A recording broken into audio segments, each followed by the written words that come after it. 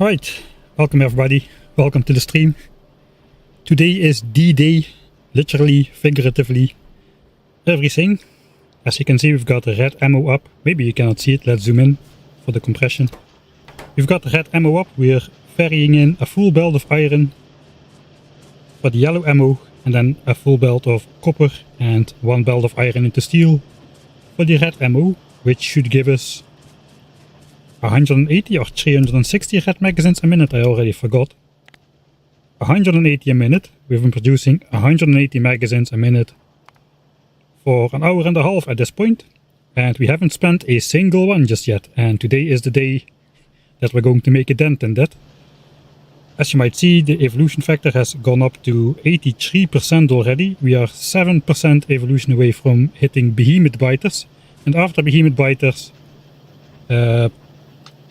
all this yellow ammo is going to be useless. We won't need it anymore. We also have been making walls, and if you mouse over here, now we have only 9.4k ammo remaining after I blew up 6k. We also have 2.6k walls. So, like in the early game, let's zip over to one of those nice nests, which were, of course I go the furthest distance I could go to the most nearby nest. Like in the early game, we're gonna be doing stuff like this, but it's not going to be as calm, as easy, as simple. It's going to be utter chaos. So we have upgraded from pipes to walls and from yellow ammo to red ammo now. As now we're in the big biter phase. And soon, what's my mouse doing? Soon we'll be in the behemoth biter phase. And the nests have grown bigger a bit as well. So you will see there's only small biters around at the moment, but that's because those guys already spawned early in the game, and the biter bases won't spawn new biters until the initial wave gets disconnected from the nest somehow. Let's call it disconnected in this day and age. So once all of these are unalived, like such, now the biters through to the evolution rate will spawn. So that means 72% big biters, 60% big spitters, and the rest of them mediums. Small biters are a thing of the past. And like I mentioned, once we hit 90% evolution, behemoths are gonna come out. And we cannot deal with those. I saw a lot of questions or assumptions about the base, so I think we'll just start off with a little bit of a base tour. Let's first, since we are in editor mode already, we can show off why behemoth biters are going to be such a problem. Okay, let's say we've got a typical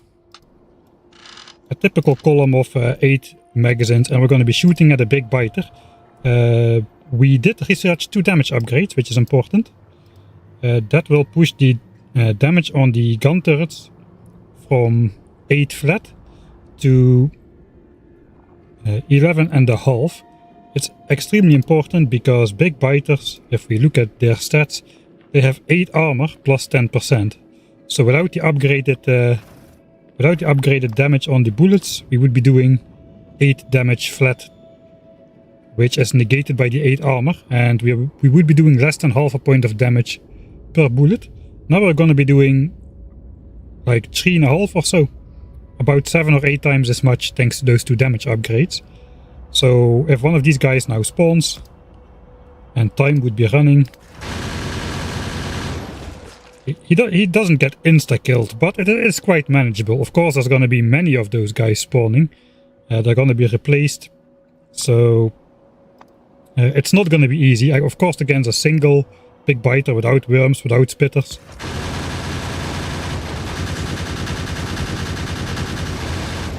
I mean, it's not free kills, right? But it is still possible. But if you just compare it to a single behemoth biter, this guy is just not getting damaged.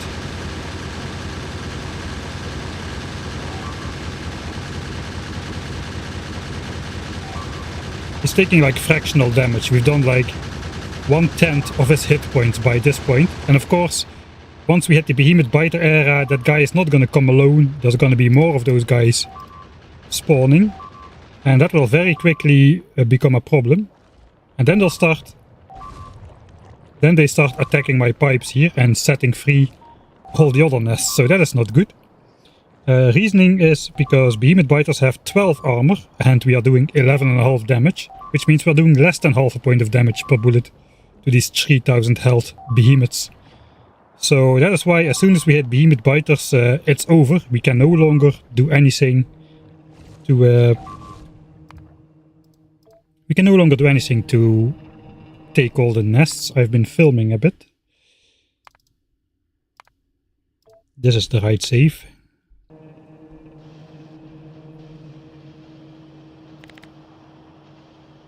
Alright, so that's where we're at the moment.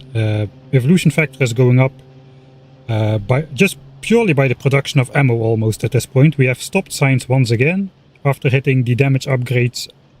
The most luxurious item which we've gotten ourselves is the heavy armor.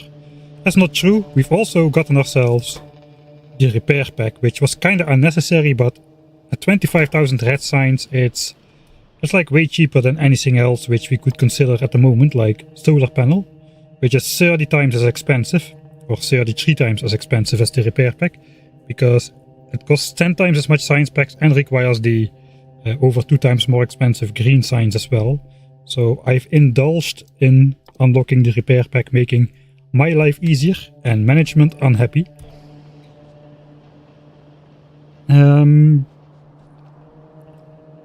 Right, let me just go through chat a bit. Yeah, I just deleted red ammo because, of course, I'm gonna reload at the start of the stream. Yeah. 3 damaged belts. Yes, that was to remind myself that I actually need to make those repair packs. So I can repair my belts, I can repair my gun turrets. Mostly I can repair my gun turrets, which at the moment from the early game are all in a more dead than alive state at less than 200 hit points. And since we're going to be putting like expensive red ammo inside, it would be kind of a shame if they blow up prematurely. They're gonna blow up prematurely, but these are going to blow up even prematurelier than full health gun turrets.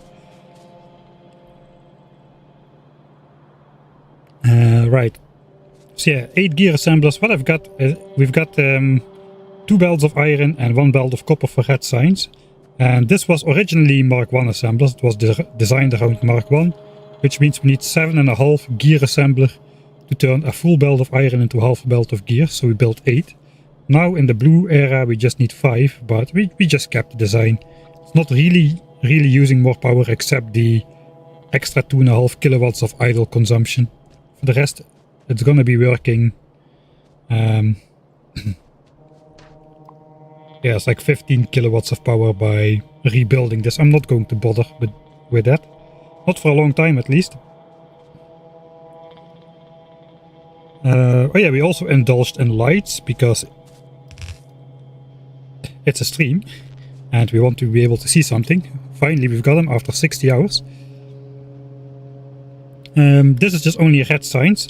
Actually the ratios become quite simple again once you go up so big like this. So instead of thinking in like number of signs per minute and how much you need for that, we just simply look, the automation science pack requires 1 copper and 2 iron. So we make 1 belt of copper and 2 belts of iron, turn that into gears, and there we've got 900 SPM worth of red signs. And then for green signs we did the same down here. A little bit more furnace stacks here. We've got 7 furnace stacks, 5 of iron, 1 of copper and 1 mixed one. A little cursed, but nothing which a noobish priority splitter cannot fix. And that is going into this wildly swinging area of, well, at least it's only got the long-handed inserters. When it's running, it's wildly swinging around these arms to produce all the stuff for green signs. So that's another 7 belts of resources. 10 belts of resources in total for 900 SPM red-green. Currently idle because the biggest contribution to the evolution factor is going to be pollution. In fact,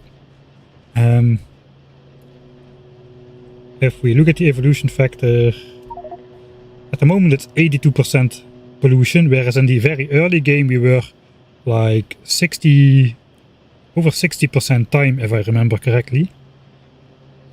And it would take, I've checked it, it would take over 600 hours to reach behemoth biters just by time. That is how far it is. So that means currently we are 1/10 of the way to behemoth biters because of the time factor.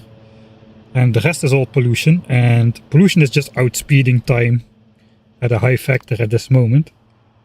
Even now that we've stopped mining lots of resources, the only thing that's active is the 2 belts of iron, 1 belt of copper, and I suppose 2 belts of stone for walls. So that is all active. But the big stuff, when we were still researching, is inactive now. But even with that, we are still doing like 10 times as much pollution. Pollution is pushing 10 times as hard towards the evolution factor than time is at the moment.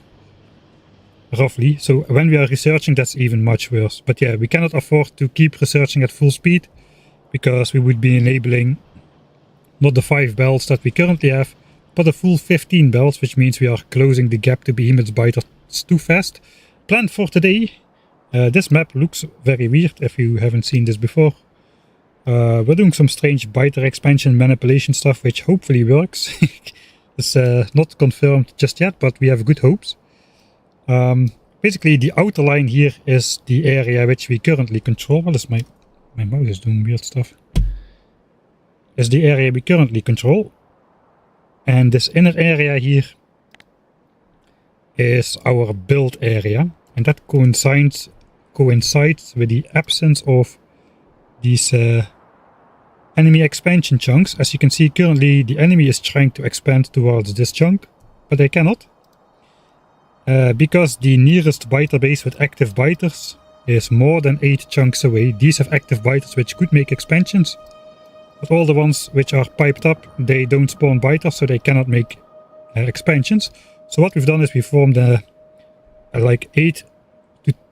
we formed a 10 wide wall of red expansion chunks between the nearest active biters and the green circles that reside in my base. And the function of that is, as you can see by all the exp markers, the function of those are to basically waste a turn for the enemy expansion, so that they settle the rest of the land way slower. And eventually, hopefully, it will stop expansion completely, as these chunks will get chosen constantly for enemy expansion, while no biters can actually reach there. And we need to do that to prevent biters from expanding like right here, and then the next one could go here, and then the next one could go in my base. As you just saw in the demonstration, as soon as we had behemoth biters, it's the era of confrontations is going to be over. If there's going to be a confrontation in the era of behemoth biters, it's going to be all over. We have no chance, basically. Today we're going to try to expand our territory, as we need a whole lot of resources to get off the planet because of the 1000 times science multiplier. Just a simple tech like rocket silo is 1,000,000 science packs, 1,000,000 blue, green and red, and then we get thrusters, which is another 500,000, and then a planet, which is another 1,000,000, and then all the technologies on the way, which are several hundred Ks, etc, etc. So we need a metric imperial ton of resources to get off of the planet, just to get off of the planet, not even to like win the game, just to get off of the planet. Purely raw, it's over 100 million iron and 50 million copper. We can get some discounts by taking some detours, which we probably will, but yeah. 7 million red and green, 4 million blue science packs is not nothing. Currently we control only 52 million iron, plus we have the hopes of having access to some far away patches, which we secured even earlier in the game. We already denied biter expansion on these areas as well, where we have some good patches. And we also secured the way back. We deleted all the green chunks there, just leaving green chunks in the area where we don't care if the biters expand to, and they have expanded to those areas already. So we are kind of relying on those for late game resources. And we also rely on claiming at least a bunch of these nearby resources, which are currently still heavily protected by biter bases. And these yellow marked patches are going to be the focus of today. We're going to have to take over these nests. And it's going to be, I guess the early game was good practice, but small biters, and they just don't have nothing on these big guys. These battles are going to be much, much harder now. So yeah, the prediction is we can get off of the planet at around the 200 hour mark. We're currently 60 hours in.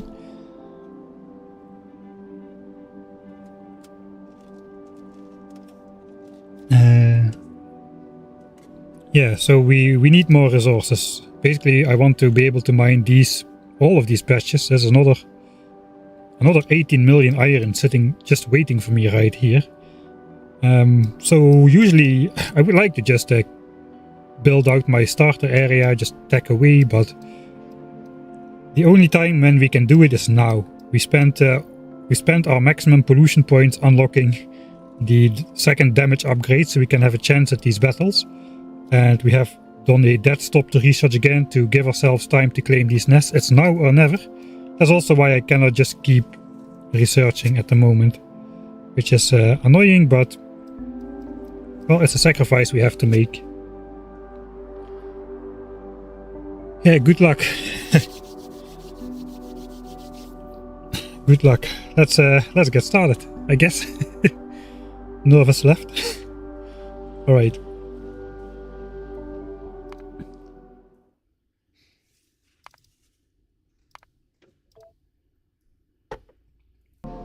Let me first make another save, so I'm in the right directory if I need to reload. Working on the first episode now, most of the rest of the week. It's coming along nicely. It's going to be great. I really like it. It's a ton of work though, filming all separate scenes and explaining all the intricate details of the strategies and whatnot. All right, yeah. So it is a biter clearing again, but this time on expert difficulty, not like in the beginning of the game. So what do we actually have right now? We can look at the mouse over on the right side here. 1.1k walls, we basically just started producing those, and 13k ammo.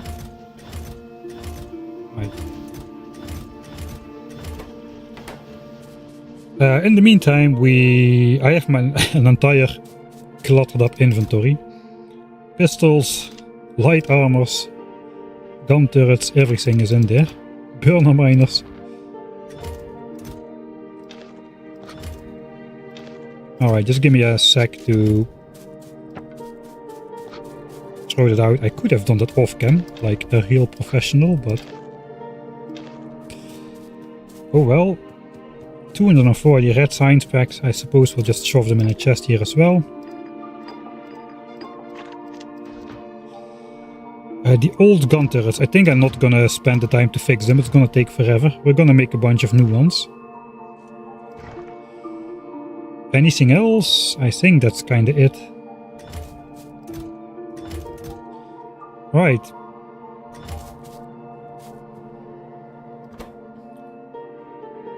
Alright, so I suppose we want some repair packs. They cost 2 circuits and 2 gears each. Which means I think I'll just handcraft those while I'm doing other stuff.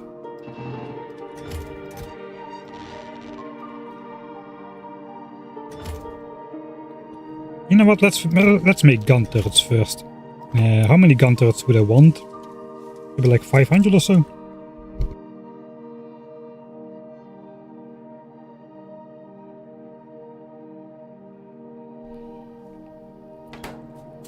How many gears do I have? Not a lot.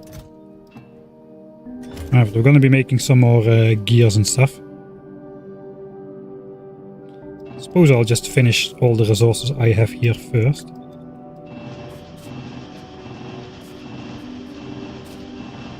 I can fix my gun turrets now, so I won't need a stupid amount of gun turrets.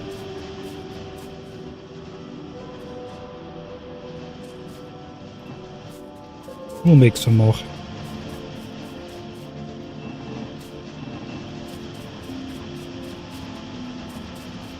Yeah, so there's 60 hours on the save. The first 36 hours we spent mostly walking around securing our area. And then the last 24 or so we spent building a base and researching some technologies. Red and green signs got set up at 900 SPM. And then red ammo and walls, which have separate mines, separate smelting stacks. And that's what we're going to utilize right now.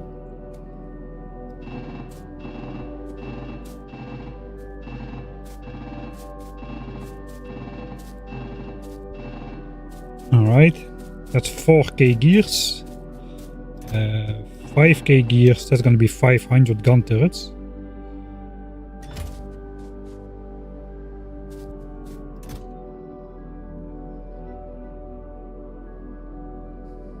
I should probably not go too big. That's the 400 gun turrets. It's like 5 lines.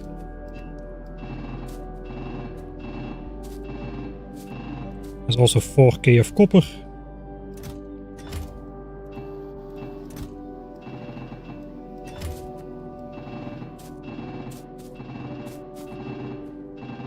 And then 8k of iron. In 2 batches. That should be all our gun turrets. Alright. So I suppose we do have enough left over to make like...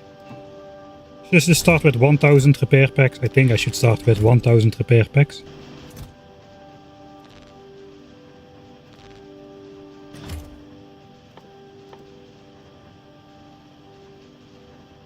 We could handcraft those, but you know, we're not savages, right?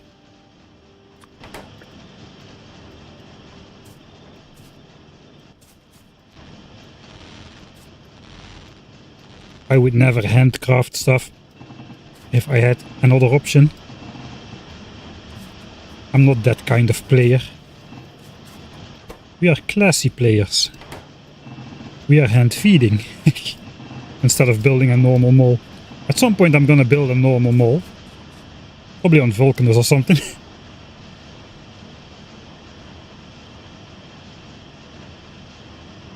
I have never been... We haven't killed a single biter base in the entire run. Spawner kills 0%. If you look at all the kills, we have only killed our own gun turrets. 700 gun turrets. I might need more than 500. Although I got repair packs now. I shot 94 myself, and the biters took down the other ones. One tree apparently has been shot. We didn't lose a lot of stuff in terms of pipes and such though. Alright, let's see, we can start with 400 and take it from there. Shiny repair packs. Still not gonna repair my belts. We'll solve that a different way. Craft and cancel, and they're fixed. Alright.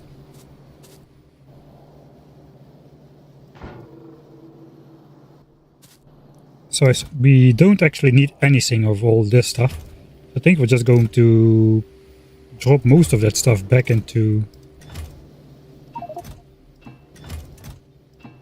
the chest where it belongs.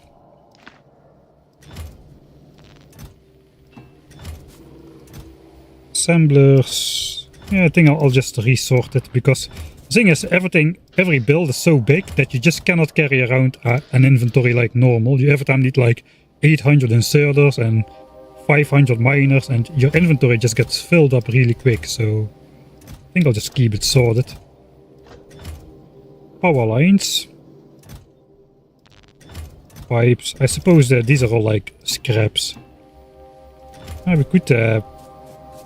I did this in the intro.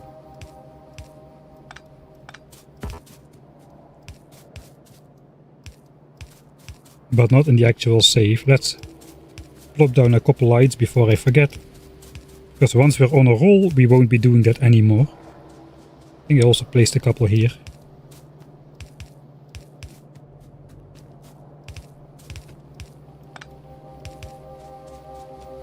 Alright, this area's got lights already. Lights will be switching on.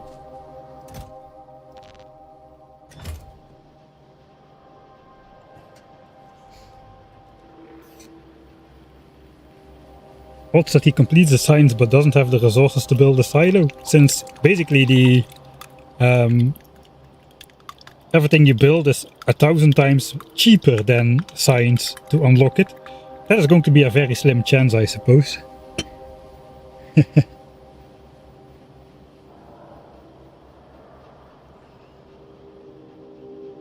I do make molds. Look, I make a mold for stuff which I need a large amount of. Like, I'm not hand feeding red ammo. If I would need 4,000 red ammo, I would not spend hours to build a specialized setup for it. I just would do it by hand here with copper, steel and iron. But since we're gonna need tens of thousands of the stuff, I've set up a mold for it. Same for walls, really.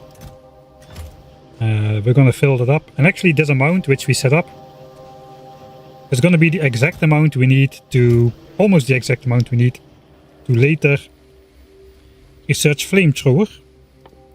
Not for the flamethrower turret, as we cannot have defensive turret, and it's also flamethrower turrets are not selective enough to avoid killing all the biter bases.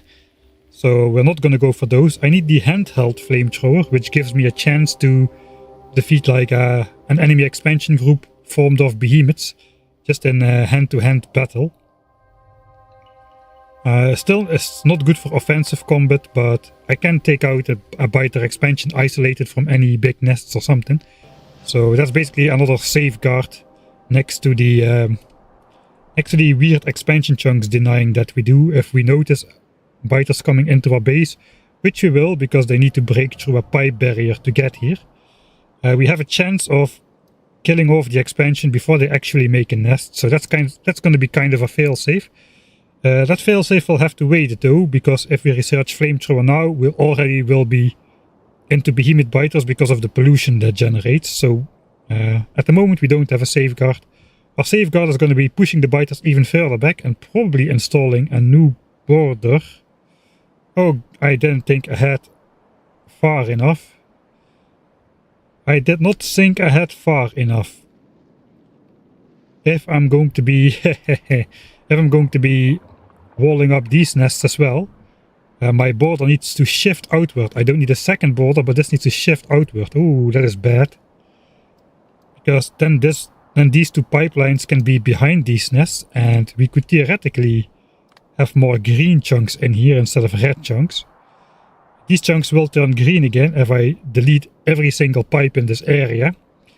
And that is why I didn't think ahead enough, because well, I did need to place them originally. They've been there for tens of hours.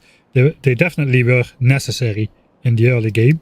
But I probably should not have placed them in the forest or like this, because that's going to be hard to impossible to deconstruct later on. Whoops, I think...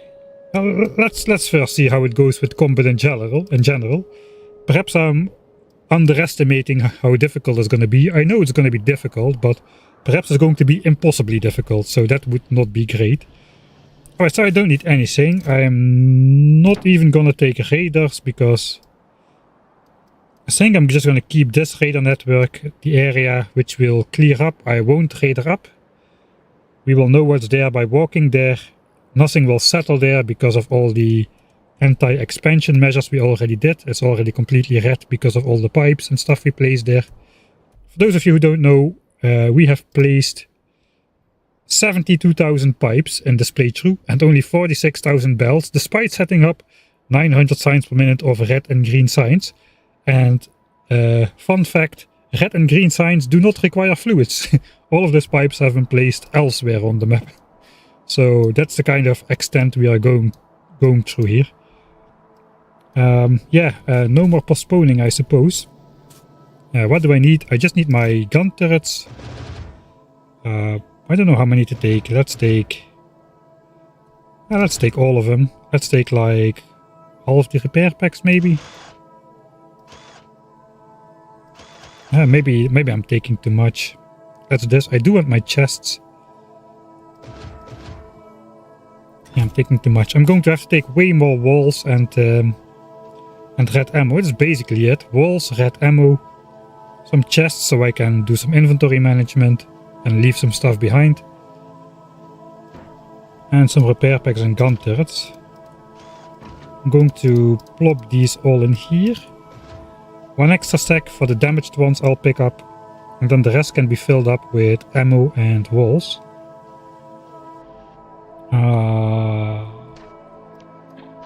How many walls would I need? This is a big nest. How many pipes are in here? 338. I should not look at this one. I should look at one which I completely walled up the center from, because that's how we're gonna do it, I suppose. That's 777 pipes in this one right here. 17 nests. So probably I would want like 1,000 walls per nest. 1,000 walls is... that's... I'm going to have to make several trips, right? I can only carry like 2,000 walls and 5,000 magazines or so. I suppose we'll do that. We've got 2,400 walls, so... that's 2k, and I'll suppose the rest is gonna be magazines. We can take a little bit more in our ammo slots right there. 5,300. I think this is a bad idea, these slots.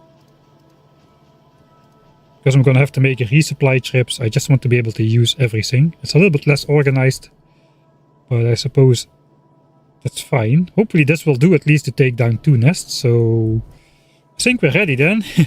It is combat time 2.0. We start off at 83% evolution. Let's see how much we can take out. Before we hit behemoths, I suppose. 83% evo. Time to start combat round 2, I suppose.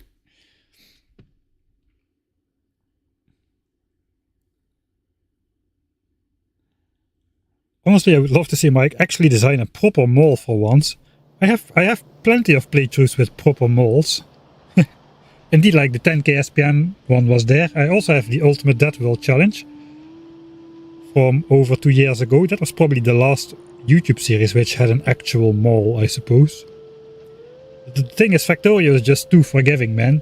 In the early game you just need iron, copper, gears and circuits, and you can handcraft anything you want faster than you can place it.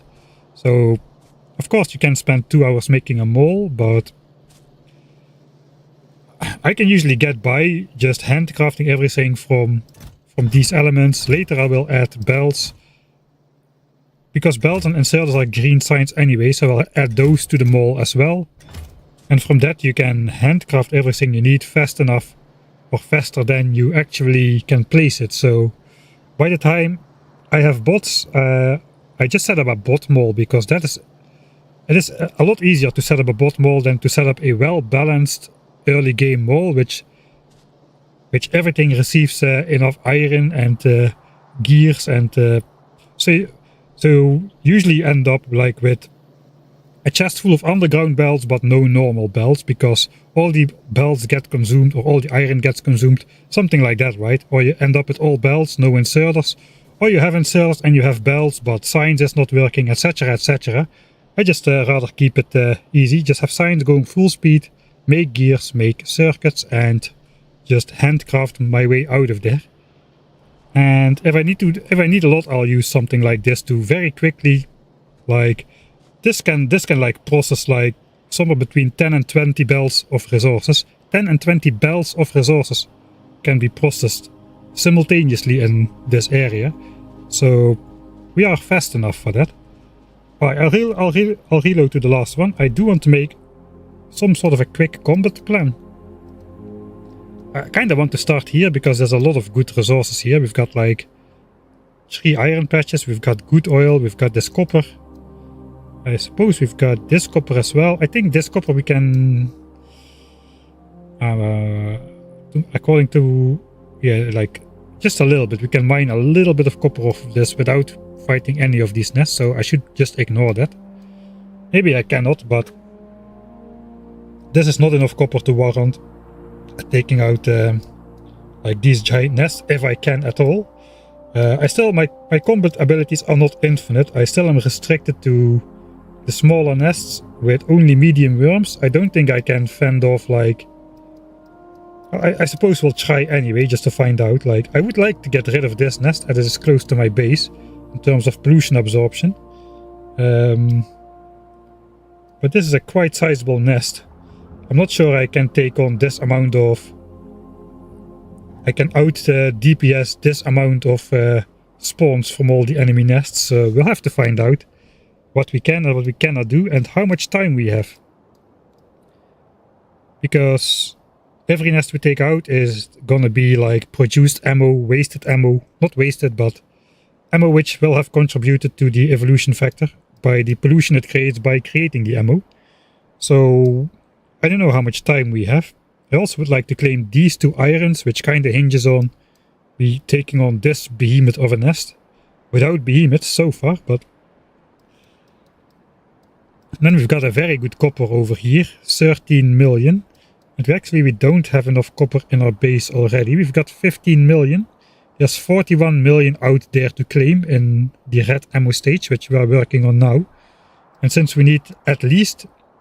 we'll need at least 30 million, but probably more like 40 to 50 million copper to get off of the planet. It would be very welcome to be able to at least like claim this area, right? With 17 million copper. But man, these are also some quite sizable nests. I'm not worried about the worms anymore. Those are gonna melt, but all the big biters are gonna be very hard. Let's just quickly just mark nests and we can count how much we need. Just temporarily. So, to claim all the yellow resources, all the resources marked in yellow. Not gonna mark the expansions, those are supposedly very easy. So I won't count those, just the big nests. 1, 2, 3, 4. I think this one needs to go as well, 5, to have the pollution space to mine all of this. 6. For this iron. 7, 8... 9, 10, 11, those just have to go because of the proximity to the base. They cannot absorb pollution. Or they'll send behemoth attacks later on. That was like 11 or 12, I think it was 12. 13, 14, 15, ideally 16, 17, 18... this doesn't really count. 19, another 4 million. 20. 21. Then we can take this oil. I suppose that's not really necessary. But anyway, 21, 22, 23. I want this. I want to try this. 23. 24. This is just for pollution from this mine here. The small nest, not the bigger ones. I think this is probably too much for me to take on. 24. 25. 26. I would like to take out all of these bases. Do I need to though? I think I kind of need to take this. 27, 28. These maybe can stay. 29, hopefully it's possible. 30, 31. 32-ish. Looks like about 32 big battles. Alright, so about 32 big battles we have to do. Thanks Mr. Mihano for the 13th month subscription and Puzzle Boxing as well for the 2nd month. Hello there. Manifest Destiny, but with the Chaos Factory. And I also saw Hasselproof. Thanks for the 14 months as well. I think all the way in the beginning. I missed that. And since we're thanking people anyway, thanks Stance Dungeon for the raid. Right, so we're really hitting 83% evolution now. 30 to 30, let's say 32 big battles. We'll just call it 30. 30 big battles. We can then just kind of look what we are spending on each battle. And after a bit of time we can calculate how feasible it is to do everything before Behemoth Biters. And if we cannot do everything before Behemoth Biters, we'll have to like prioritize, I suppose, what we want and what we can leave for the biters. Alright, now I'm really done procrastinating, I suppose. There is nothing else, nothing more to procrastinate. It is time to start doing the difficult battles. These are going to be hard, man. Alright. I will first make a note. How is it called? Prediction.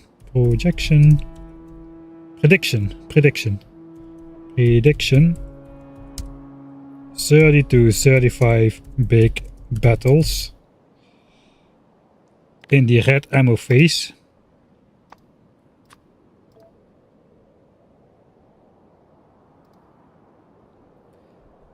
And we will know soon enough how fast we're going to be pushing into Behemoth Biters. It's a bit scary. It is pretty expensive, this red ammo. 3 times the price of yellow, but of course we need it now. Yeah, we can override the save. Alright, I suppose we're ready. No, we are not quite ready. We need to do some blueprint updating. I suppose we'll do that out there.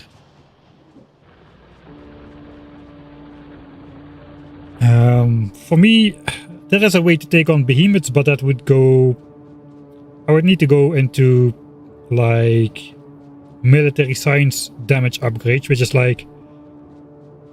I think it's 700,000 military science to get to a point where you can tickle the behemoths a bit. Damage 4 is the one I used in the playthrough where I started with 100% biter evolution. And even there it was still very, very hard to take on behemoth biters, to clear nests. Let alone defend against them reliably before bots with gun turrets, with big spitter, or like with behemoth spitters who have almost the same range as the gun turrets. Everything is gonna get destroyed constantly.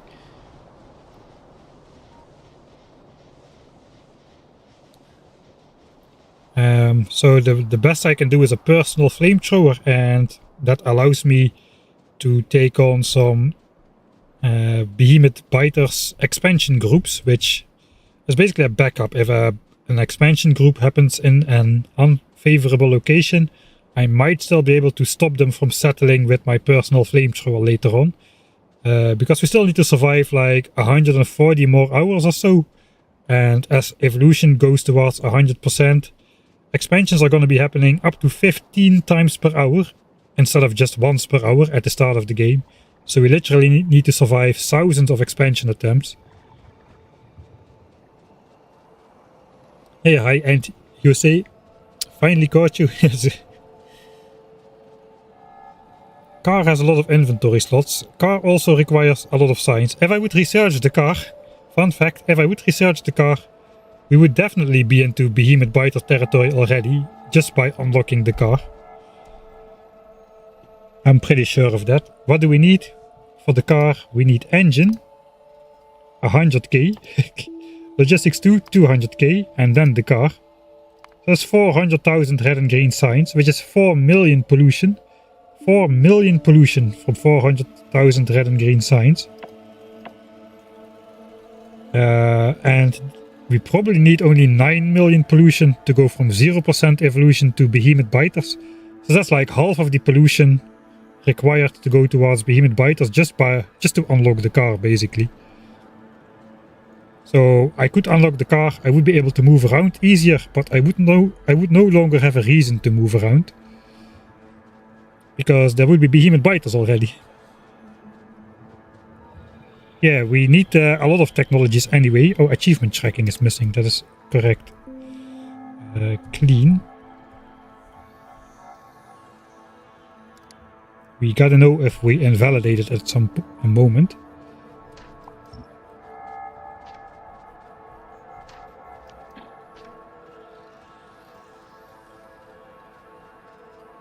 You could bring pipe with you in the form of it being handcrafted. Yeah, the thing is, I've skipped the walls now because the pipes are going to be too easily destroyed, especially since I plan to box in all the nests like I've been doing at one of these nests.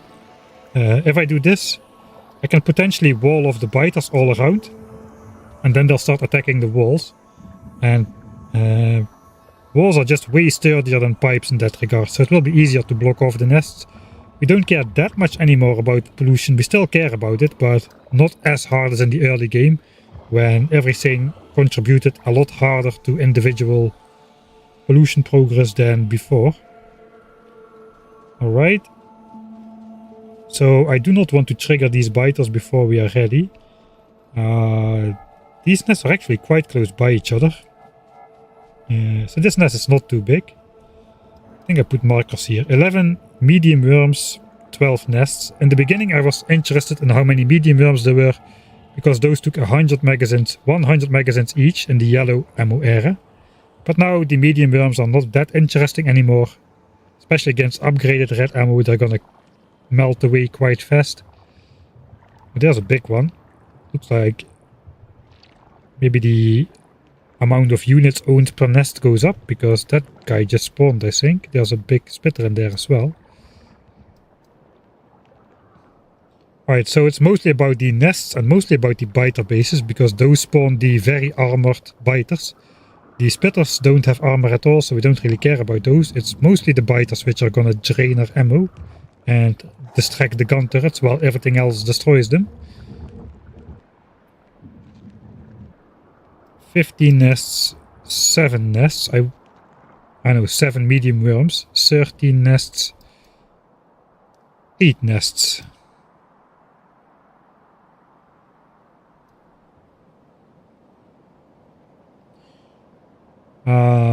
We might just start by clearing up this expansion just to get back into the rhythm of doing things. And these are so close by each other, they might just trigger if I attack one. Let's go to the north side.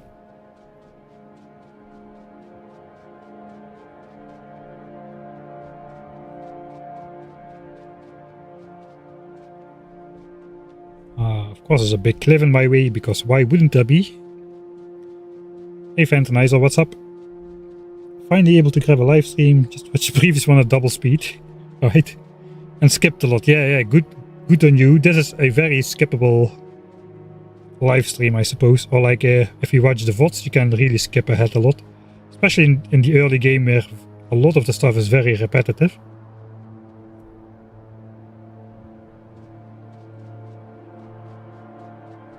It's kind of tricky to navigate my way around these cliffs here. Alright, here's another one with just spitters, so that should not be very difficult. We do need to update our blueprints though. Yeah, we do need to update our blueprints, because my current blueprints still have the pipes instead of the walls, first of all.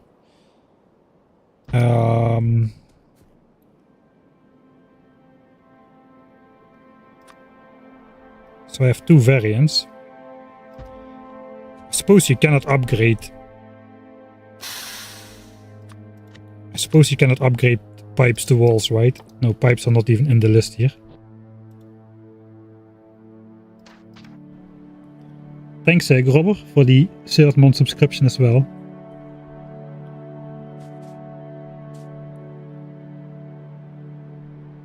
So yeah, at the end of last stream, we basically set up walls and red ammo from specialized furnace areas, making it into future military signs, as well as the ammo and walls required for this for this section of the game. Alright, so I suppose we'll have to do it the hard way. We can still use like rotational symmetry to update the blueprints, I suppose.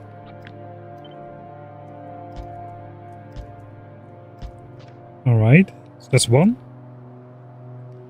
I don't think we need to keep these old ones. We can just override them. Alright, so now the pipes are the place where the nest should be, and then the walls are the places which need to get blocked. And I suppose this one is kind of the same, except we have a wall all around the nest. And this is empty. That updates this one.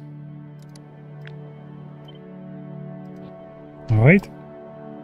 And another important thing is the attacker thing.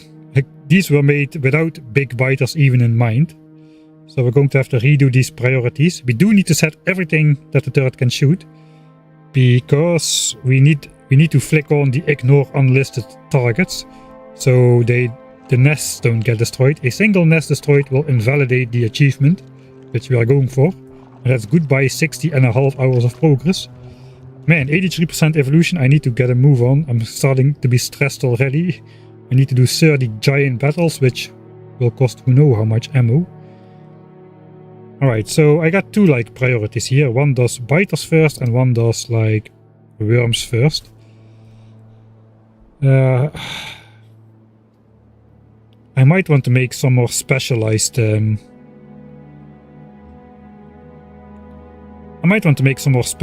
ones. One which focuses worms always, one which focuses maybe big biters or big spitters or something. We'll have to experiment a little bit with it. I will also have to update this to red ammo. And this one to walls. This is no longer something we carry. I believe walls won't we won't run into the problem anymore where we cannot place a wall and that will leave a biter spawn spot free, because the walls automatically attach to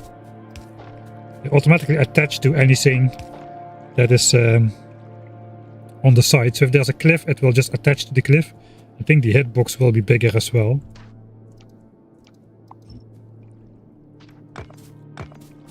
I hope that's true at least. Right, so we got these two. The two prisons. Suppose this is the measure thing. We need to update this one as well.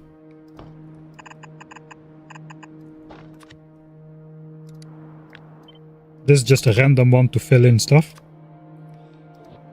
Alright. Suppose we'll keep that one there. Let's make this like 2 turrets longer or so.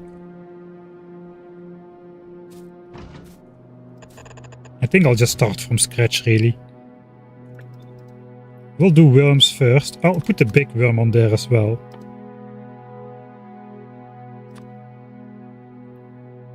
Behemoth worms we should not encounter.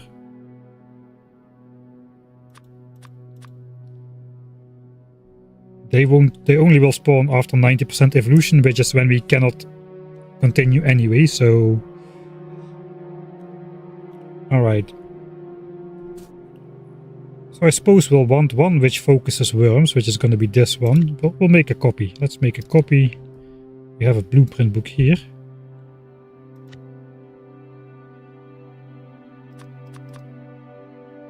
Alright, I had a biter one already.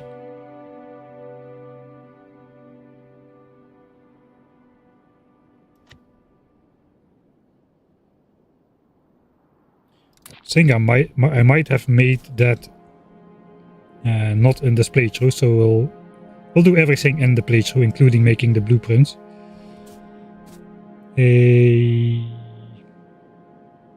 Alright, so most of these are going to be focusing worms. I don't want exclusive worm targeting, because then the biters will eat me when all of these are distracted. So I suppose we'll do maybe spitters first, as big biters also will draw gun turret for a long time, And these guys can be quite damaging to the gun turrets as well. So we'll delete the worms. Squishy. Maybe like this. I think we'll have a separate line which focuses big biters. So then I probably want the worm lines to focus big spitters and medium spitters before biters. The ones which can attack from range should probably be killed first before the melee ones. Alright, we also need to add the small grid. And we'll just add the worms back to the back, I suppose. Alright, so that is this one. Alright, so I can now do this. And then I'll just put the worms back in the front.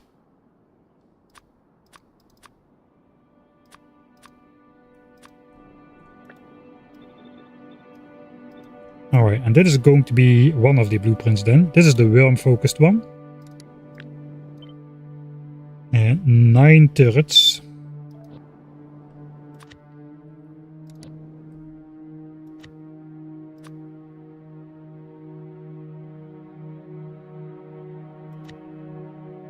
It's also old. This is the new one, right?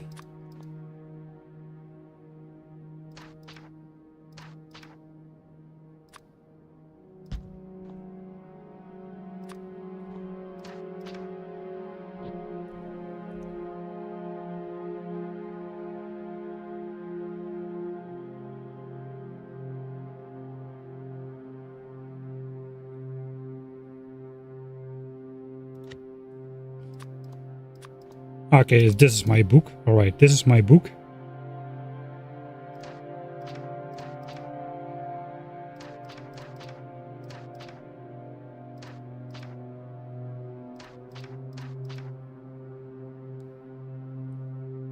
Alright, so those are in here. The wall pieces in there.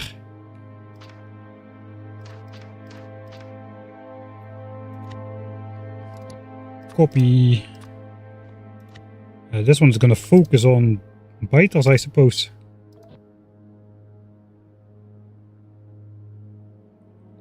And maybe I want another separate one.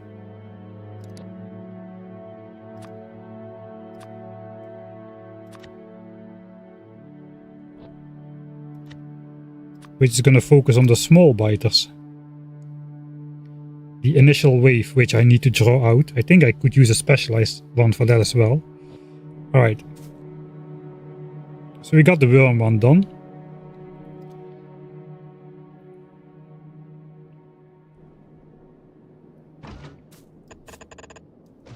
Alright, so now I want one which focuses probably the biters first.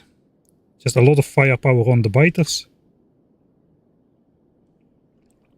Big biters first, worms last.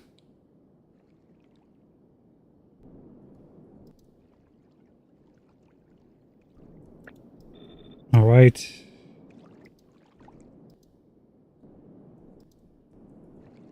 And I'll just get 2 in there which also focus worms and big spitters first if there are any. Something like that, I think. That is going to be good for the big biter one. And then we need another one which focuses on the small guys first. So I'll just plop those to the front, I suppose.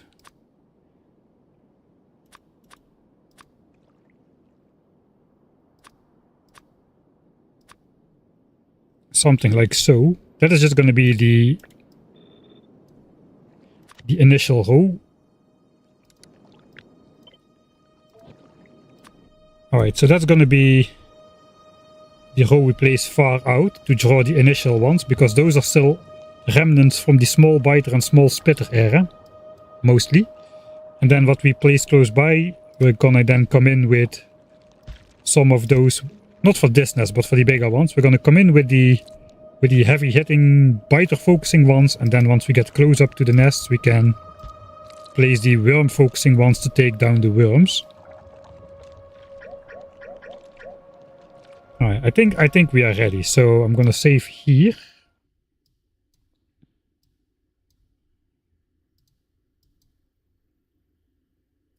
Well, you know, I added those to the blueprint book, which is in the library, so I could save myself a lot of time. Let's not save myself a lot of time. I might as well make the blueprints beforehand then, if I'm just going to reload on this occasion. That is a little bit not right. Blueprints updated. Right, I'm also gonna plop this guy down for future Mike, who's gonna make the series. Alright, so we can delete this, and we can start refining, or like de-rusting our combat skills. So these nests are quite small. I think we can use the same strategy as we used earlier in the game, which is basically just plopping down the walls and finding somewhere. There are no biter bases in here. This is going to be extremely easy. I just need to place like... It is already way too big for what I have in mind. So something like that should probably be enough already.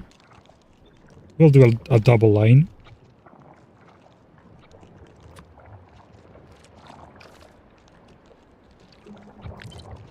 And maybe we'll place a couple ones in the back, because I need to build walls all the way out here, and the spitters will shoot me from outside the range of these gun turrets. But I think that should be pretty good. We're going to be making a lot of safety saves again. I think I won't right now. Let's have a sip of courage coffee.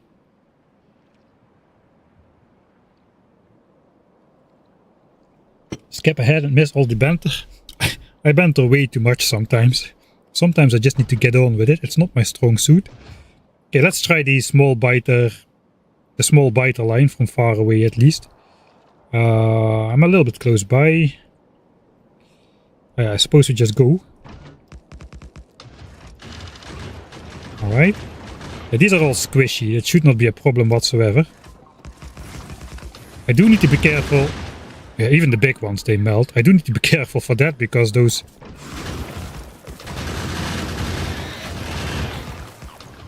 big spitters hurt quite a bit. Okay, this was very easy. Oh yeah, even the big spitters get insta-killed, because they have absolutely no armor and way less hit points compared to the big biters. That's good. We have all the time in the world then. I think on the biter nest we're gonna have way more time pressure to get all of this done.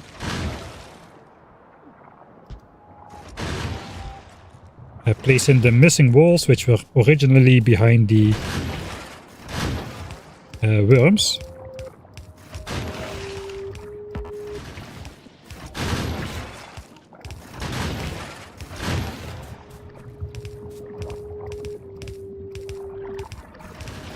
And then again, we'll just try to block off the nests one by one.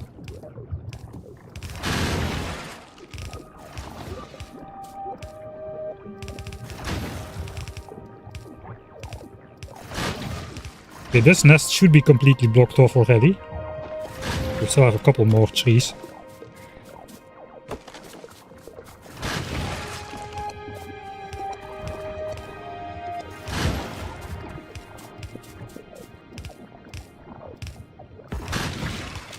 A big biter is in the way. A big spitter is in the way. Not a message you see too often. Okay, I really gotta find a way to do this much faster. I think I just gotta... For the bigger nest, I'll pre-make a blueprint that can fit on top after the worms are done. And I'm just going to have to like draw lines instead of this individual clicking. Because with like 20 nests spawning big biters all the time, my ammo is gonna drain super fast.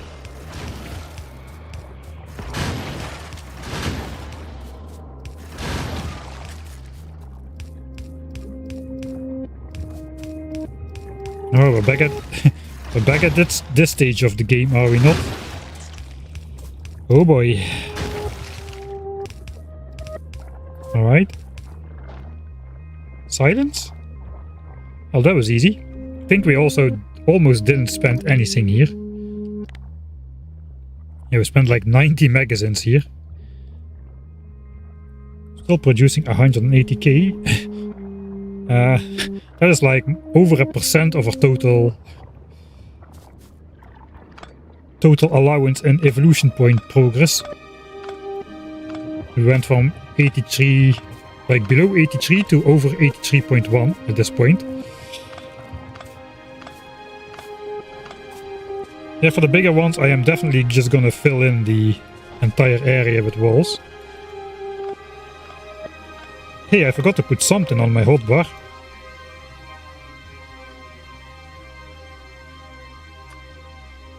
It is the repair pack. I forgot I have repair packs now. Listen to this. So nice, full health gun turrets. I don't think we actually lost any gun turrets here. Maybe do lines of walls. Yeah, I think we just have to prepare well before taking on one of the bigger nests. I suppose we will practice that now.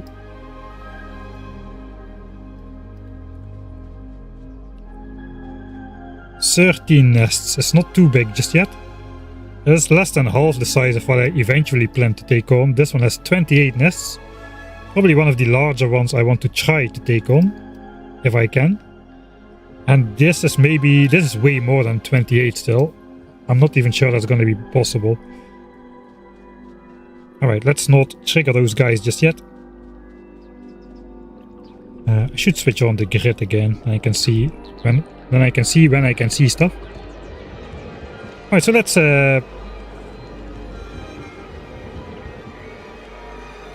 let's practice on doing this properly. So this is dense enough so that I would want to place like walls in between and trap the biters inside. So I probably just want to do this all around every individual nest. The worms are still in the way.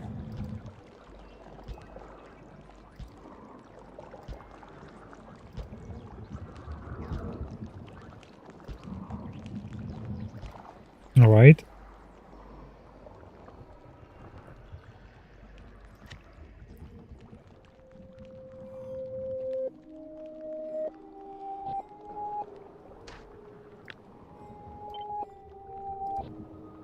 And then, before actually assaulting the nest, I'm going to redo this. How many nests were here? 13. And then I can already pre-fill in all the places where the worms are. I gotta place it somewhere in my blueprint book though. I don't think we need this small biter focus. If I just place it far away, it doesn't really matter. What comes it does, these turrets will shoot. So let's delete this. Instead, we're gonna have this blueprint on there, which we're gonna update every time. Let's distinguish that by doing this. Alright. So then we do it again. 1, it's gonna be a bit hard. 2, 3, 4, 5, 6, but that's gonna be horrible. 7, 8, 9, 10, 11, 12, 13, 14, maybe. Alright.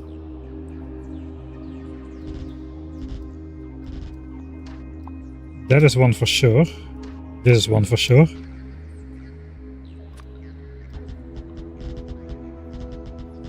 Now we just fill in everything in the center. Just leaving a couple open to properly align it.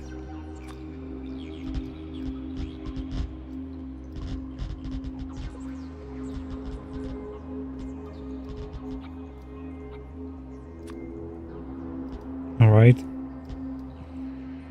Now we just connect everything like so.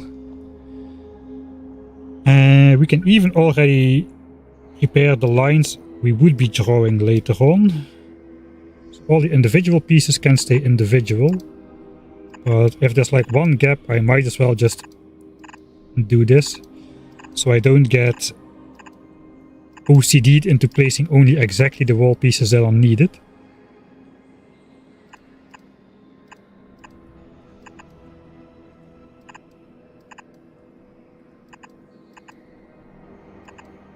Now, there's a lot of work to do this for every single nest though. I'm not really sure that's going to be worth it. We'll see though. Now we update the blueprint. That is the whole idea. New items. Alright. No, 1 second. Missing one. Update the blueprint. And here comes the trick. We snap it to a grid. But not specifically this one. Of course it's going to be night exactly as I'm ready to attack. What else is new? The grid is going to have to line up with this one. So you can, with Factorio 2.0, you can press shift and arrow keys to move the tile grid around. Unfortunately that does not move the center along with it.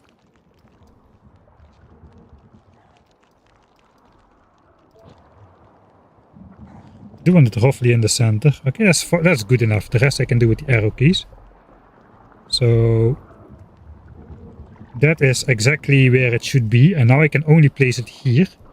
So if I hold my cursor in the bottom of the nest, I should be good. After taking on all the medium worms, we should be able to place the blueprint right on top. Alright. And then ideally I'd place my gun turrets in such a way that I do not trigger these biters. While I can still reach all the worms. If that's a requirement, I need to reach all the worms so I can start walling up the nest after that.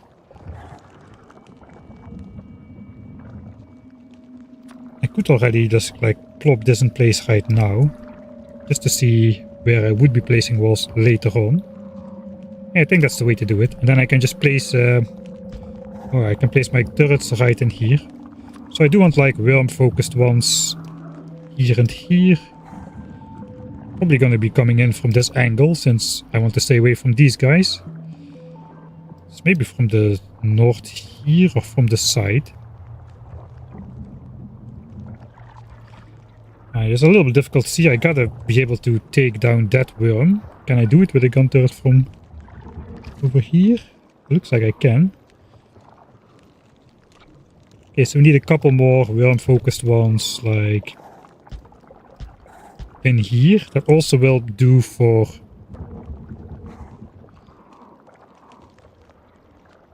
that also will do for biters which spawn later on, for like personal protection.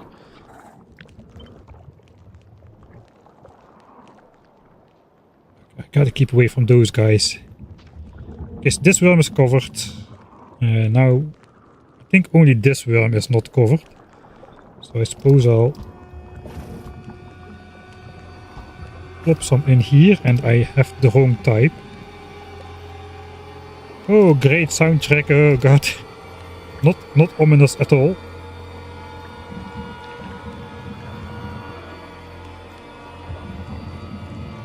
We're gonna be biter focused at this stage. Yeah, place the wrong blueprint in general. Biter. Actually, no, that's not true. Yeah, I'm kind of unsure what to do here. I think let's try it like this. Hopefully that will keep these biters away from us. Maybe I should go even further up. Okay, so how much is this? 69 gun turrets. Nice. That is destined to be the exact amount we need then.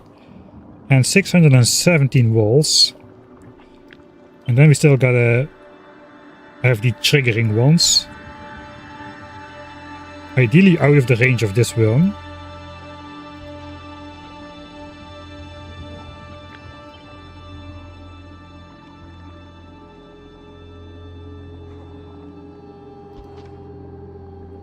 Alright. I think that's how we're gonna try it.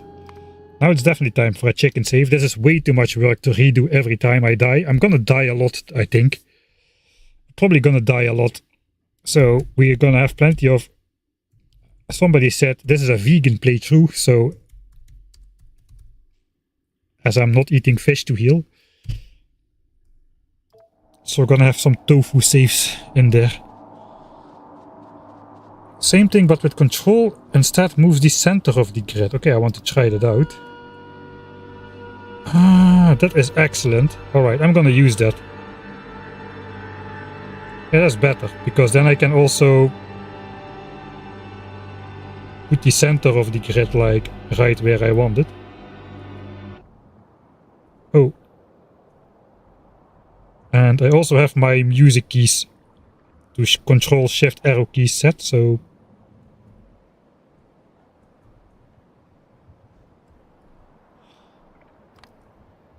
music track paused. Playing. Alright, I guess we're gonna have a relaxing Gleba track instead. Which is nice. Alright, good to know. I'm going to use that for the next one I'm do that. Thanks for the tip. I didn't know that. I already thought it was implemented a little bit annoyingly. But that makes sense then that you have both options available. If one option would be available, it would probably be the one with control. Alright, I'll just read through chat a little bit. Not because I'm afraid, of course, but yeah, you know, I just need to keep up with what's going on. Put on hotbar, immediately pick from inventory. That's gonna happen a lot. It's gonna get I mean, these are not like hotkeys I normally have on my bar when playing Factorio.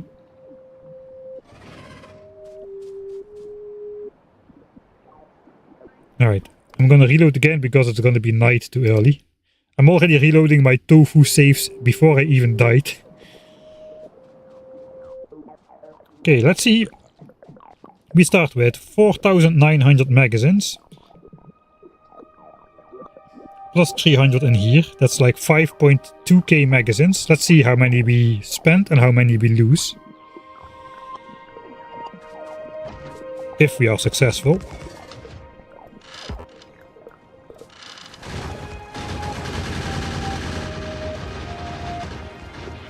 Oh, this is way too many biters.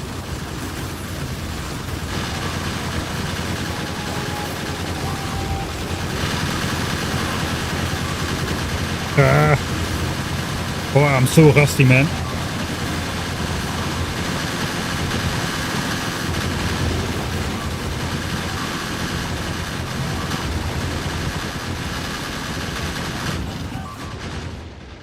Okay, I think the worms are down, except that one. Somehow I'm not dead, but that might be the case very soon.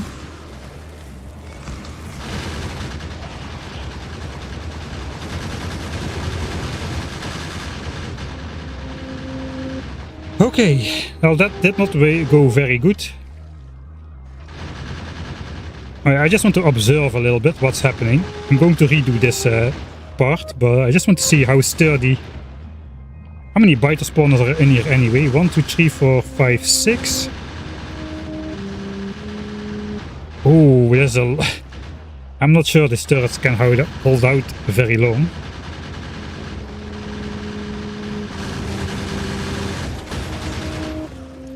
Yeah, this is my problem. Because multiple biters are spawning simultaneously. They're already spawning quite fast from such a small nest, man. I think the initial takedown is not going to be the hard part. The hard part is going to be walling up while keeping the ammo supplied. We only spent 900 magazines though taking down the nest, but whereas in the early game we just spike during the takeout and then go down to nearly nothing. Here we keep spending like 500 magazines a minute. So every minute I spend, I'm spending 500 magazines and killing biters. And I suppose that's going to go... Whoa, man, those big spitters are painful. suppose that's gonna go up like linearly with the amount of nests that are available. So here we've got 13 nests, of which like 6 or so biters. So this is still a pretty good one. Oh, this might get a bit more expensive than I thought it was. Alright, so let's also just practice the walling a bit. So I would need to reapply the blueprint. I think it is misaligned. Yeah, it was misaligned. Alright, turrets are running out already. This side got destroyed completely. I think the biters are having a critical mass right now. We are no longer out DPSing the spawn rate, so we need more turrets basically. We need more turrets with ammo to keep the biters at bay while we're doing this. I thought I already put down a lot of turrets, but looks like we need even more. Because we are already getting overrun. And it didn't take very long, 2.5 minutes. I did find a new trick though. This was not in the game before, if I remember correctly.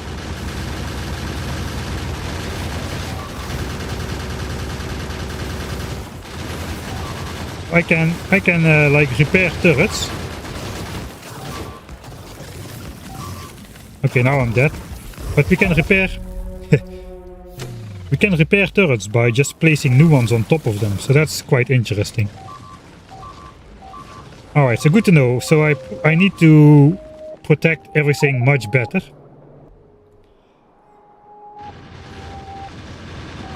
Because if I don't, we get overrun quite quickly. So that's good to know. I am wondering if my aspirations aren't too big. If I already have trouble with a nest this size, how am I gonna take on a nest this size?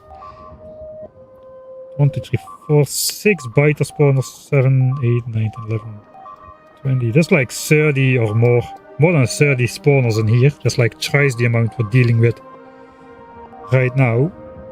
And the difficulty does not go up linearly, I don't think.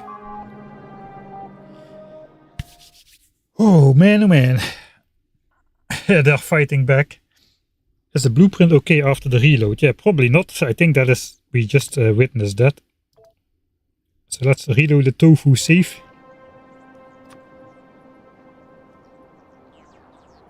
I think this one's okay now. Maybe because it's in the blueprint book and it has been readjusted. Alright.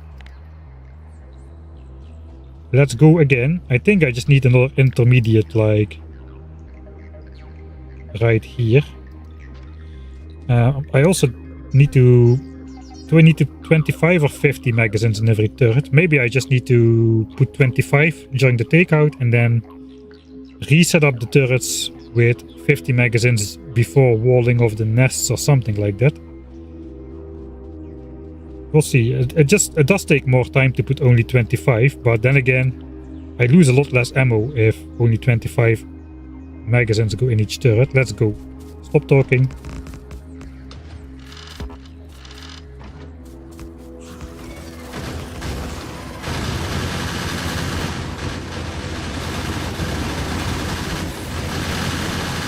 Okay, not bad.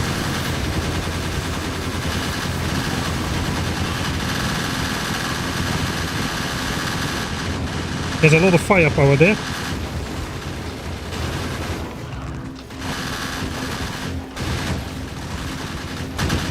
Alright, this went a lot better.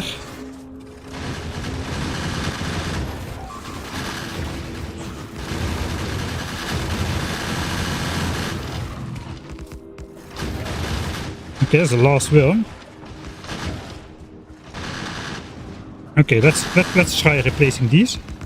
Oh yeah, that is awesome.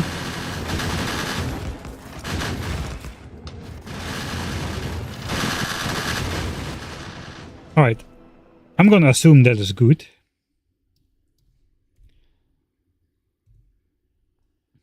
Okay, let's I'll reload again to this point. I just want to look, how much ammo did it take? 500? 500 magazines so far, that's barely anything, really.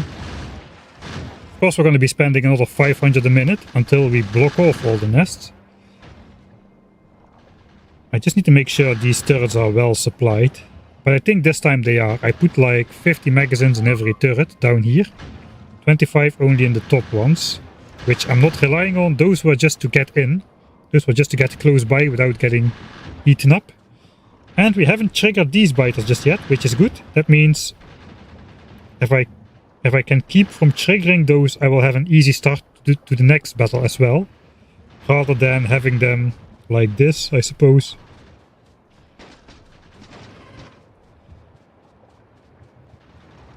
And having them replaced by all kinds of big enemies already. That's going to make for a very hard first wave of enemies if I do that. Alright.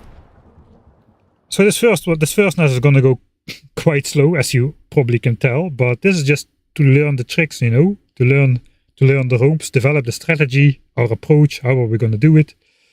Now that we kinda know, I think we can just do the other nest in more rapid succession? Question mark. Hopefully. Alright. So let's go into high octane mode once again. We need to place the blueprint and start walling off the nests. Probably just draw a wall around the outside, trapping all the biters inside. Then protecting all on the outside and then trying to fill in the nests at the end. That will keep the biters away from my gun turrets the most, I think. On the other hand, all of the biters are going to be attacking walls and stuff, which might make another chaos. There's actually a very annoying cliff inside here.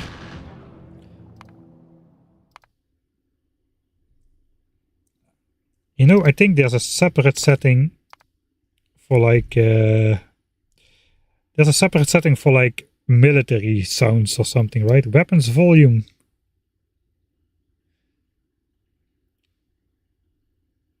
Okay, let's try adjusting this. If I adjust this to something stupidly small.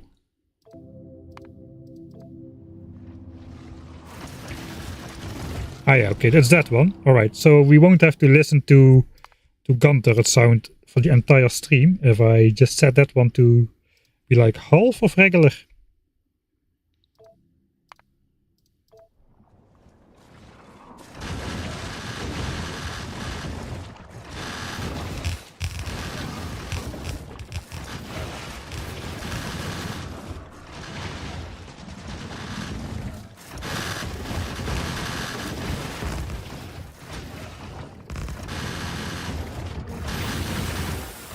I think it can be a little bit less still compared to the rest. Let's go 0.3.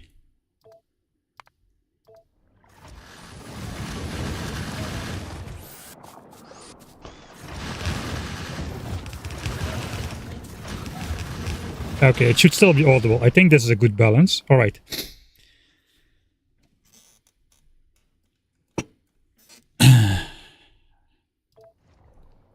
Okay, we have all the worms though. We can start from this. And now we just need to be fast because every minute costs us 500 magazines. So let's stay away from there. There's still acid there. Just gonna draw a wall around all the bases. Can I do it without triggering those guys? Maybe if I stay inside.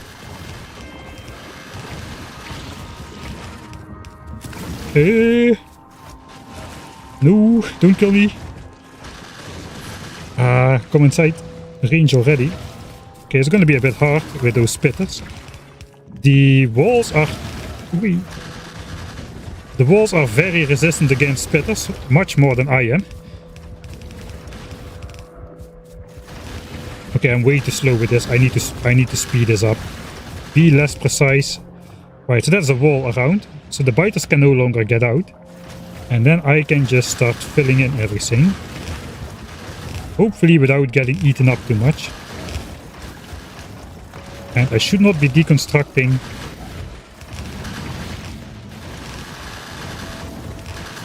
my walls, but I already know I am gonna do that because I cannot help myself. But I really shouldn't.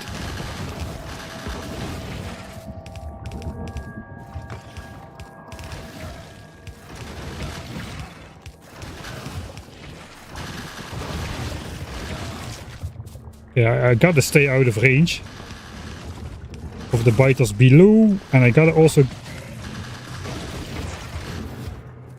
Oh, I gotta find... I'm stuck. Oh no, I'm gonna die right here. Okay, I think I can walk around though. No, I cannot. Oh, dang it. That's bad.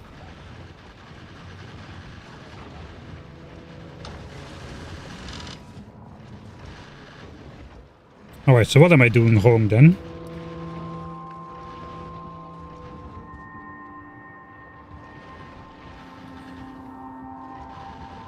Yeah, 0.3 seems good. Yeah, it sounds a lot nicer.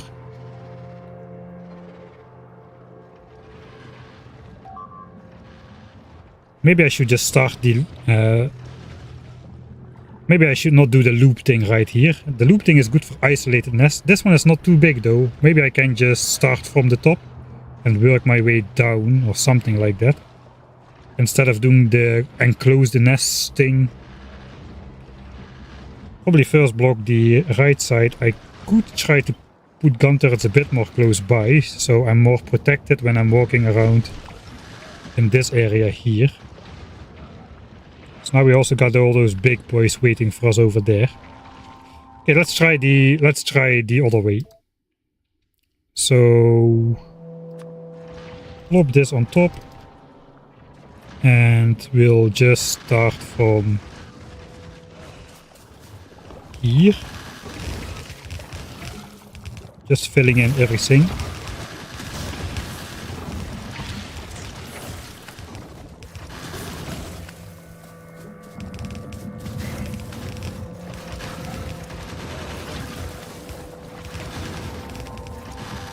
Oh man, that big spitter spit is so painful.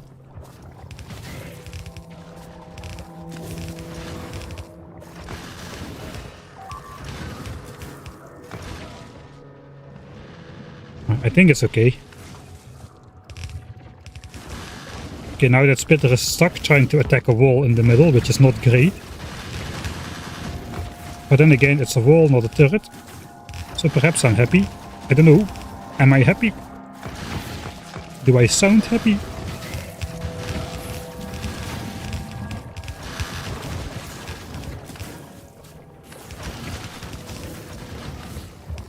Yeah, we're just gonna go around like this. The problem is, like this just happened, I do not want them spawning outside too much, because from there they can immediately attack my gun turrets, which is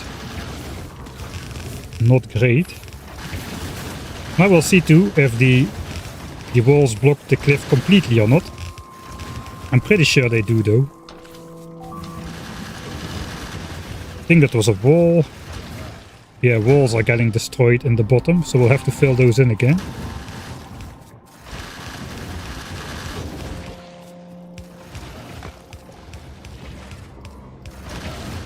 Oh, I'm going to have to let go my OCD again.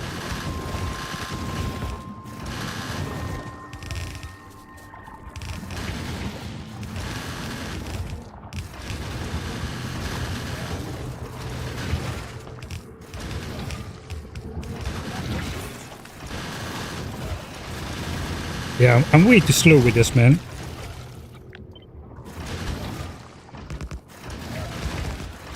It's very nice that I can instantly repair the gun turrets like this.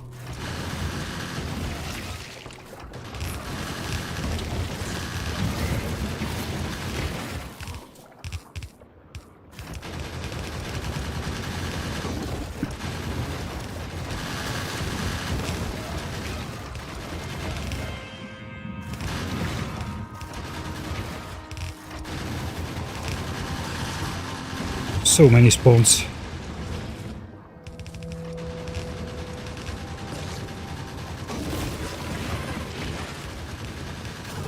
The spitters are not interested in me though. Okay, that one is. Okay, let's get out. Go around. Now we just need to fill in the last little bit though. I think we're almost there. It's a bit tricky because of...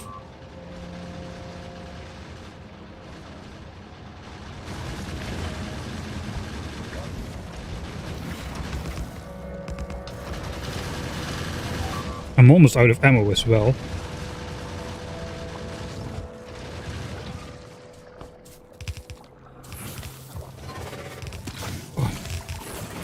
It is just a lot more difficult because I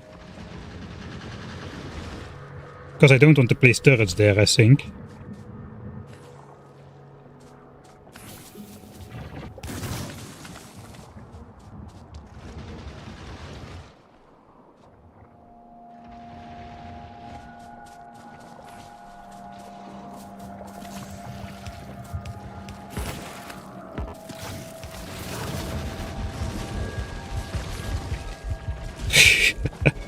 I was pretty sure I was getting myself killed right there. Alright.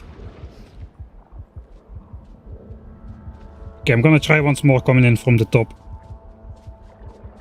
I think we are already spending way less ammo. Yeah, we're spending way less ammo already. Most of the nests have been blocked off. And we just regenerate a tiny bit of health. How far are we? 1.7k mega. It's not too bad actually, 1.7k.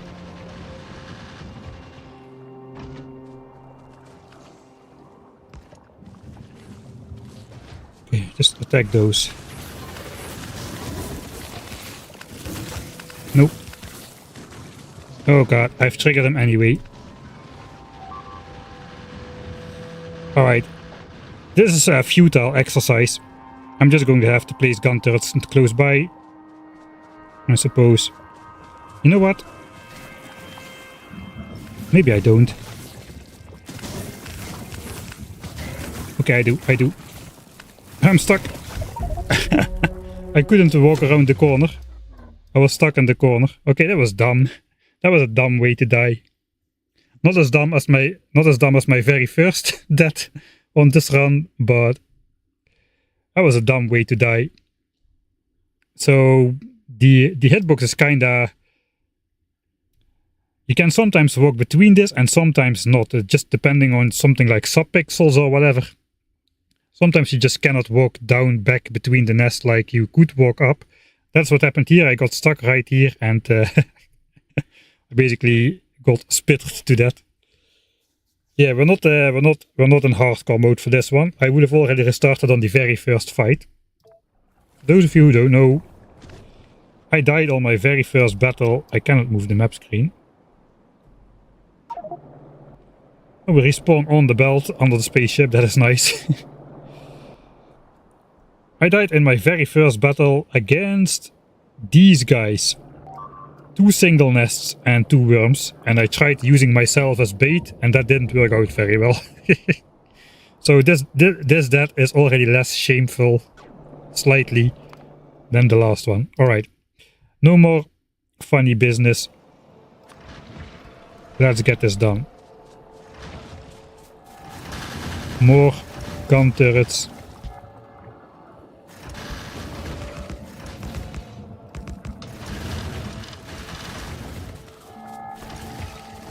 I'm still gonna try one more. I'm just gonna start down here.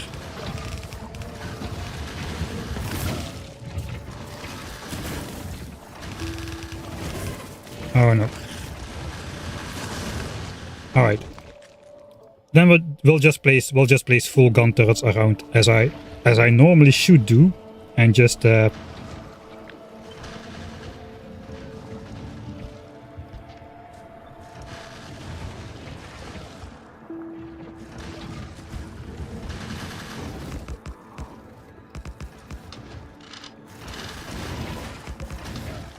maybe I can do this.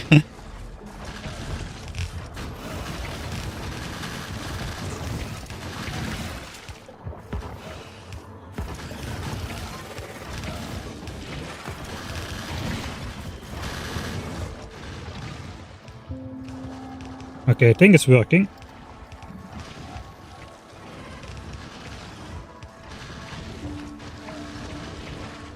No, it's not. Right, fair enough.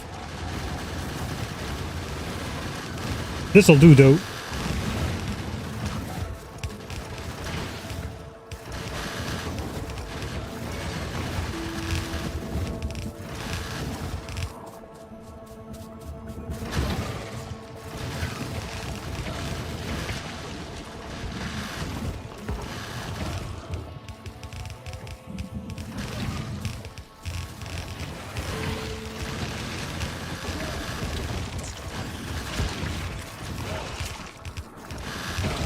Yeah, this is more the way I think. Just go fill it in. Don't worry too much about details.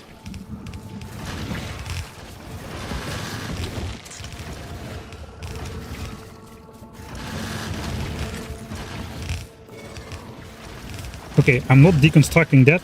Good progress, I'm not deconstructing that. No OCD. OCD, stay away. Stay away. I do want to deconstruct that, but I won't.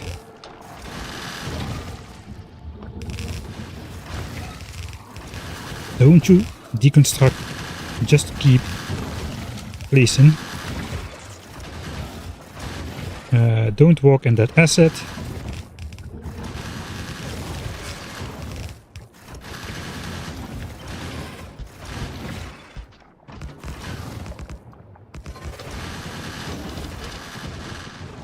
Probably gonna trigger biters again.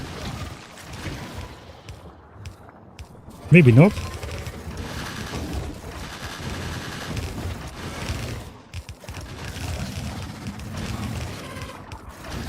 Oh, this is much harder though than in the early game.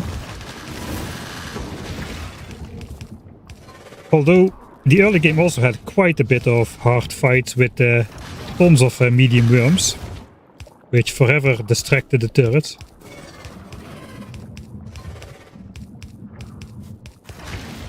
I think I did it though. The turrets have mostly stopped.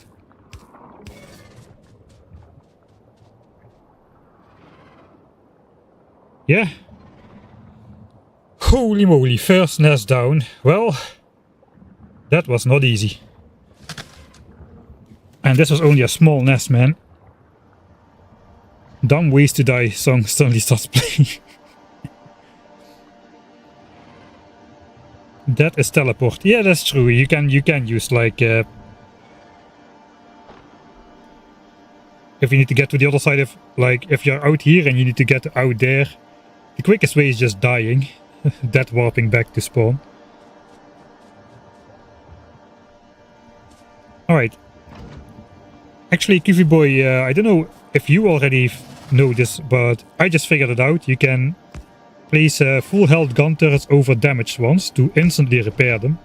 Of course they go in your inventory, but that's quite a nice combat boost, I must say. To clear out, like to prevent losing too much ammo. Right, I need to place 4 more walls. Alright.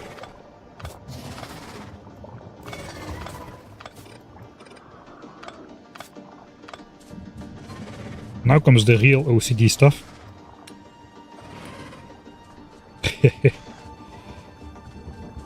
Can I also like replace full health with... Oh, I can also replace full health ones with damaged ones. That is funny. I suppose that's a good way in the end to repair everything again. That's funny.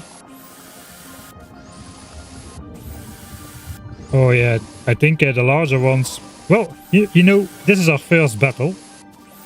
We might still get much better in fighting these biters after we do it a couple times. We'll probably figure out some finer details of this style of combat. I hope. Now becomes the question, how much ammo did we spend? And how much ammo did we lose?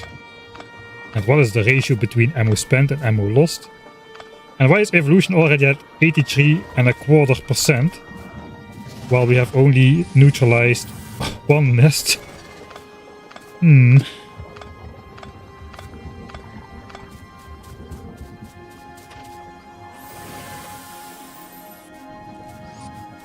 Oh, it is so nice to have the repair packs though.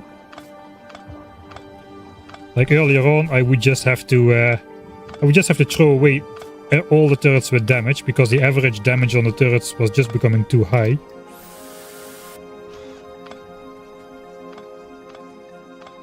Oh, but hey, at least it's possible. It's hard, but at least it's possible to do the red ammo combat.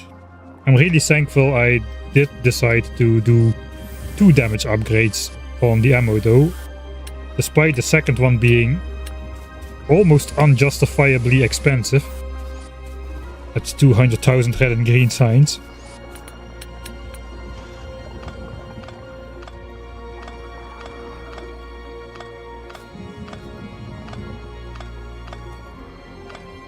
I think I'm going to have to get more ammo before taking on the next nest, man. We didn't spend like 5k ammo, but I had it sitting in the gun turrets, all of it. Alright.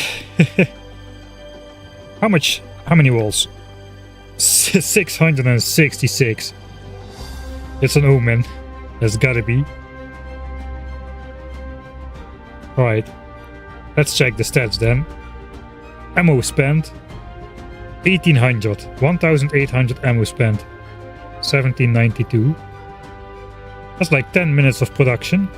Spent in as about the right amount of production then, I would say. How much ammo did we lose though? We started out with 5,300 ammo.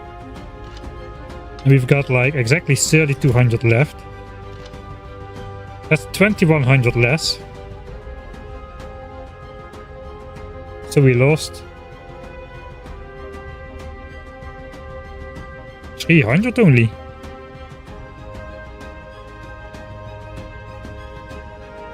And wait, we started with 50. Okay, let's reload. Did I save this? Oh, I did not save this. Oops. Let's reload the tofu save and check how much ammo we had exactly.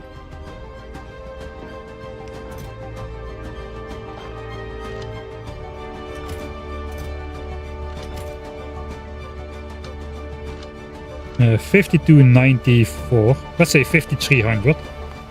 Right, 5300.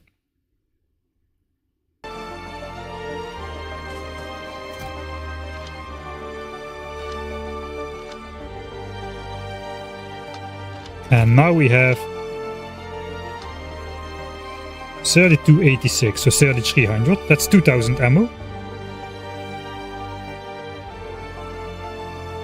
We lost like 200 magazines, 200 to 250. Oh, that is excellent. Of course, this was a small nest, but that is way less ammo than I expected to lose. Alright, I do want more ammo though. I think we're gonna have to go back and haul more ammo. Let's first make a plan though for the next nest. Stand over here. I can see this chunk. I think that's good enough. Maybe I can stand one chunk more close by. Wait, we can see this anyway because of the radar network. I don't need to stand so close by.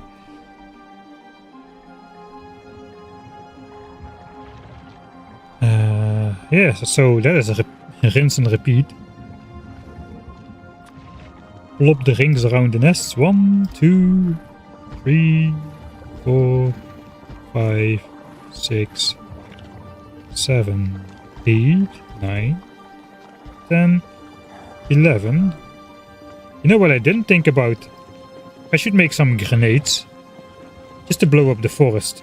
Like when I need to chop a lot of trees, it's probably easier to just blow up the forest so I can get to placing walls way faster than precisely chopping some trees.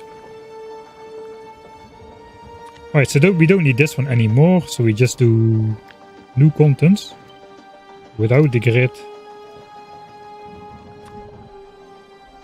We have space here, so we might as well do it here.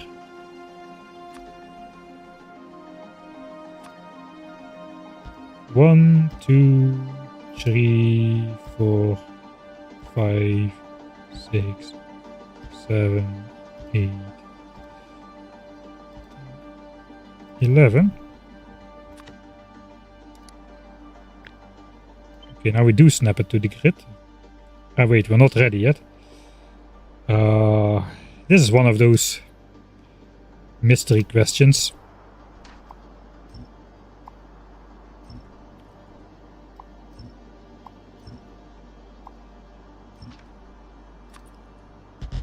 How much do I fill in and how much do I leave open? This might actually be a nest. Not entirely sure, but let's just fill it in. Yeah, I think we should just fill in at least some of the area in here as well. This is all hard to place.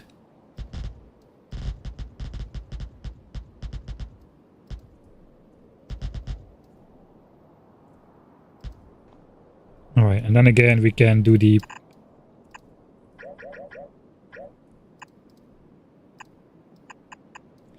Everything where there's a one tile gap we can just fill in.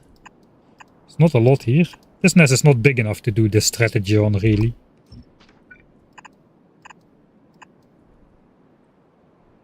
I think that is about all we can do. Alright, so now we'll update the blueprint. And snap it to a grid. And as I just learned, we can actually control move the grid instead of shift moving it, and that moves the mouse over location as well. Alright, so now we have everything on there again.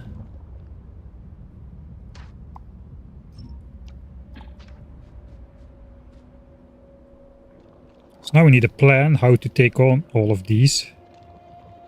The worms are all on the far side, which is slightly annoying. I cannot come in from that side unless I do this nest first. Suppose I could just come in from this side. There are no worms down here.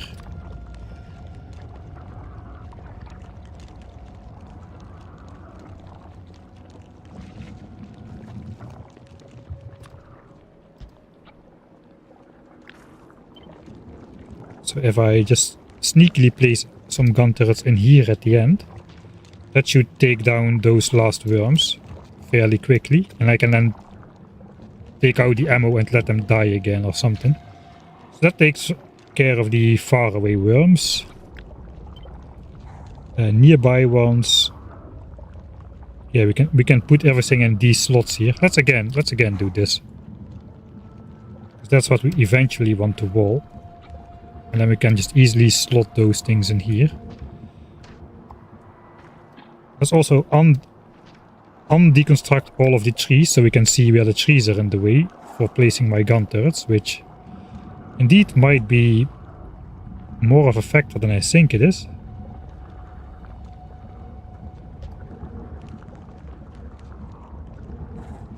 I think I should just come in here mainly.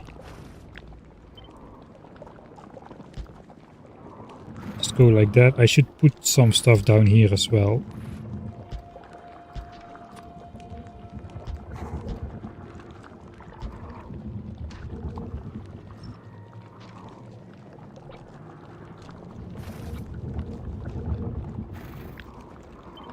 Yeah, I'm not really sure how to go about this. Alright. And after the worms are done, I need some protection in the back area as well.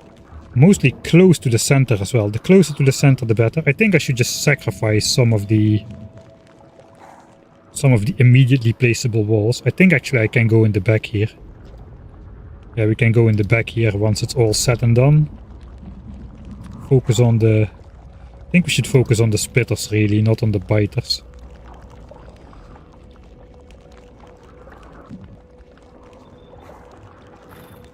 Yeah, I think that is the way to go.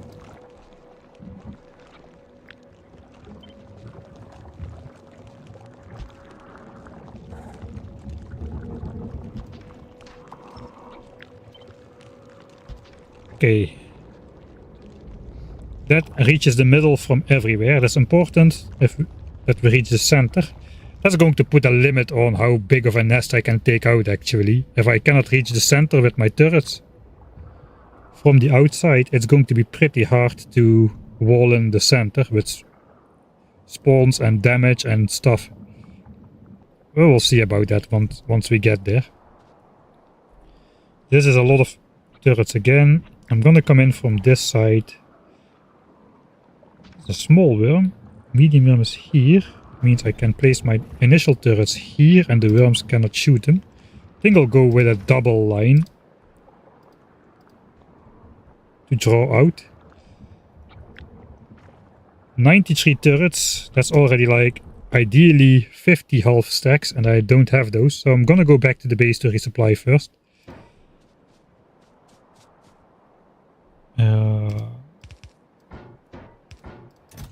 So we probably need a lot more, so I'm gonna completely empty out my inventory here. Magazines, more magazines, walls, turrets, and everything else. Suppose we take the wood back to the base. We can also make some grenades this time. Spend walls. Yeah, I think we're just gonna take like 6k magazines, 2k walls, and some grenades, something like that. Alright, let's go. Let's walk back to the base. I will use the speed up mod for these repeated trips back and forth because it's gonna take forever. I will first read-chat a bit though before I speed up back to the base. Why are we not making science? Yes, to limit the speed at which evolution goes up to 90%. Where behemoth biters come and where we are basically... we will have a hard stop to any combat or any biter confrontation ever again. Because behemoth biters are just too sturdy for us to kill with gun turrets.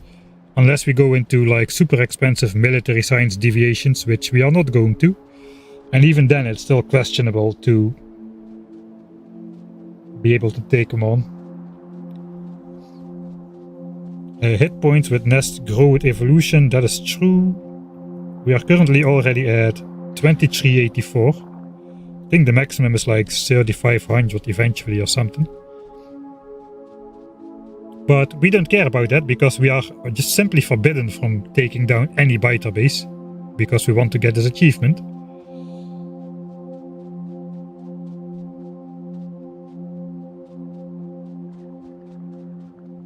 This is a side effect of quality upgrade mechanism. Ah, the replacing gun turret stuff. Actually, that might be the case. It also explains why you can downgrade them again with broken gun turrets. Replace healthy gun turrets with broken gun turrets. It's quite funny.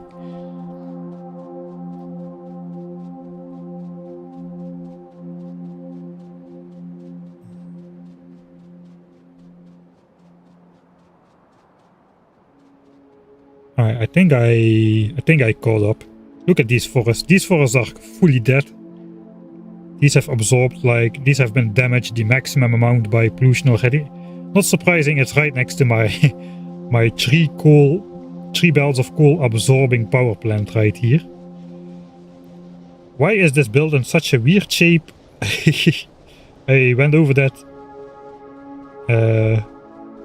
earlier. It has something to do with biter expansion chunk manipulation, where the color of the chunk does not update if you play unless you place something in a chunk that has a circle in it. So we are building right on the edge here without turning everything red in a wide area around it, like we've been doing at the mines over here. It goes out quite a bit, and that way we can keep the maximum amount of green chunks in our base. The decoy chunks, which the biters cannot get to.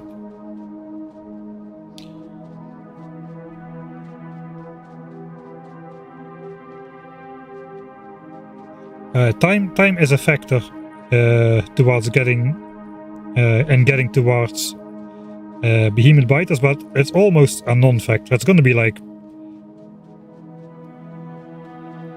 10 to 15% by the time we reach behemoths, I feel.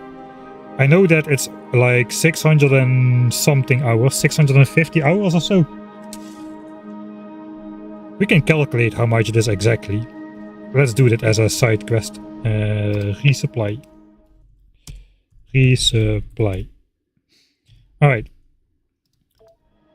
So if you calculate time in the same terms as pollution, time accounts for a contribution to the evolution factor equivalent to 16,000 pollution units per hour. So at the moment the miners, which are just mining for red ammo, are by themselves. This is red ammo and walls, I suppose. yeah, red ammo and walls. By themselves, those are outputting the same amount of pollution as the progress of time towards evolution every 10 minutes, not every hour, every 10 minutes. So the miners are already doing 6 times more work than time, and we're not even researching. Researching would basically triple this number. And of course we're also doing like boiler pollution and furnace pollution on top of that. So even at this moment, if we look at 1 hour, that is 160,000 pollution. So at the moment time is like 10% of the contribution towards life evolution. The rest is all pollution. And it also means that we can calculate how much time by itself would take to get the behemoths, as it takes 10 million. If you have pollution only, it takes 10 million units of pollution to reach behemoths. So if we divide 10 million, let me find the calculator. If we divide 10 million by 16,000, divided by 16,000, it would take exactly 625 hours. 625 hours to get from 0 to behemoth biters just by time. So time, not really very important in the grand scheme of things. It's really only an important factor in reaching medium biters.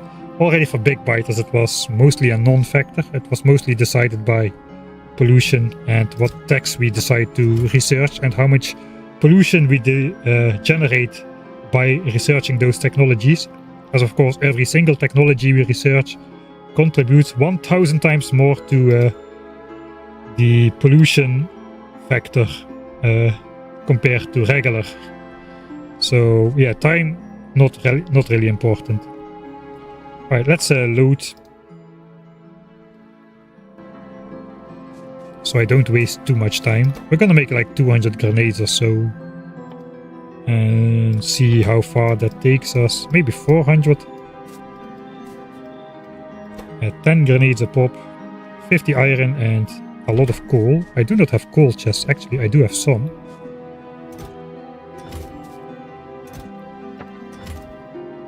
Alright, so that's only 2k iron.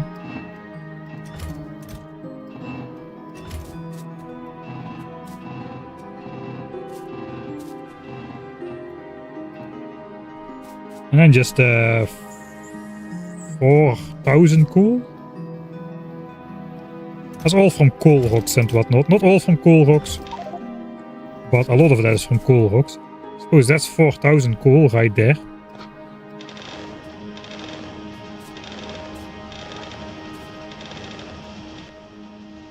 Alright.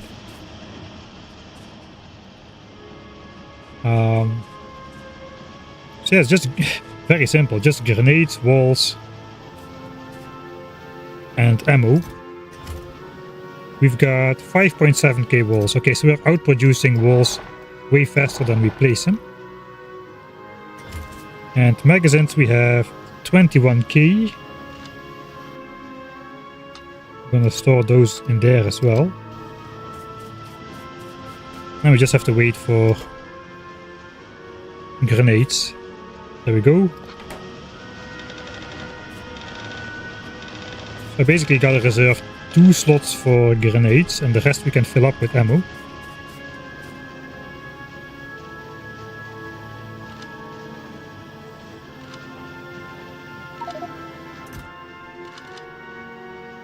Oh, that's not too bad.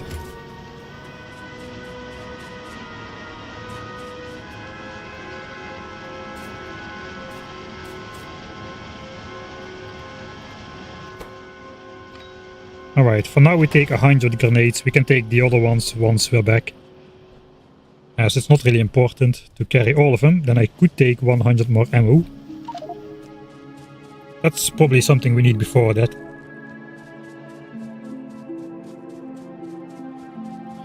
I think we are past the era where we should worry about killing spawners accidentally with nests. As the nests have like thousands of hit points and the grenades do like 35 damage. I think the nests even have some resistance against grenades as well. The wire for walls is not connected. The wire for walls is not connected. Which wire? Ah, the one maybe across, right? Ah yeah, I see what you mean. The entire left side is disconnected from the right side. Sharp eye.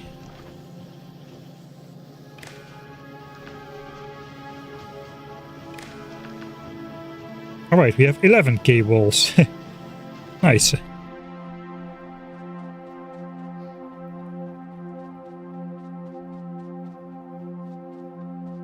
If we get close to behemoths, I can always stop production of ammo and walls and just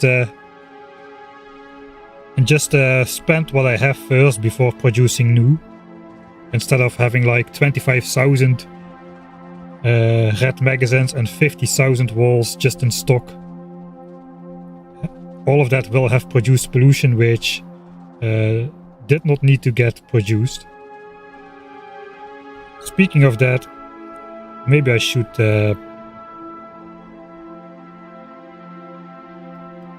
just limit wall production in general, since we're not really stocking up just yet for signs. We'll do that once we're back, I suppose. I cannot really effectively do that now.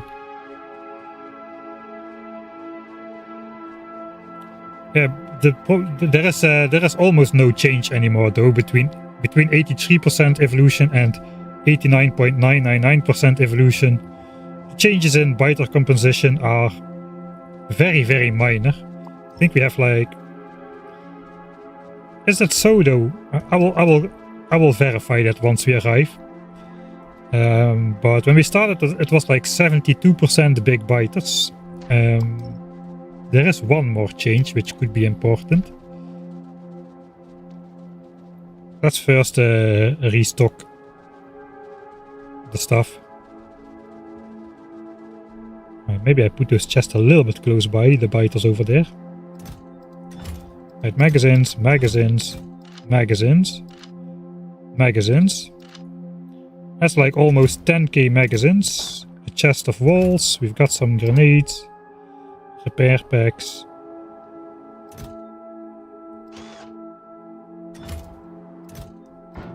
Don't need a chest in combat. I should maybe strategize a bit more what I take. How many walls are in here? 521. Okay, so I do not need more than like... Let's take 8 stacks of walls just to be sure. And the rest can just be pure ammo. And it would not hurt me to have a couple stacks of backup in here, in case I run out. 6.6k ammo, that's a lot of ammo though. Alright. I'm gonna make a tofu save before every battle. I'm just gonna go full tofu.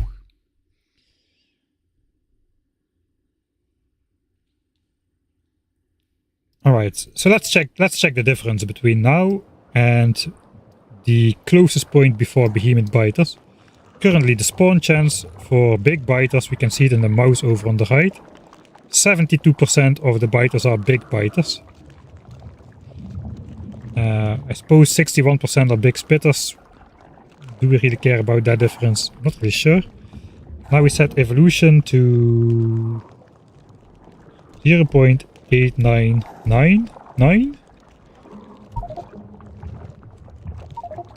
Alright, so now the evolution is updated to 89.99%. Just before we hit behemoths, 76% big biters.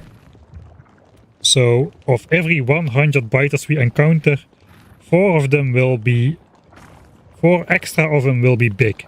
From 72% to 76. That's like... What is that? Like 5-6% increase in big biters? But there is one more hidden... There's one more hidden factor. The cooldown timer. I suppose we'll have to go in editor mode to test that.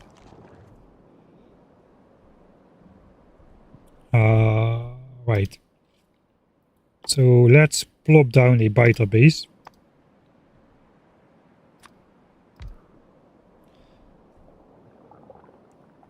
Spawning cooldown. There's a tiny stat called spawning cooldown in here. As soon as I do one tick of game, okay, a big biter spawns. And after a big biter spawns, it takes 500 game ticks for this base to spawn the next biter. So let's try and see that happening. Spawning cooldown. Once it hits 0, the next one will spawn.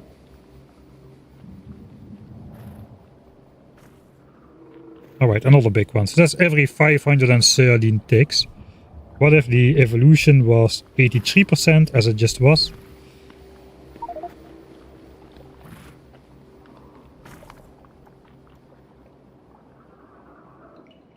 I suppose I have to pause the game. Maybe I'll just put a new base down and pause time.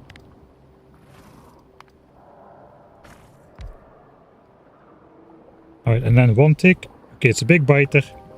557 instead of 512 it was.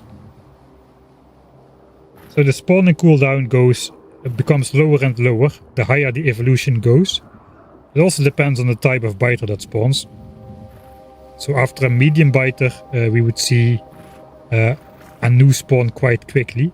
So it looks like between 83% and 89%, the spawn rate goes up by about 10%.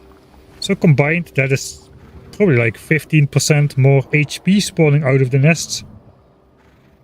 So for every 100 hit points per second, we would need to negate with gun turrets, it would be 115 hit points a second. And the moment we hit behemoths, it's going to be infinite hit points per second because we cannot kill those.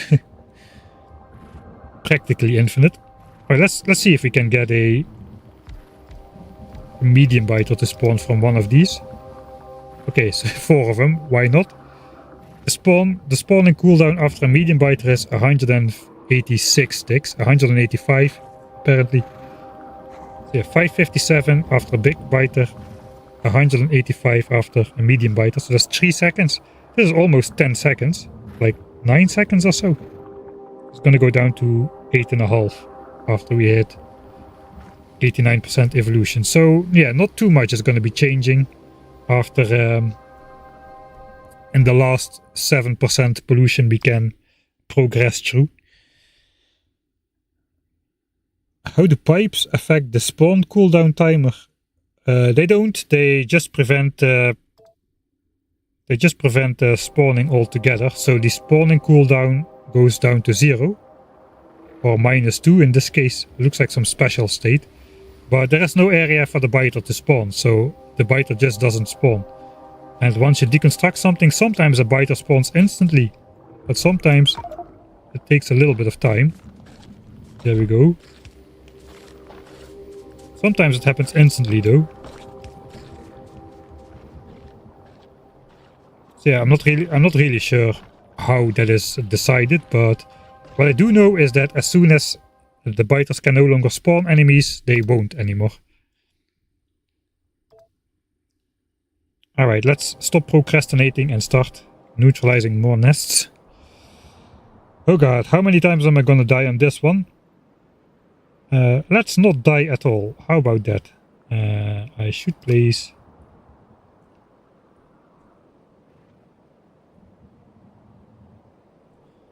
I'll place that on top after I'm done, I suppose. No, that's placed on top now. I can see which trees need grenading.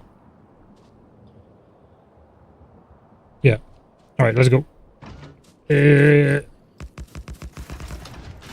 I'm not scared, you are. Oh, there's a lot of guys.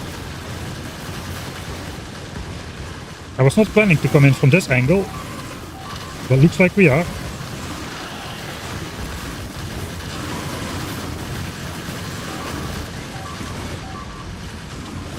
Oh, I need much more DPS.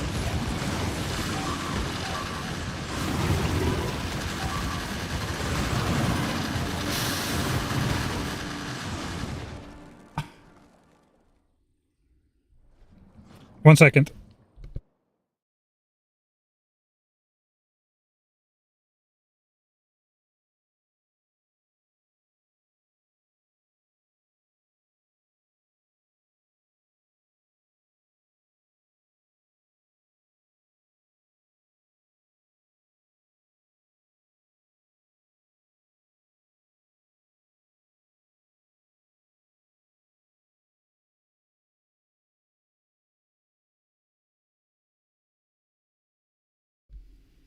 Alright, an ideally timed break in the heat of battle. What was I doing? I was panicking, I think. Let's continue panicking. I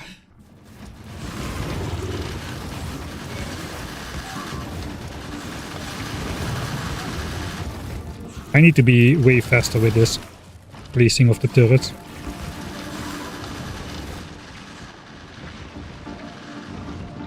All of the turrets in the bottom got taken out completely. Alright, so now it's just a matter then of... you know what I should do? I should update my blueprint system. I should include the turrets in the blueprint so I can easily place them back after the fact, I think. I think that's the way to go.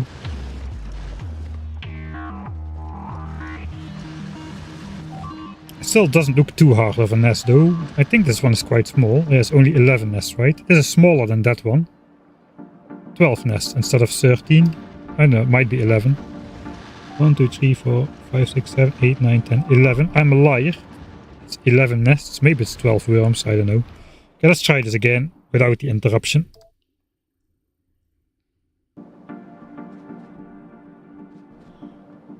Right, so place this. I just will copy paste this so I can put down the gun turrets. I can put down all the gun turrets how I planned them. Oh, they're angry at me.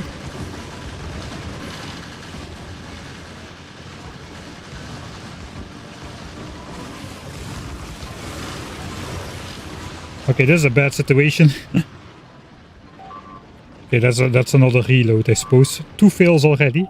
I cannot let them trigger on me because then they won't attack the gun turrets. Then they'll mostly try to attack me. And if they follow me, then... well, that's basically a death sentence. Attempt number 3. No one said it was gonna be easy.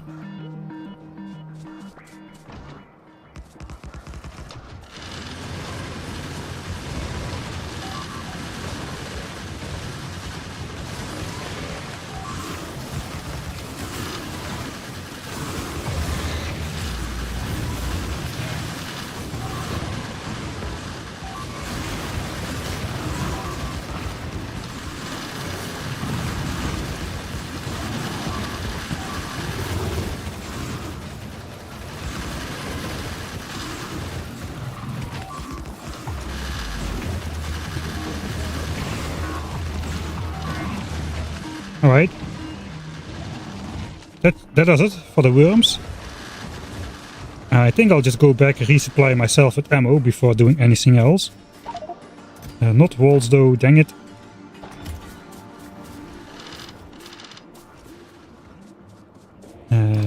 Good gun turrets. Oh, it doesn't... what? Okay, now it doesn't work for some reason. Weird. Okay, now it doesn't really work.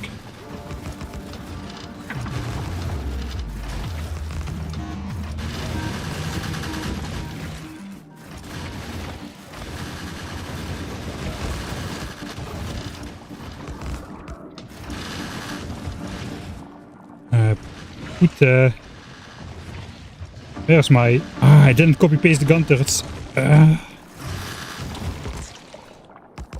Okay, now it works again. No idea.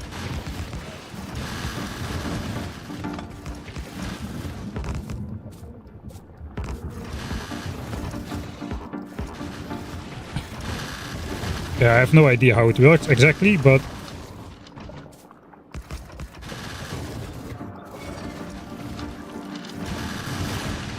alright. Let's stop messing about. Grenades. I don't have grenades on my hotbar. It's a mistake. Alright. Yeah, I think that's good.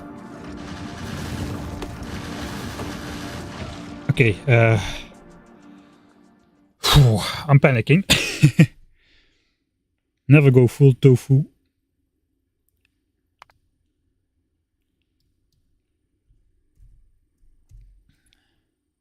Alright, what do I need to do? I need to just place the walls now. Probably starting from the left side out to the right. Let's just spam everything. We'll just not think. Don't think, just spam. That's gonna be...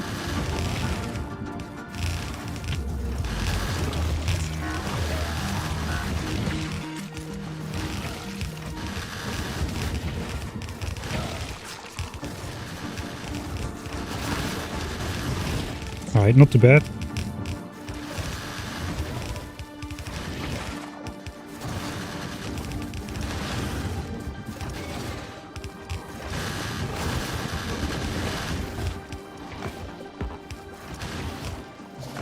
Okay, stop deconstructing walls, stop deconstructing walls, stop deconstructing walls. Just place him. Just place him. Just place him. Cannot. Cannot.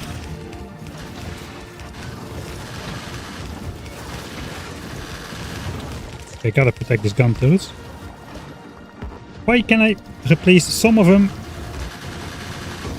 and some of them I cannot? That's strange. Maybe someone in chat has an answer already. I'll take a look as soon as I can take my eyes off the screen.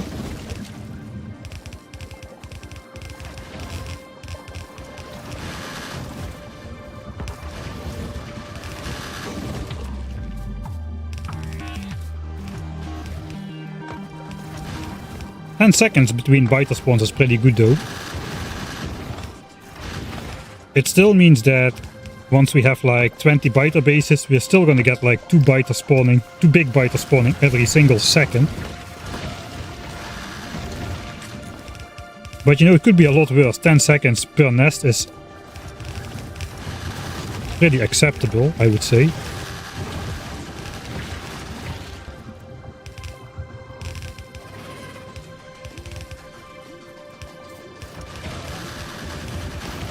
They seem to like group up in spawns though after neutralizing most of the bases, the ones that remain, they seem to spawn almost like synchronized. I think we got this nest though. I think we got it. Question is, how much did we lose?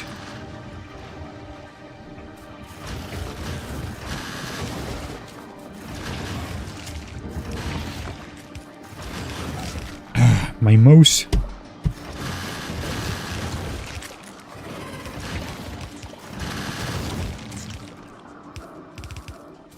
Was that all?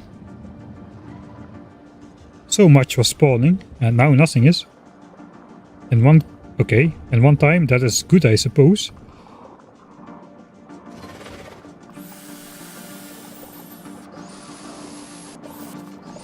Oh, so much stuff damaged. Maybe researching repair packs was a curse. A curse that I definitely did not need to have.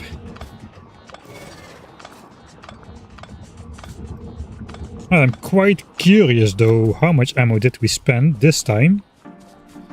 Can I just replace healthy ones?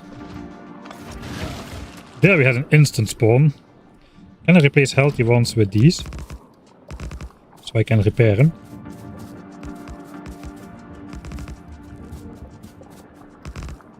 Without having to deconstruct extra gun turrets, that's nice. Oh, what a battlefield. That was 2400 magazines spent though. That's way more than I needed for this nest. Was that just because I was way more clumsy, or maybe there's just more biter bases in here? 1, 2, 3, 4, 5, 6. 1, 2, 3, 4, no, 6. 6 and 6. So it's probably just a me problem. Drink. Alright, I need to drink something.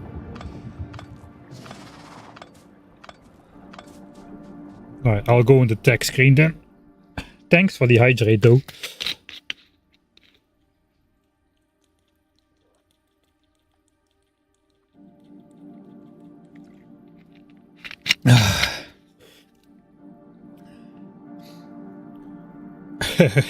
Yeah, we have graduated from pipes to walls. Who knows, maybe walls will overtake pipes and most place entity in my base, because God knows it's not belts what is the most present in our building spree. 72k pipes, 46k belts. We're at 1.4k walls.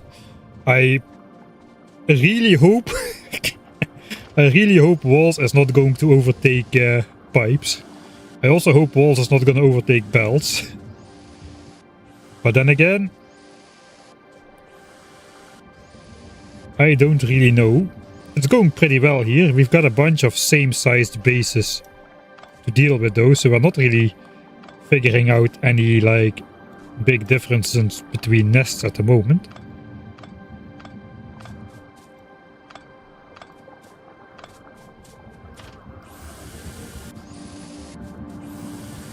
Turrets rotated, not letting in place.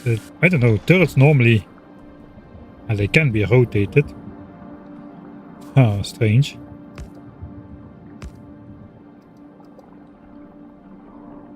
Yeah, it's the rotation. The rotation has to be different. The rotation has to be different. This is not working, but this is. And this is, and this is. Alright, that is weird. It's probably not even a bug. It's probably something that is not desirable, but I cannot really say that's a bug.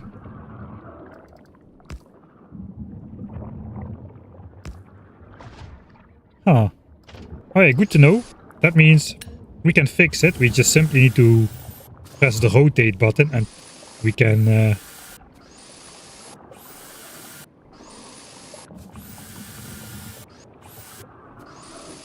if we press the rotate button we can replace the gun turrets as we please then. Okay, good to have figured out at least. Man, that's a lot of damage though. Also on this initial batch, because the biters already had grown up on this nest before we even got a chance to take down the squishy small ones.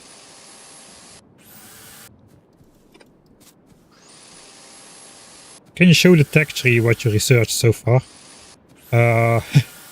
Military 2, damage 2, blue assemblers, and a bunch of red techs. That's about it. This is what we still have to research. There's only a couple of green ones in the bottom. So you can pause on this screen for a bit if you want to check it out in detail. But basically it's military 2 with 2 damage upgrades so we can do these battles. The blue assemblers for basically less pollution in the base already. And because I designed my entire base around having blue assemblers instead of grey ones.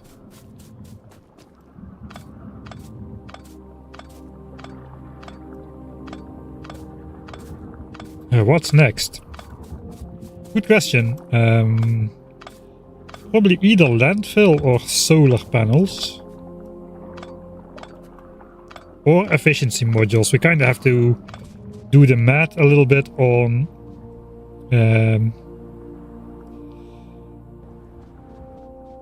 yeah, we have to do the math a little bit on how much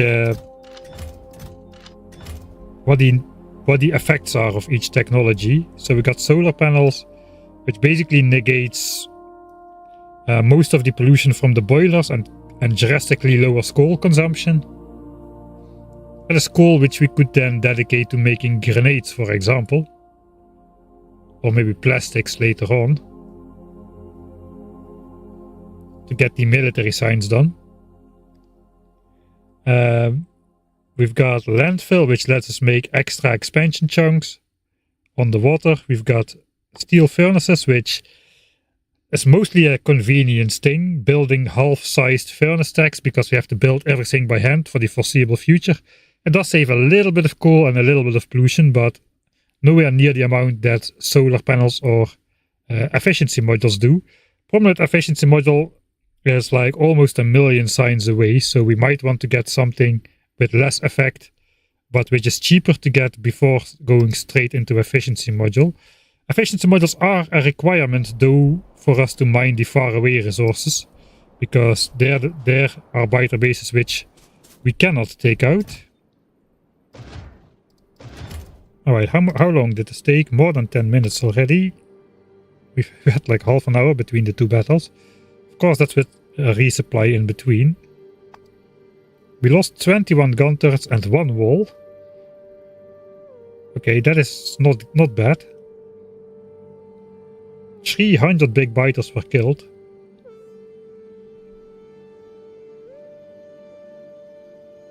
Alright, we're finally gonna be adding like trees to the kill stats. I think there was like 1 tree in there before this episode, but now we have grenades, so that's a death sentence for trees.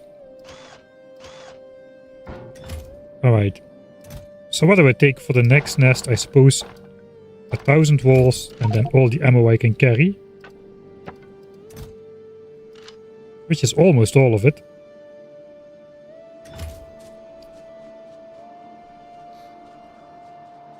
Save, save, save. I'm first gonna take a look at this nest. I need to... Okay, if I'm in this chunk, I can see everything. So let's go stand in the very corner behind this tree, so the biters won't see it.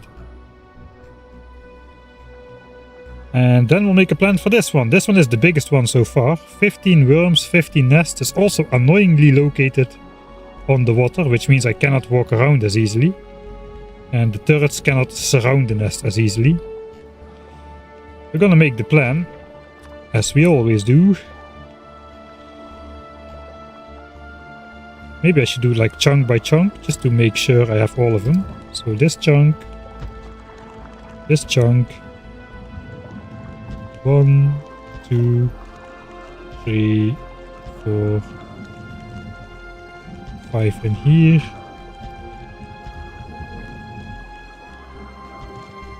Oh, this is a big one, man.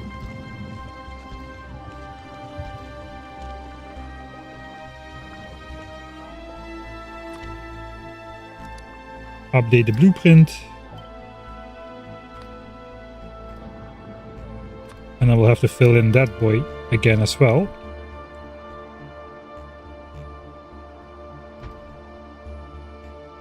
It's going to be a bit hard.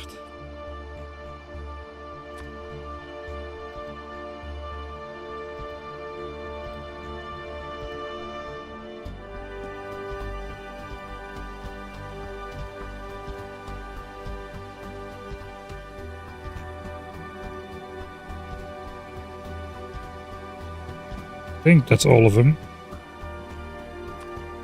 Then we just paint it black, I suppose.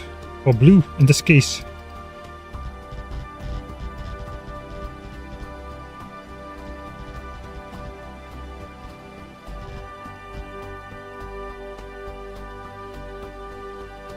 That's way too complicated.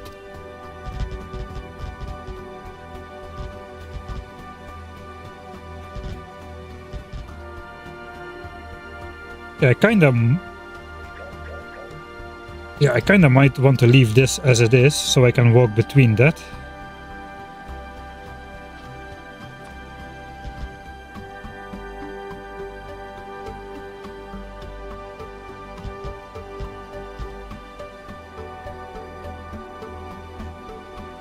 I'm not entirely sure how much I want to fill all of that in.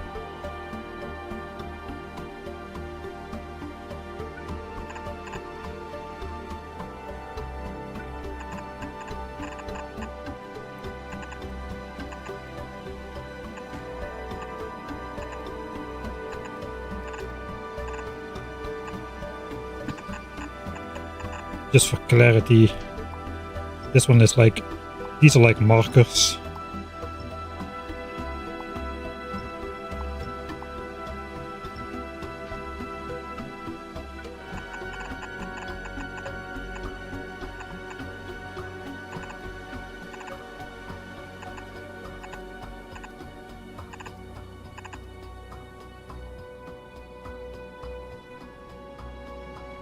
We can do this.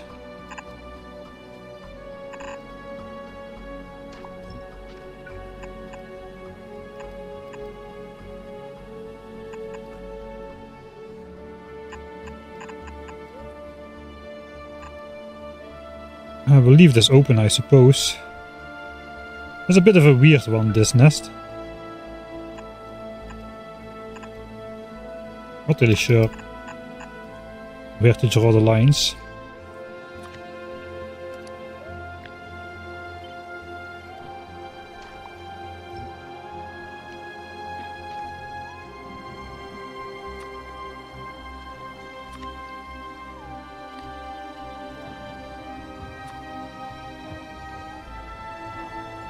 Walk, walk, walk. Alright, we got it.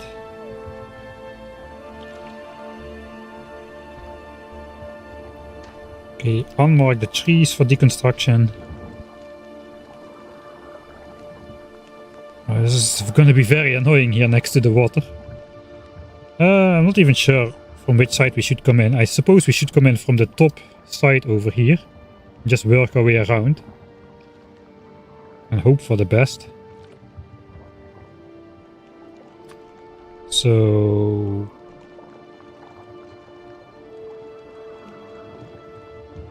I'm gonna try using like biter focused ones only. Because I have the feeling once the turrets lock onto a worm, they'll ignore new biter spawns until the worm is dead. So maybe let's try this for a change. If I'm gonna come in from this side, this can hardly reach anything.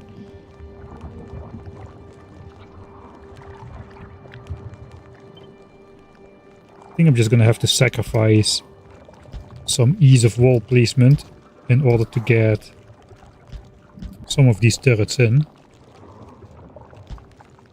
Here we can just go around the walls. Just keep going down, I suppose.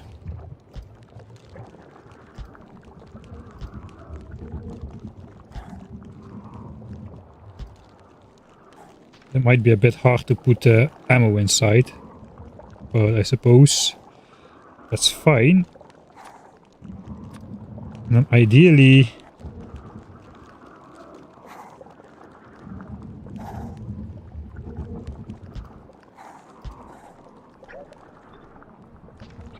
we get some of these close to the water. We need to reach in here. Problem is, I place this, these worms are going to have free shooting on my gun turrets for a long time. I think that is kind of a solid plan though, but we have to go around to the other side. 6.3k magazines. I hope that's good enough. I'm not entirely sure though. I suppose we'll... The thing is, should I give it a try with this, or should I just first go take more magazines? Also, my dinner break is coming up. I probably don't have time to do the full fight before the break, so maybe I'll just pick up some more magazines before.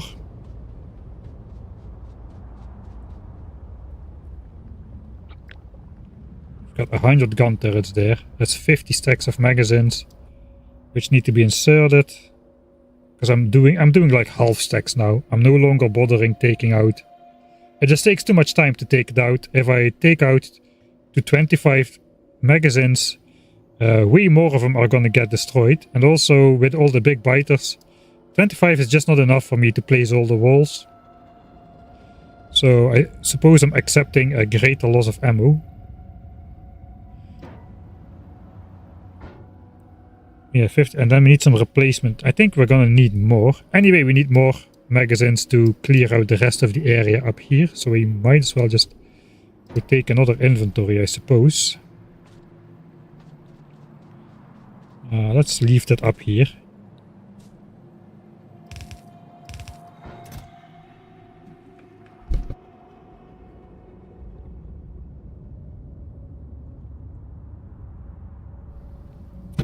Alright, you know what? I'll try it after the break without resupplying, because dinner break is going to be already.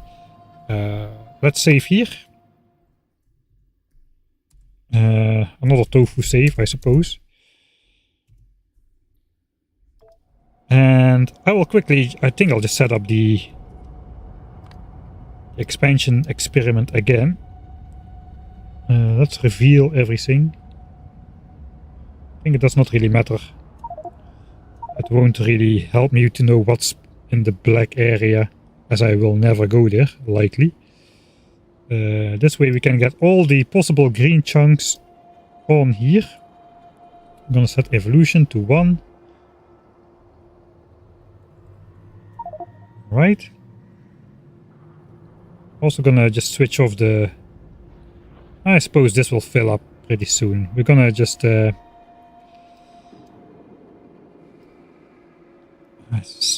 map is too big. Let's just focus on the north part. So the goal is to see if the biters breach through the base again at any point. We've been doing that for a couple times. I'm gonna speed up the game by a lot. At 100% evolution, a new expansion is gonna pop up every 4 minutes sharp. So that's 15 per hour. So every 4 minutes a different circle will start blinking. Sometimes it will be in the invisible bottom part here. But I cannot really zoom out further and still have it be clear. So it's gonna have to be like this. And hopefully once I'm back, the biters are not in my base. That is the goal of this experiment. So I'll be back in like roughly 20 minutes or so, 15-20 minutes I suppose, to continue. And in the meantime, let's hope the biters don't breach.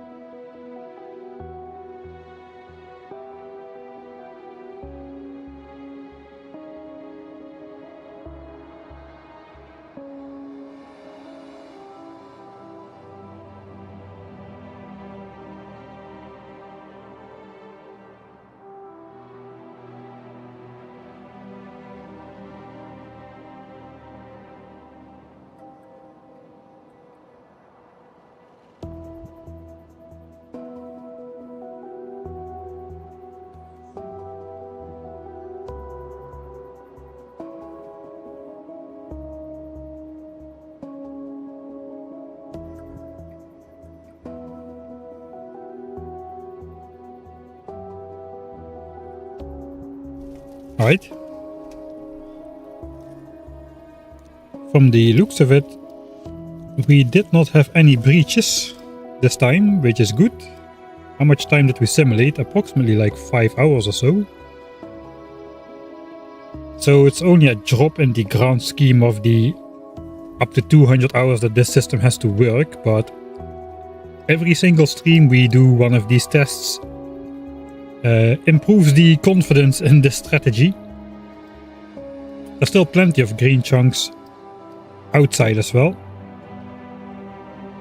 but those do get settled.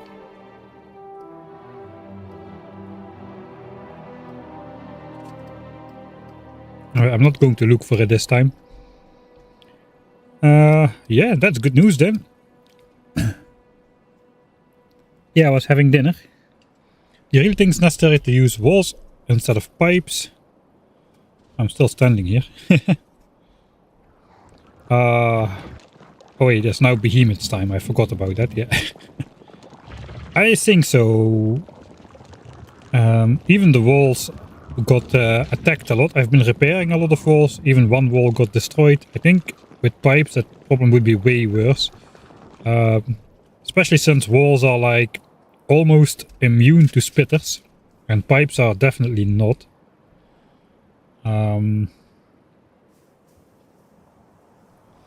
Yeah. I'm not gonna test it. It doesn't really matter. Now we committed to the walls. The walls are indeed way more dirty to make, but compared to the cost of the ammo, the walls still don't do anything. If you look what we spent like 4.2k magazines, we probably lost another 800. That's 5,000 magazines. And how many walls did we build so far? 1.4k. So we spent at least 3 times as much ammo compared to walls, and ammo costs, it's like 50 resources in ammo for every 10 resources in walls, something like that. So the cost of walls versus pipes is not too big, and I think it kinda makes it easier for me to block off the bases, especially with the edge cases where biters are still able to spawn on like half a tile next to a cliff and all that kind of stuff. We won't have to deal with that anymore. Alright, let's go back to the actual save. That was 61:37. So yeah, about 5 hours again of simulation. 5 hours of simulation without breaches into our area here. I think. It does look bigger now. I guess I explored. I force explored all the terrain around. So... Oh, I don't see symbols in chat this time that something got breached, which normally I see if that happens during the break. So I'm gonna say nothing exploded. Right. 6.3k max. I should hope that's enough. How many walls are in this one? 711. I got 1,000. Should be good. What's the plan? Come in from the front. Let's put this in the copy paste queue again. I can put back the turrets maybe. A lot of turrets are gonna be destroyed in this one, I feel, due to the water and these worms being able to take pot shots at my turret without getting destroyed until I make my way all the way around. I believe you misplaced one of the wall blueprints on the nest, bottom left area. Oh, that could be.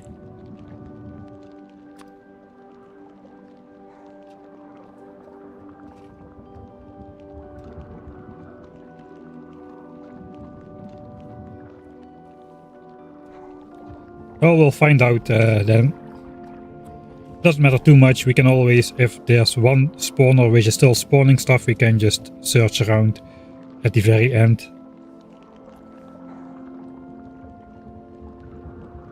The blueprint just makes sure that most of the nests get disabled completely before I...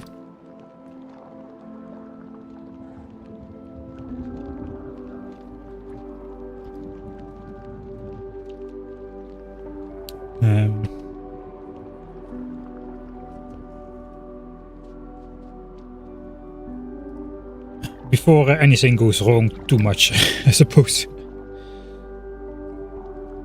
I think we're just gonna come in from this side. Ideally, I draw the biters up north, really. Probably can do that.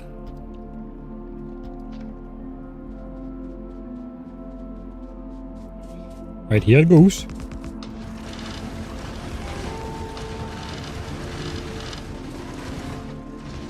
Keep placing turrets in front for the worms to focus on.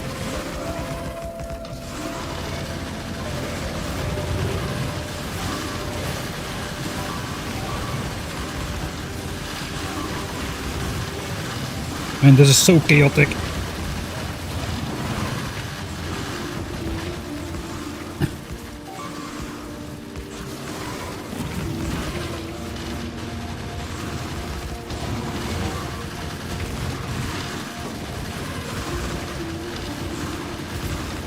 Sorry for the bad cinematography. I can't really zoom out a lot, or I can no longer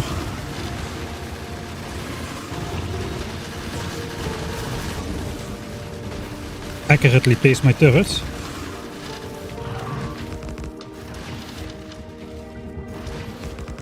I think all the worms are down already. Alright, 900 magazines remaining.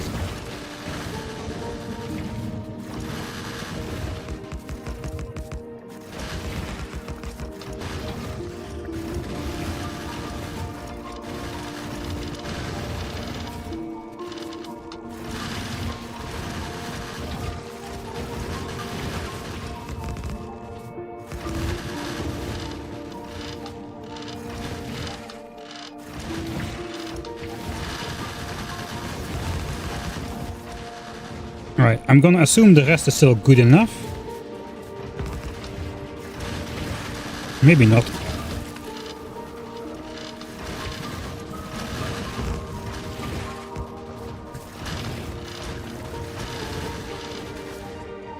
Okay, I'm out of magazines, so that's gotta do it. I hope I'm fast enough to place all the walls now. There's over 6,000 magazines for a single attack, and it's not even such a large nest. Time to place walls. That went fairly well. I think it's the first nest I didn't die on once. One turret had no filter and I just refilled its ammo. I don't see a nest getting... Okay, I do see a nest getting damaged. Oh, it was 100... 100 hit points away from dying. Thanks, thanks a bunch. Holy moly. That was close. I thought a couple people saw that. Holy moly. Yeah, right. It survived. That will slowly heal back to full health.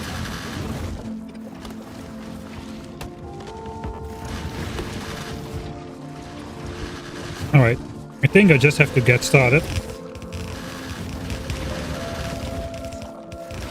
I think I'm just going to fill in the entire area near the coast here.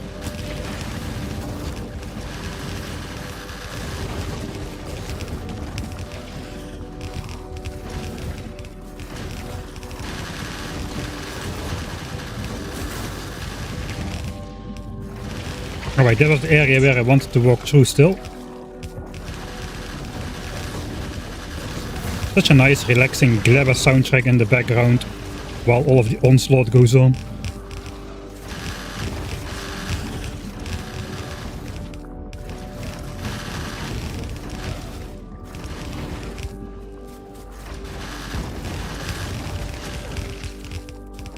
I think this is kind of the point where we start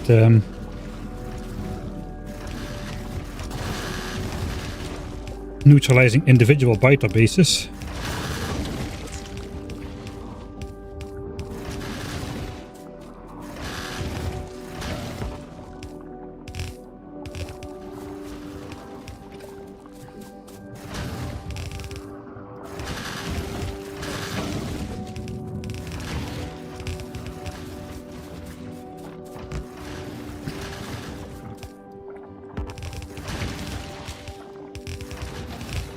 Oh yeah, I think we're good. There's already not that many spawns going on anymore.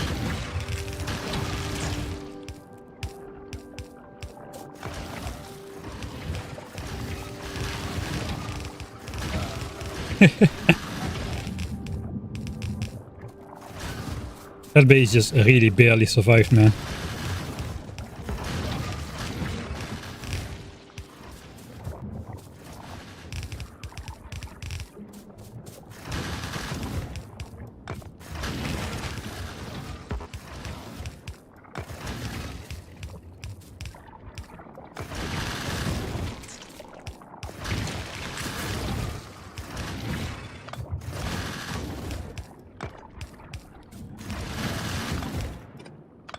Probably should do those last.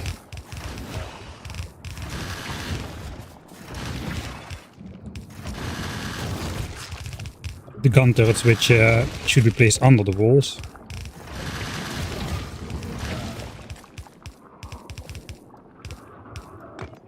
Let's leave it.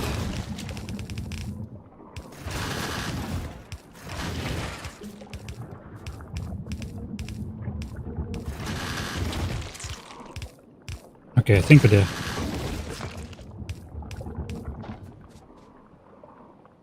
That was not so bad.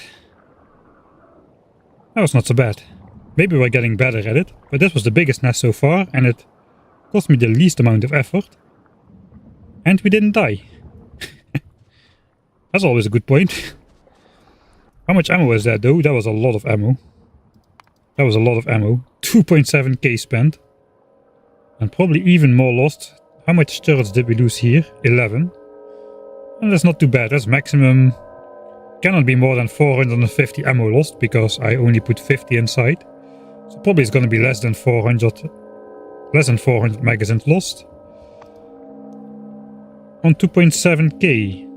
So I'm quite happy with that. I thought I would be losing way more ammo than this.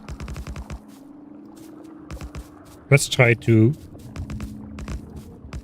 repair all my gun turrets again. You can also place damaged gun turrets over damaged gun turrets for some reason. Maybe you can also place... Oh, I can place undamaged ones on top of undamaged ones as well. That's interesting.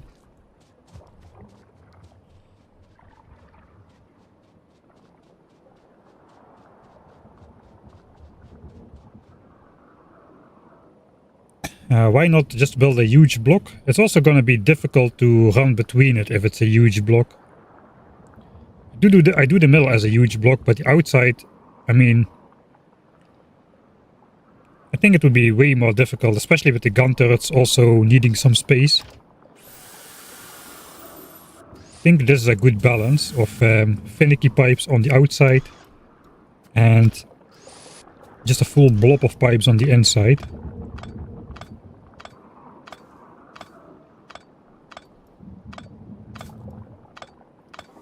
Well, I know I can't believe that all of you saw that the nest was getting shot.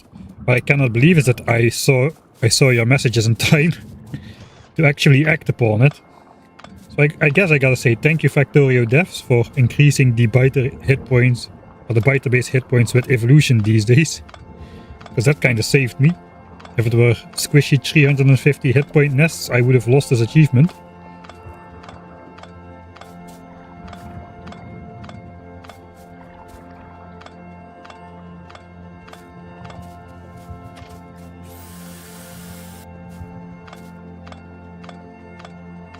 Okay, now we definitely gotta go back to resupply.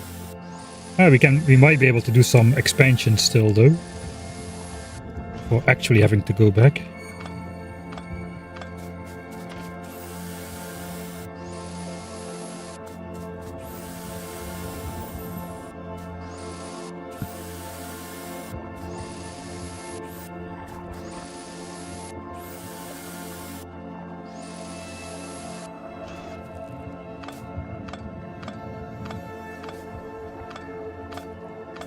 Is this Gleba or Aquilo? I actually don't know. It started off sounding kind of like Gleba, but now it's kind of turning a bit more ominous.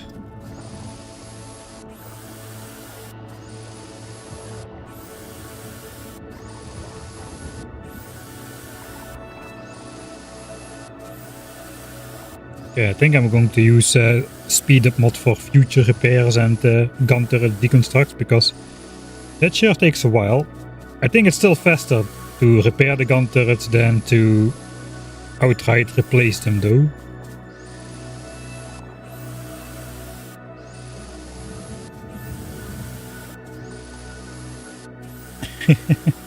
There's a lot. I might as well just replace my OG gun turrets as well then.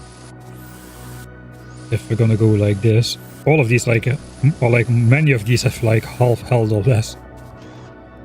That's no. Yeah, we can actually switch those off again. That was just for the break. This is a track from Aquilo, one of the generated ones, which are every time slightly different. Should hire repair bots. I wish. We are not quite yet at the tech level. Almost there, but you know, the bots are construction bots, just a couple techs away, like a couple million signs. You know, nothing an early starter base cannot handle. No, it's gonna be a while. Yeah, this is one to settle in for the long run, man. Do not deconstruct walls after deconstructing the gun turrets. Alright, we're on the way out. At least you get them before space. Yeah, probably. I mean, logistics bots are required now, these days, before you go to space, but construction bots are not. But yeah, we'll probably get them. Alright.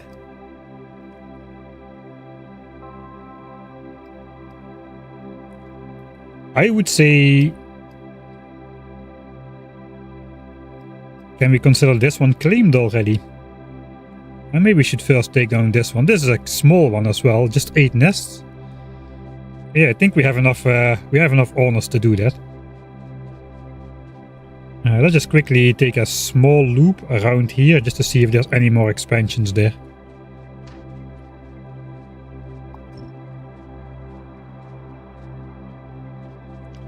And I can also sip my coffee a bit more.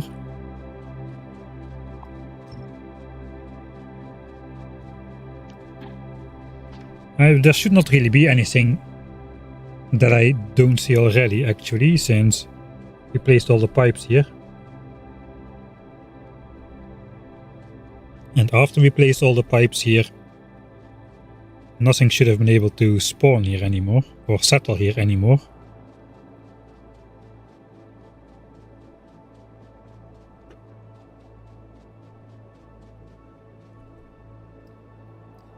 Alright.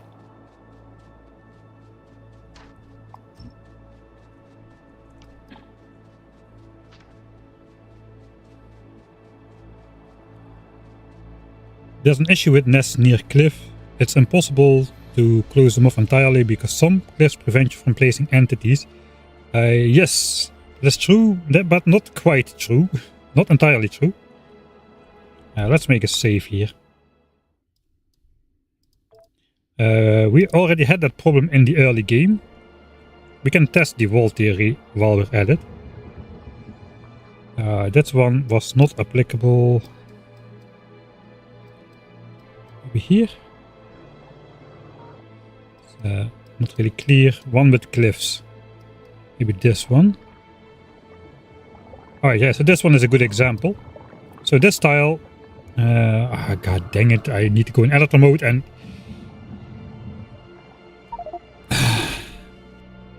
I need to go back over there. Let's just go over there physically, because map views... The editor mode sucks these days. With map mode versus not map mode. Where it was.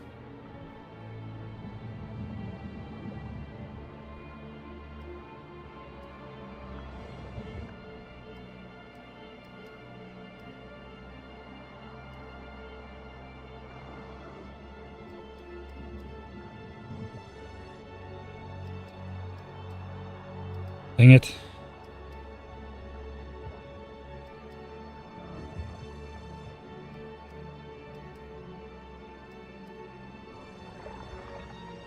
Okay, that one. I am now there. Alright.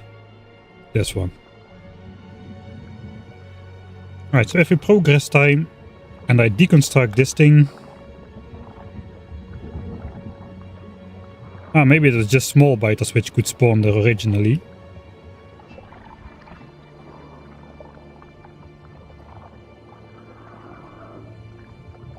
What's that? Evolution to 0%? Yeah, small biters can spawn there, right?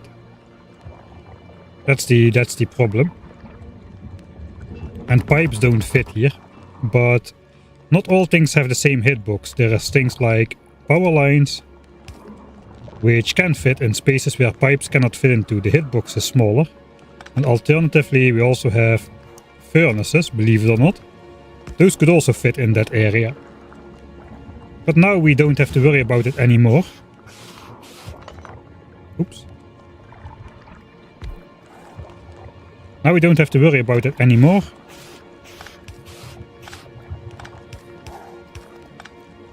Because we have walls, theoretically. Let's test that.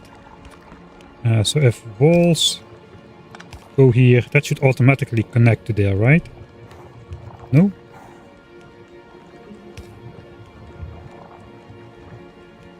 No? Oh, I thought that was true.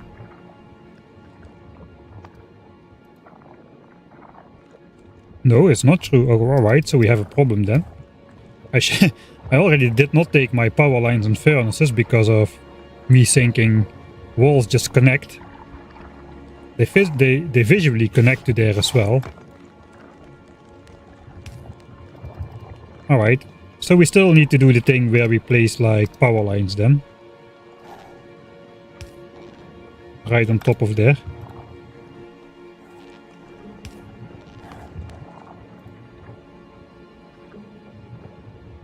Alright. But yeah, it's okay. That's good that we checked this, because that would have been very annoying to find out in the middle of a big battle against where then still 5 big biters could spawn every 10 seconds while we had to run back to the base and grab power lines or something. Okay, that's good to know. I thought walls would negate this, but they don't. But yeah, moral of the story, it is possible to block everything, just with different types of things. Right, maybe I'm just thinking that because of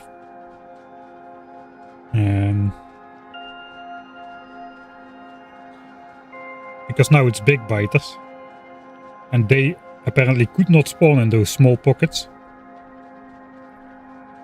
I think we're gonna try this nest first. We've got 3.2k ammo. We'll work our way down in size. So this one first. 8 nests. That should be pretty okay. There's a lot of worms, but worms melt and then it's just big biters while we wall up the nest kind of thing. Oh, actually there's a lot of cliffs here and I don't have power lines on me.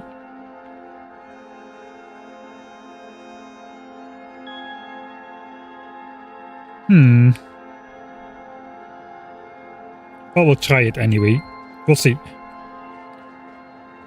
Maybe it doesn't matter anymore because, as we just saw, big biters cannot spawn there. I know that... so there's a weird thing going on with hitboxes, at least in Factorio 1.1. It probably is true now as well. But the small enemies, they have smaller hitboxes than the other ones. But the medium, big and behemoth ones all have the same hitbox. So the only difference is with the small enemies. Those can run through narrower gaps and apparently spawn in smaller pockets than the big ones can. How am I gonna approach this nest though? There's a lot of worms.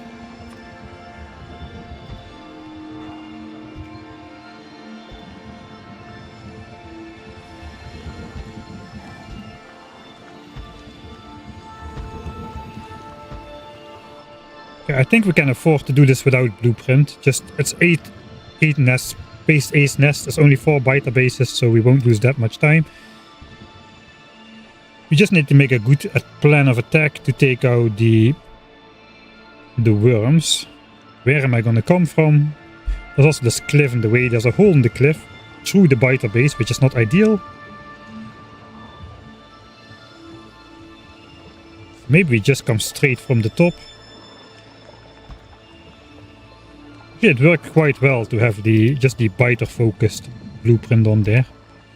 Just come in with a lot of firepower from the top. Put this out of range of the nearest worm. It should be one, there's only small biters here. And we just need to make sure all of the other worms can get targeted. So I suppose after that we'll just walk to the back. Place this. And place some here for like personal protection.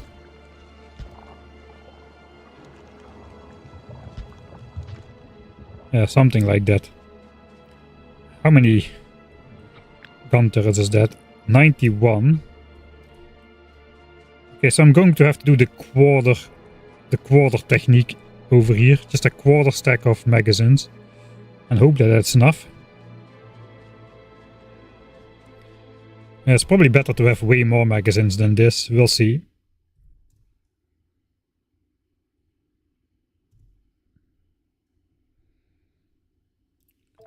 Yeah. Do you have enough walls?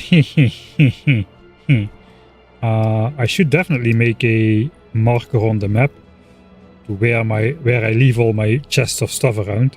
Hey, at least we get to attack when it's daytime again. I think. But it is daytime already, apparently. My screen brightness is looking a bit off. I think this all fits on my inventory now. Okay, so do we have enough walls? Do we have enough ammo though? It is kind of questionable. 3.4k, that's 68 stacks. So yeah, I do have the quarter stack on this base. But this base, yeah, a lot of worms, so a lot of turrets will initially get destroyed. So quarter stacking might be better. Especially because there's not a lot of biters anyway to destroy stuff after the worms are down. I think we're gonna be good. Alright, let's go in. Thanks for that though. I would have gone in without the walls.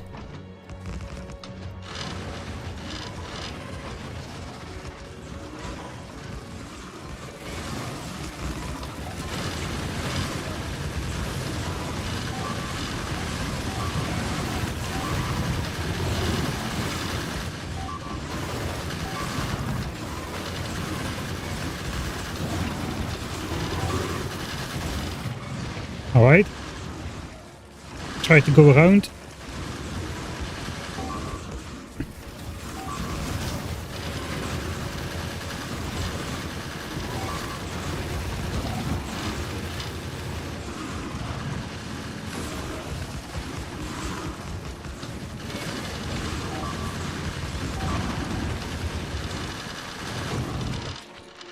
Okay, worms down.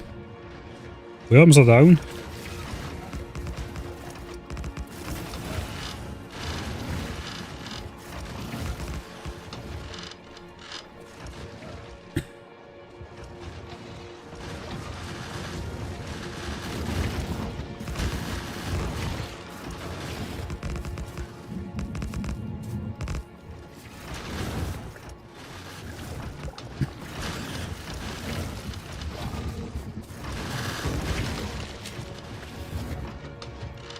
Alright.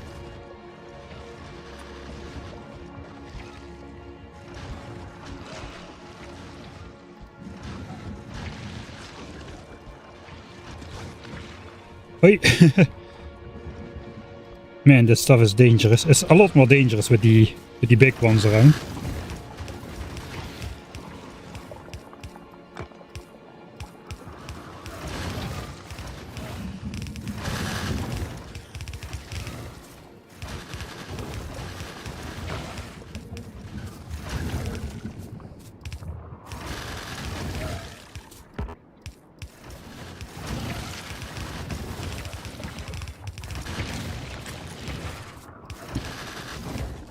Let's first try to neutralize the biter bases.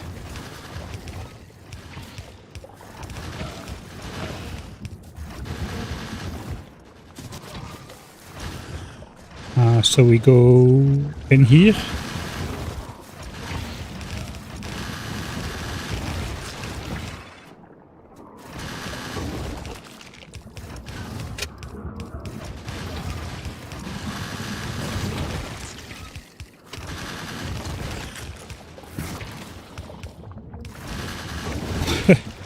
Man, I just almost died to a single big spitter.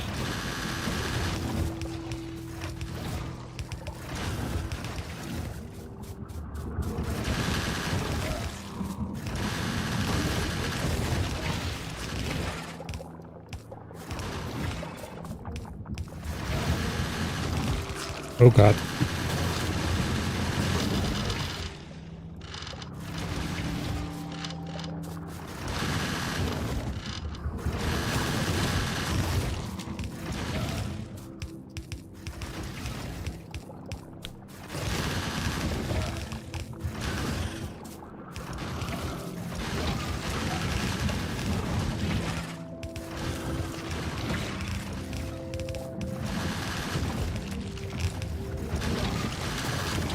Okay, I think all but one biter nest is down. The rest is just spitter nest, which don't require much ammo.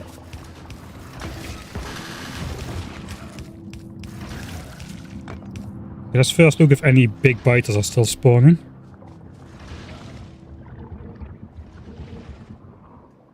No, I think all biter nests are neutralized. So now it's just a matter of gently cleaning up.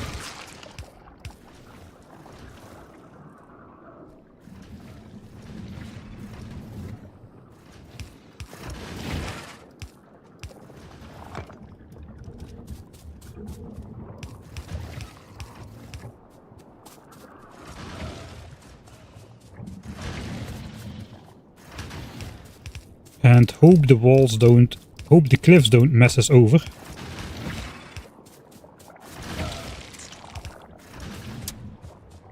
Oh, I'm on the wrong side of this cliff.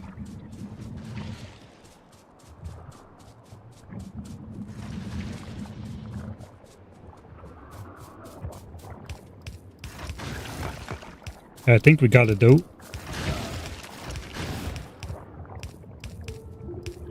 Okay, decent execution, but not quite speedy.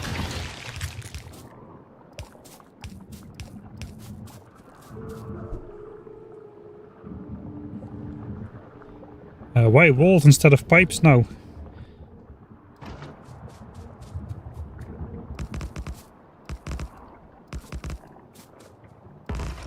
Basically, they are way sturdier, especially against spitters. And we have a lot more problems right now with biters destroying stuff, as the biters are a lot stronger than in the early game now. So we upgraded our equipment accordingly. And also, on some of the bigger nests, I intend to... You might notice there's like a wall around the base now. On the bigger base, I intend to wall off the area around, let them spawn in the middle. So the big biters cannot get to my expensive gun turrets filled with expensive ammo. And instead we'll be chomping on walls to escape out of the middle. That is the plan, at least. That's the idea. We'll see if it works. I think I'll just go double speed here if I can.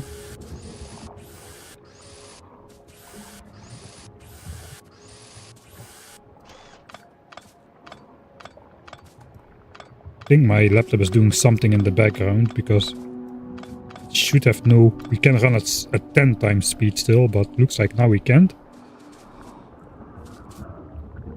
The curse of repair packs is I want to repair the walls as well, which is not necessary.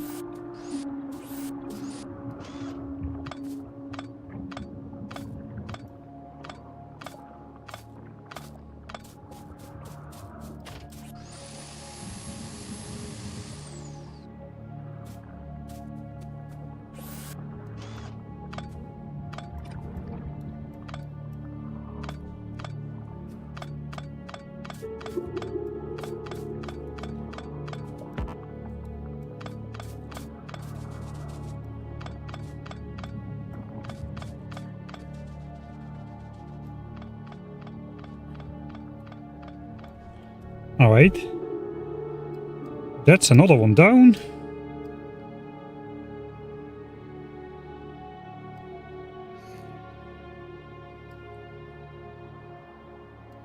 I think we take out this expansion and then we can rightfully say we claimed this copper, this iron, this oil.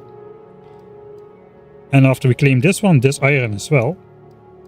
Then we still want to claim this iron, which is these nests.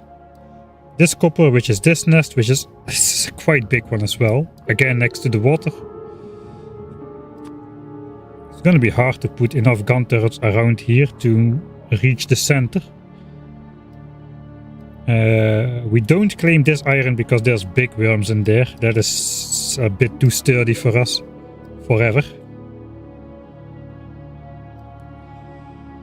But this copper is claimable because there's a bunch of forest between the copper and the biter base, which should allow us to take this copper at least after efficiency modules.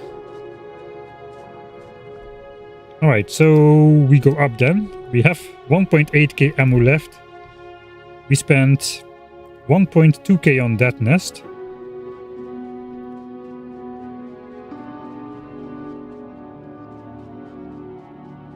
We still have the walls, we have the ammo. This is just a small expansion, just a formality. Theoretically, it should just be a formality. There's even just small worms in there. You can even use the early game blueprints like so. We still need like 2 lines of gun turrets or so to shoot the big biters fast enough, I think.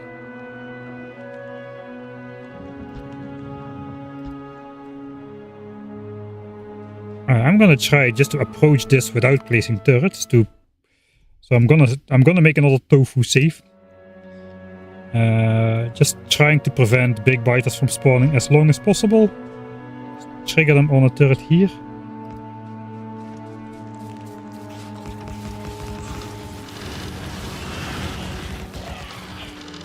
Alright. Success, I suppose.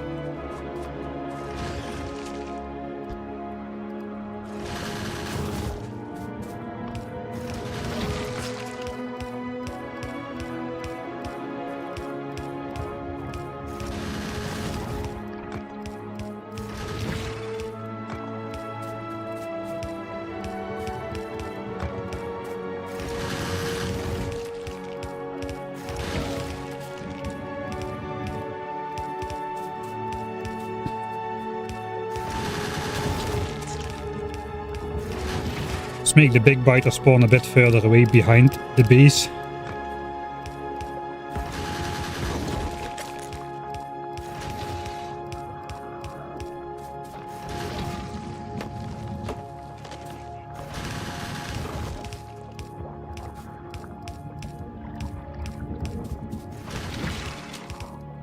Okay, that should do it. Poison capsule, yeah, poison capsules are too far away. It's blue signs. Which means anything involving blue signs is going to require us to pass behemoth biters in terms of evolution. There is no way to get that far into the tech tree without pushing into behemoths because of the immense pollution output by science creation because of the immense pollution output by science creation at the immense scale of 1000 times the cost. Hey, okay, now we have to figure out how we're gonna mark this. Suppose we'll just mark it over to green. Like the ones which are under our control. I think we'll do it like that. Claimed first yellows resources. I think we're gonna just label it green now. So yeah, now, before we could never mine this because there's no forest here, there were biters here, but now everything has been neutralized in this area. I say we go green. Go green! 6 million copper. Which means 6 million more copper under our control. 6 million copper less to claim in fights, I suppose.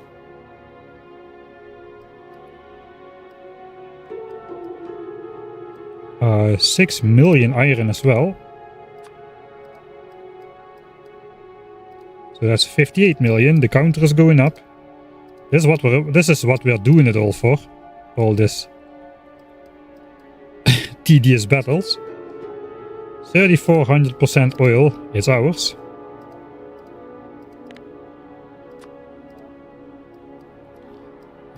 3,400% oil.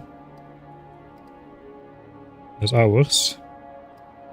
That's 103. And here it's minus 34.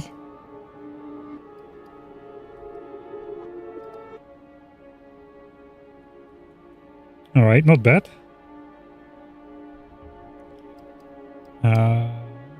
And then this 5 million, I suppose we can claim. Yeah, let's take down this one.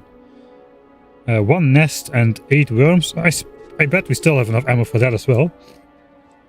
93, not 103. Alright, it was entirely possible that I was dumb as well. Wouldn't be the first time I miscalculated something.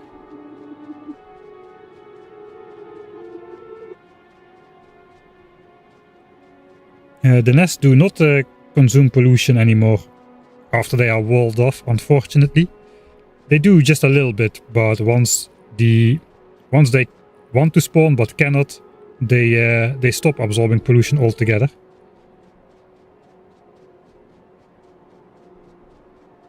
This is a good benchmark to see 3, 4, 5, 6, 7, 8, 9. There's at least 9 mediums in there. Suppose we can see it in the kill counter.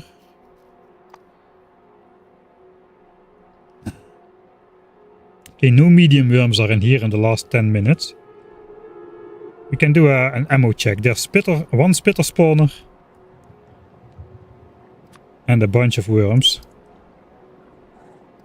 So we just have to position our turrets in a way that all of the worms can get hit. I think this entire string already does it, except for that small one in the back there.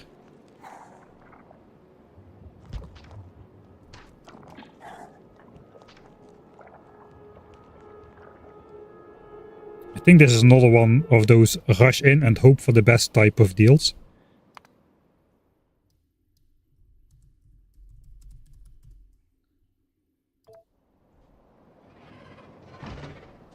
We just gotta trigger the worms and the biters.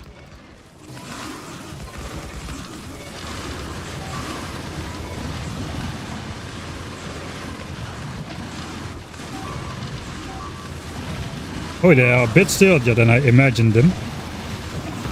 Oh, I forgot. I can just you know, we're gonna do that again. We can use that cool function which we just figured out. That we can just replace the gun turrets with fresh ones without deconstructing them. This is in general working very well though.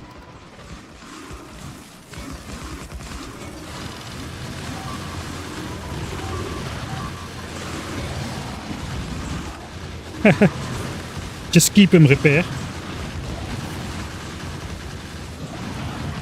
And we won't lose a single one. Almost feels like cheating. Almost feels like cheating like this. But hey, it's a new function implemented in the game, so I guess fair game.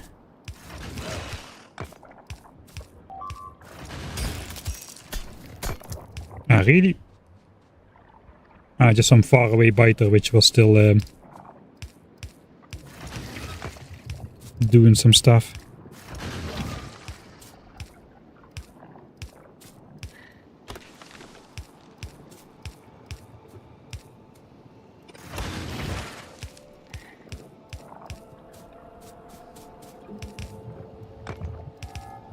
That is really too powerful, man, that replacing the gun turrets as they are getting destroyed stuff. I would nerf that before nerfing the spy pattern, I was gonna say. I mean, of course. Wall pattern.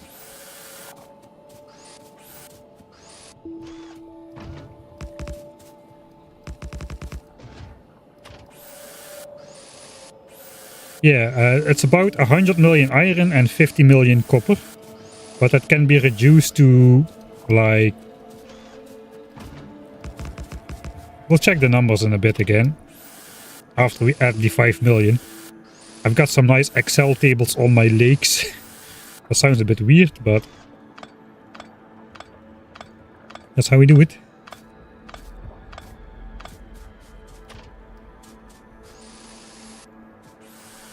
I'm glad I did research the repair packs though. It makes things so much nicer. I already would have needed to go back to the base to replace gun turrets, had it not been for this.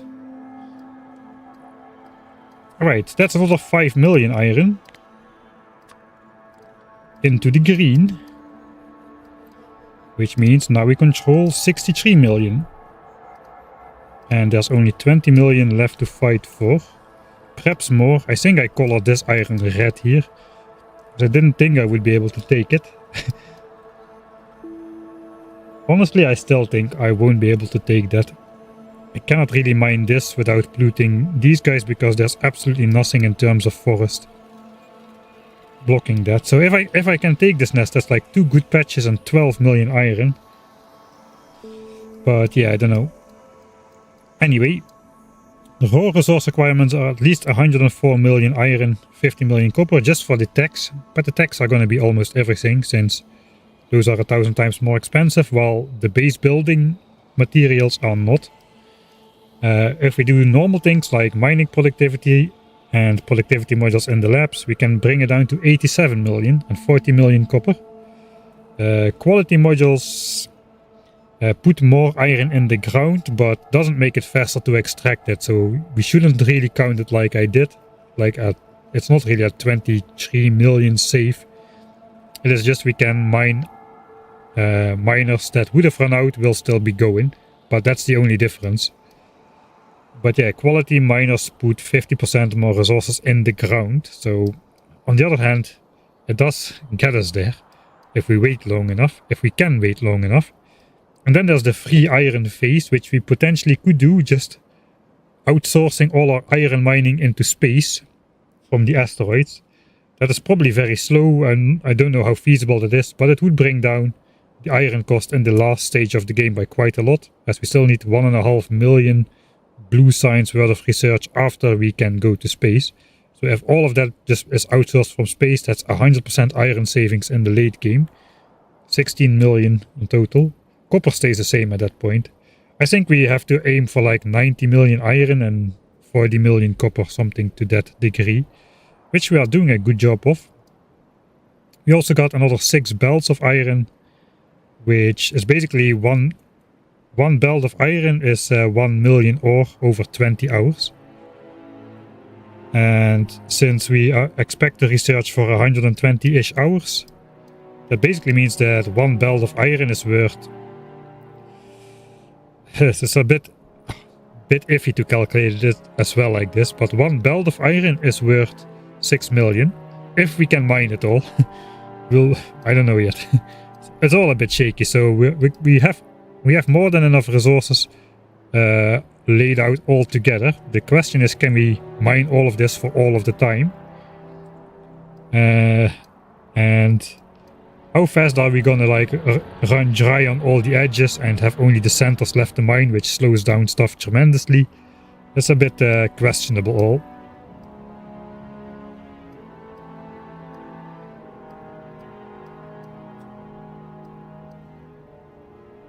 Alright, I'm gonna delete these markers. I'm just gonna keep the biggest one we did. 15 medium worms and 15 nests over there. This was nothing.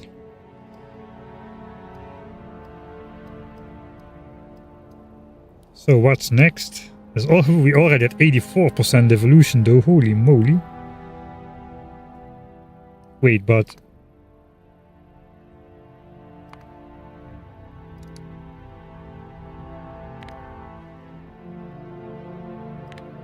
magazine production just dropped to 0. That might slow things down a notch.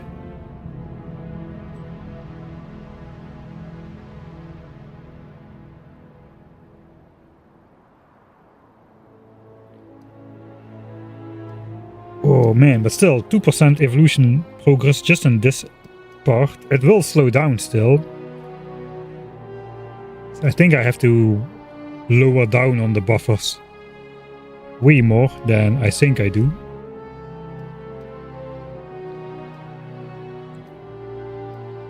Alright, what's next then?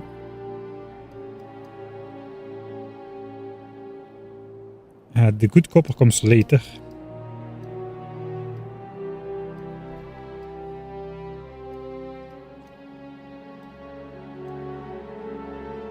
I think we need to take out this. Maybe we can leave these guys be for this iron patch. As there's forest here, we can mine with efficiency modules later. Where are these guys in terms of chunks? Oh, that's actually pretty good. So all of these nests are in this chunk, not in this chunk.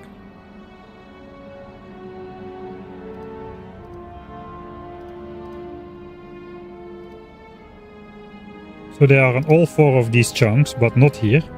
That gives us 1, 2, 3, 4, 5, 6, 8 chunks of space.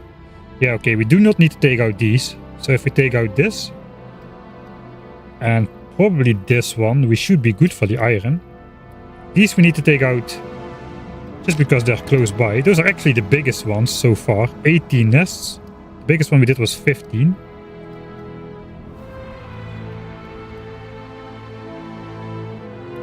I think before anything else we need to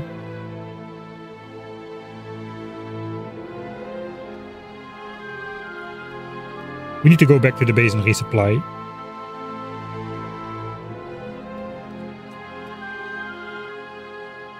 These are both quite small. We're gonna go back to the base and resupply. We need tons of ammo for this one anyway. I would like to take on this one. I haven't even counted the nests here yet. 1,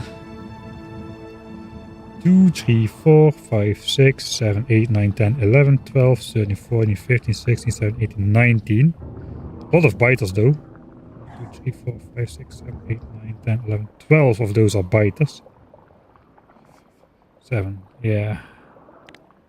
Okay, so that's 19 nests with 12 biters, 7 spitters. And a lot of worms. I don't really care about how many worms there are anymore. So that's going to be the biggest one. And it's located kind of awkwardly on the coast. Yeah, I think we start from there. That's the biggest one. We resupply. We need to I want more than 6,000 ammo close by. I think I would just want 10,000 ammo close by to take on this nest. We can retrieve bunches of it, but I will need it during the takeout phase. So I'm actually just gonna walk up there now. Deposit what I have. And then we'll just run back to the base after that.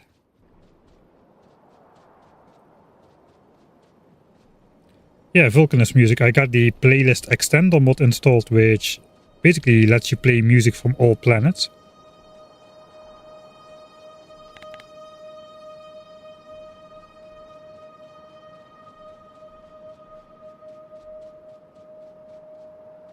Yeah, we're getting efficiency basically one of the first things after we finish our little skirmish over here.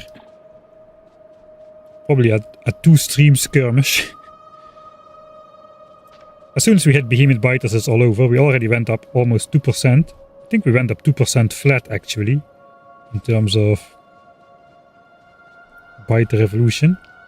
It has slowed down now though. What the heck is this?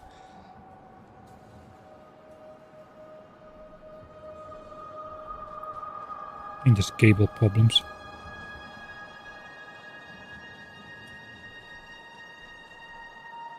Hey, hello Michael.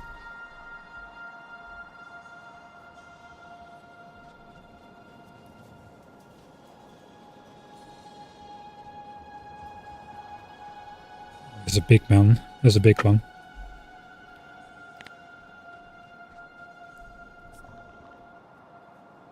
Okay, I got a raider here, so that's nice. At least it'll give me a bit of vision. It's daytime now, so we might as well use that to try to neutralize this, or to plan out this nest at least. Just see what kind of stuff we need for it, how we're gonna approach it.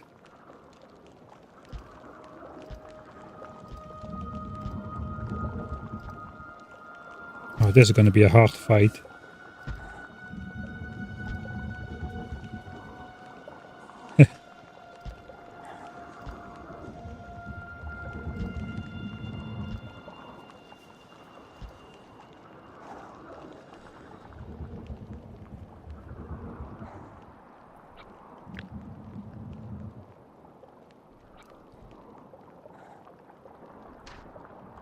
Okay, then we just update this blueprint.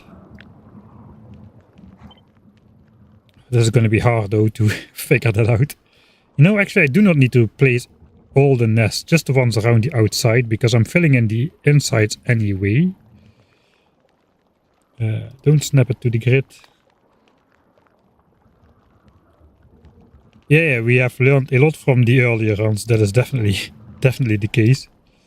The 100%, starting with 100% byte revolution run basically learned us how it all works when you have early game tech level and late game byte level. With all the pipe blocking everywhere that came first into. That's just thinking. I think that was the first playthrough that I used the expansion land denying stuff in, the 100% biter evolution start playthrough.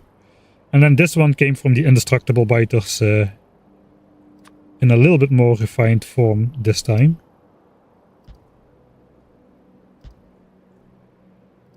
The problem with this method is it's getting progressively harder to see what are biter nests and what are just random collections of walls.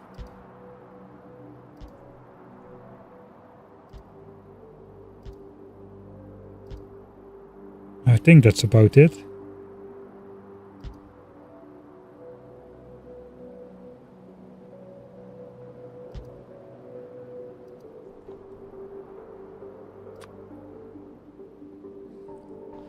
Alright, so this is actually useful to keep open so I can run between this.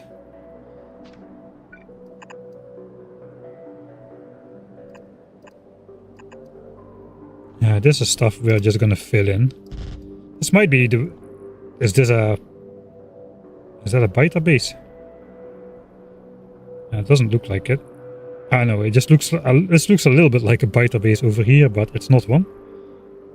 Where was I doing this? Over here? Right. So this is not a biter base. Alright.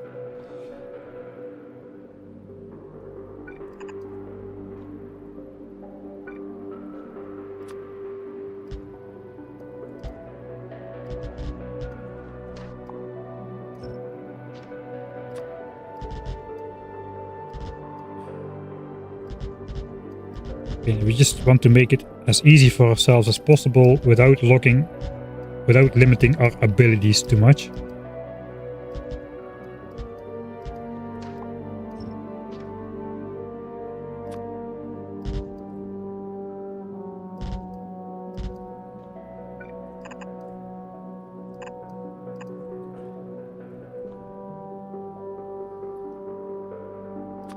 There's gonna be water on this side anyway. I think I'll just probably fill in that area completely again.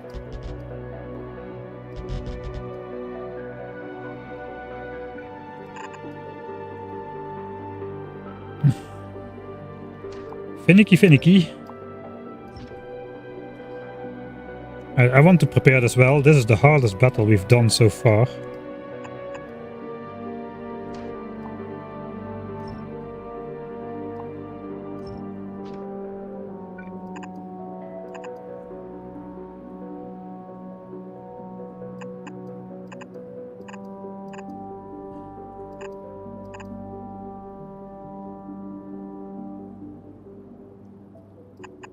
Probably worthy of just filling in.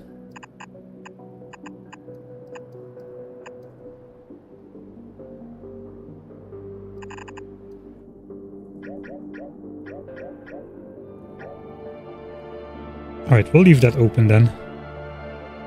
So we can run between.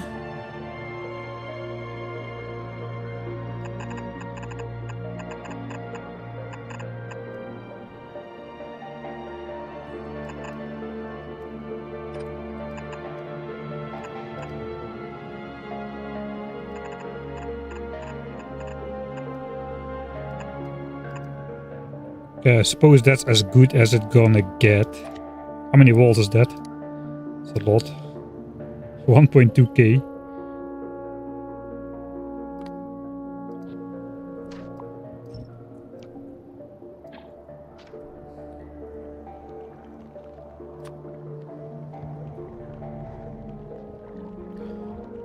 align it.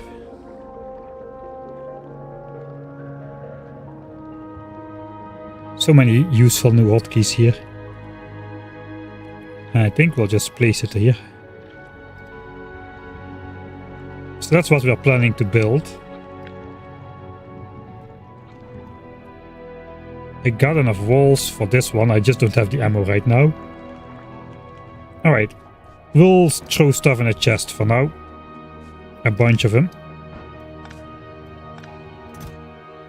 Gun turrets, walls, magazines.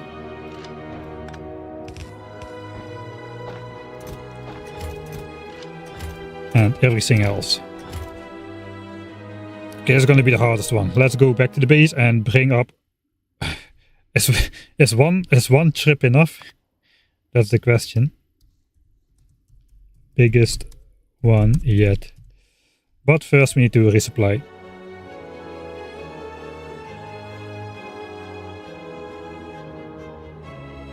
Are we still producing walls? We are.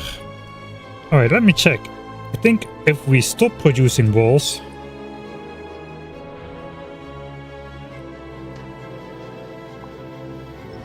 It's so good to not have bots, you can just do this. And we will stop producing walls. 25k walls though. And 25k ammo. Alright, so what now will happen is this will just stop producing altogether. This will fill up. All of this will fill up and production will be no more. And then we'll see how fast this counter still goes up.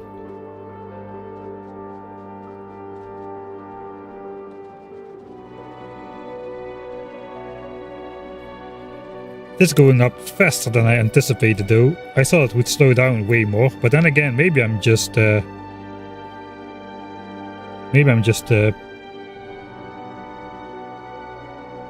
overproducing way too much stuff at the moment. There's a ton of biter bases here, I should be careful.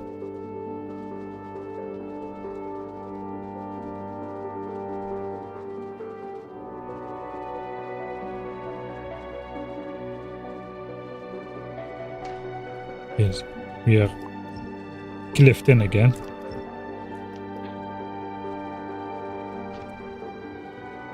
You know, I really could use that base marker again. So where do I need to go? Somewhere over here. 800 meters.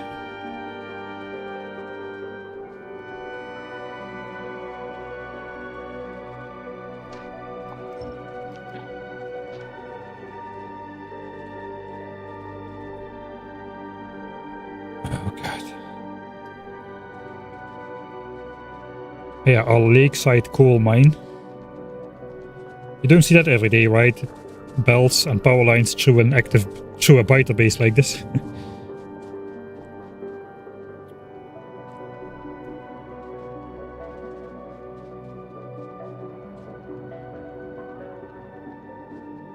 Maybe you could use gates instead of walls to help mark which is which.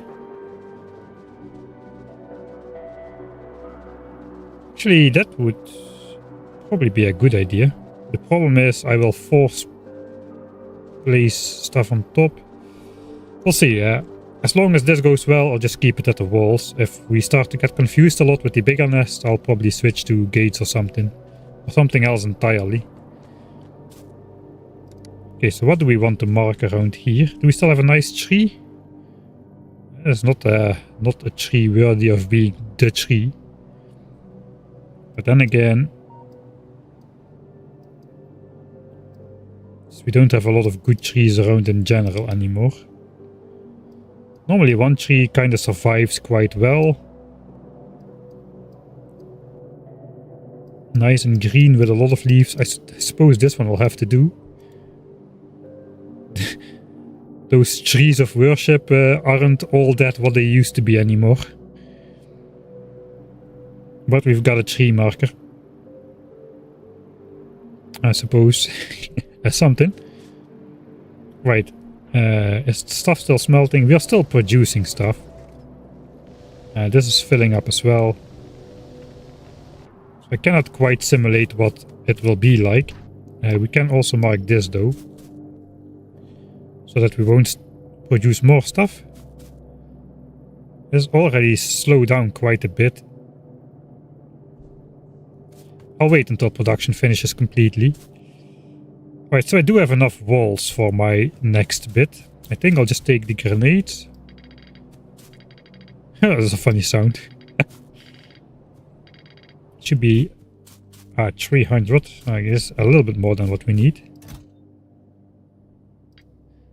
We don't need any grenades at the moment. What I need is ammo. Lots and lots of ammo. I have enough walls for that one nest. Yeah, we'll just come back for more walls after we take down the next one. How many times have you reloaded so far? Be my guest and find out. I have no idea. It's been a lot of times.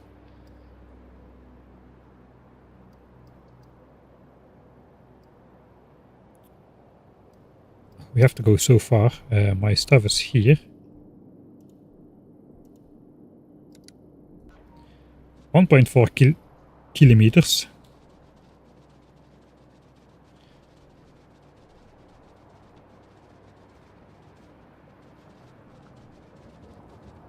I mean, I'm reloading a lot for different reasons, even if sometimes it's just to showcase some obscure aspect of the game, but other times it's just because I suck and die to like 2 biter bases in the early game. Yeah, this is not a hardcore run. I guess you could call it like some sort of proof of concept run, if you want to classify it along usual terms. Just to see if it's possible kind of run. I suppose if I really wanted to very hard, it might be possible to pull it off without dying, but yeah, this is the first attempt to see if the strategy even works, so we're going to be a little bit more lenient towards reloading and using debug functions and all that kind of stuff. Can I walk through here still without triggering them? I think I can. It'd be very nice to not trigger those biters, so they're still nice and small when we actually need to take out the nests. I'm not gonna replay this for an actual hardcore rules kind of run though. This playthrough is the type of grind that you only want to do once. I'm gonna leave that up for others. If the strategy works, I'm going to leave it up to others if they want to have a crack at it. It would also help if you had a more like experience in like real-time strategy games like StarCraft or Age of Empires. That kind of stuff would come in very nice to be able to survive way better against these fights. I really suck at those, so... Right, how many ammo do I have? That is 9.6k right there. That's 10,000 ammo. Right, that's what I wanted to have. If I cannot do this with 10,000 ammo, I should probably give up.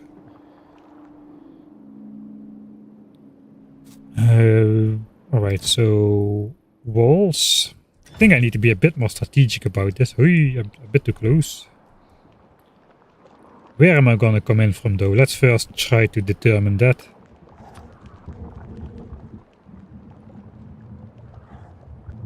I think I'm just going to want to place an entire line of gun turrets next to this beach here. It's a bit hard to put that down, since there's nowhere to avoid the acid. That might not be a good plan. There's a ton of worms here, so...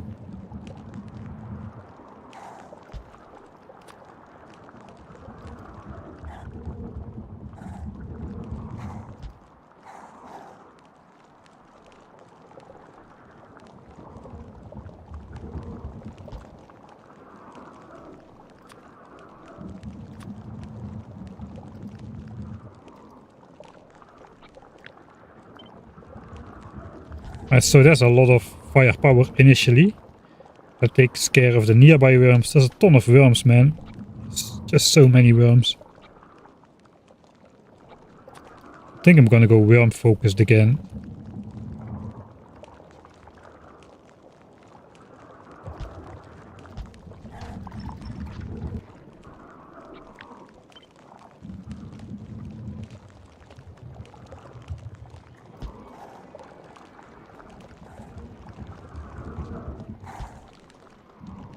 gonna go maximum firepower all the way around. Okay, here we can probably start rotating some of these.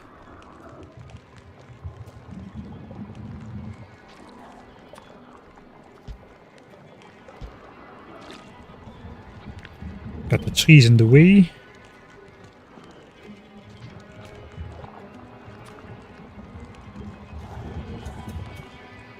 Alright, once we're here, we can then all the acid flinging will be done.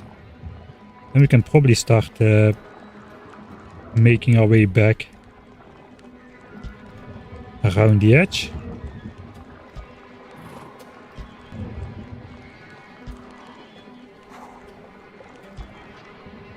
So that's the plan. Come in here, go around like this. There's already 117 gun turrets.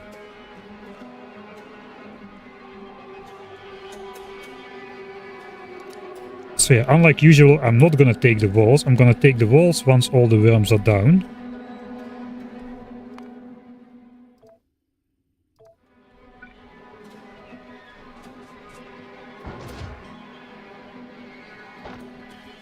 Which means I'll place him in a chest close by.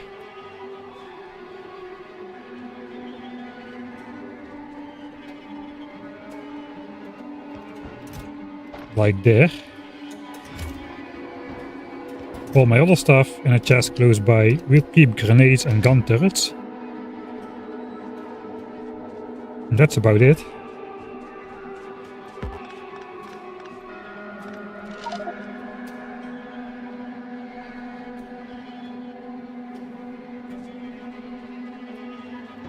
This track is a bit loud. Let's change to the next one. We need also some ammo magazine resupplies. Whatever we cannot carry, we can just try to pick up again. I hope I'm not coming too close by. That's why I did save. Okay, so what do I want to take? My gun turrets, the grenades, and ammo. Only ammo. Then later we can pick up the walls and resupply ammo.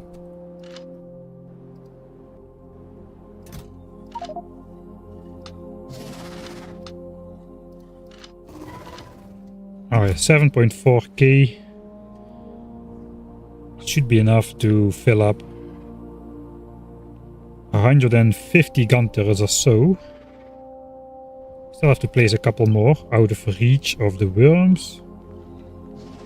Like maybe here. That will trigger the initial batch of biters. Yeah, I think that's gonna be... that is our plan. This one is not gonna go right the first time, very likely. I suppose I can just override that save again.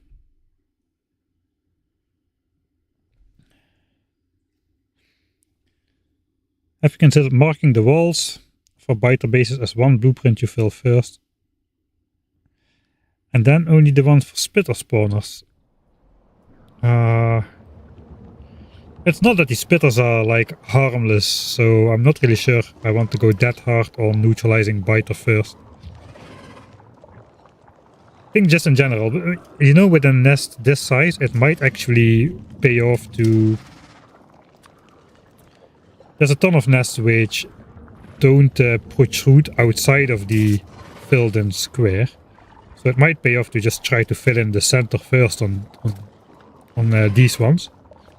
So already fully block a bunch of nests, I suppose. Haha, I assumed this was a nest, but there was just too many...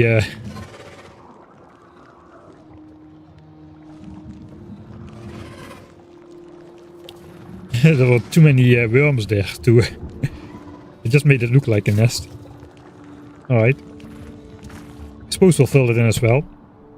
Let's load because we are wasting daylight. Another reload. Added to the list. This one for a good reason though. Okay, let's go.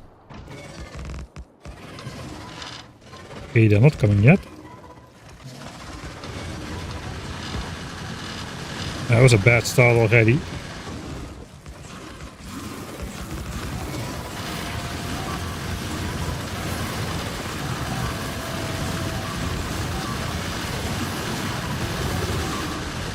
There's a horrible start. I'll try to redo that. Let's see how fast this gets obliterated. Pretty fast. Actually, the worms are doing a ton of damage, man. The early worms. They get the bird and the gun turrets. Yeah, that was quite... It's completely gone too, man.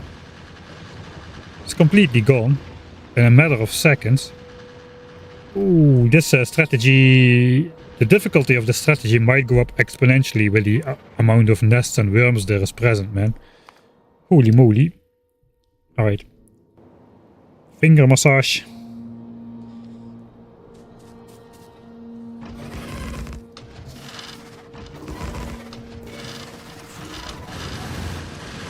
Okay, better.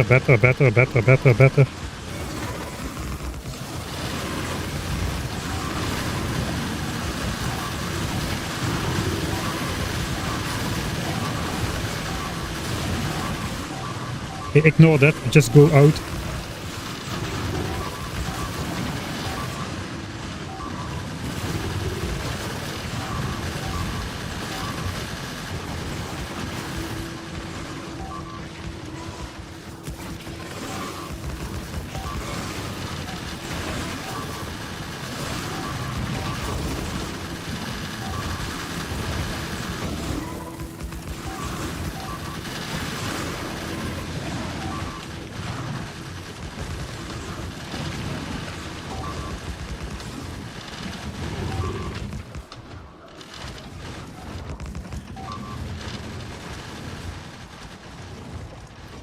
Alright.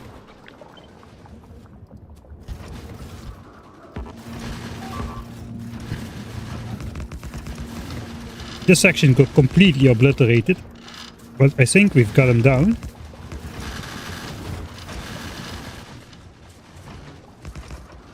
Okay, we don't need this area anymore. Let's go pick up my ammo and the walls. Apply the blueprint. Alright, and here I'm gonna save. Okay, that went about as well as it could go, I think. I don't think I could have done that much better with my skills. Again, I'm just curious. Before we go in, it's only 1.5k magazines. Taking down the worms is hardly anything, really. So what do I do next? I probably want to fix my gun turrets, so just put new ones on all of them.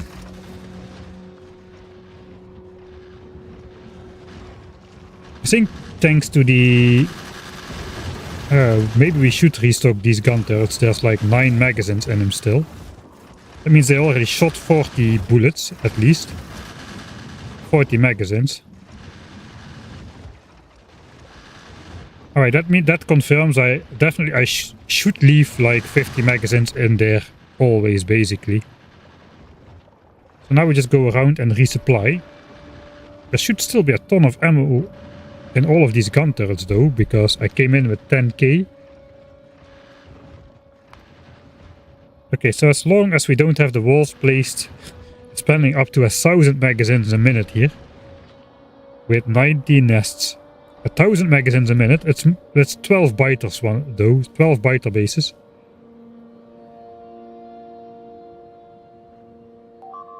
It's like 1,000 magazines a minute.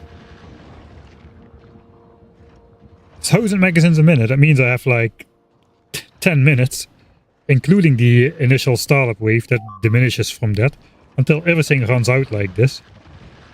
Holy moly. Okay, this is not over yet then, because I gotta place like 1,000 walls or something. Whew.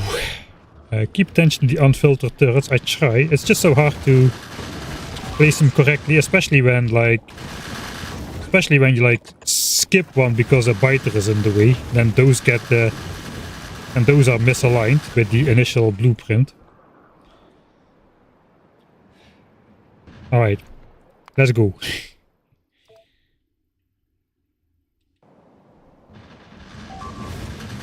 Alright, so first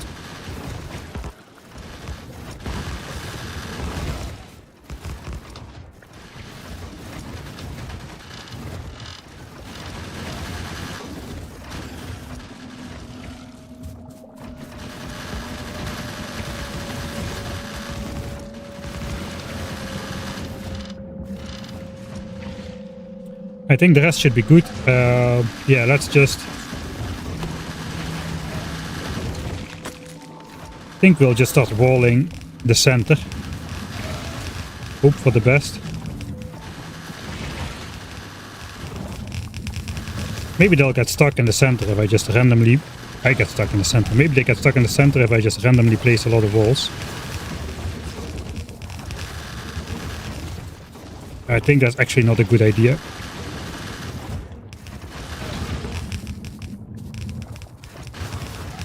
Because now I will get stuck in the center while I try to place all my walls.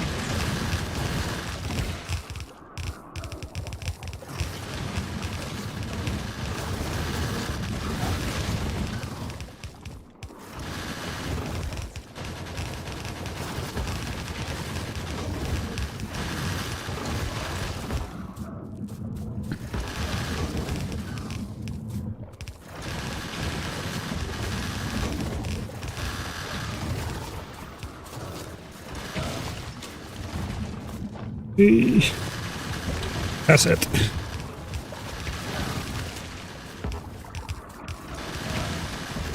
Oh, if I do that, they spawn or what?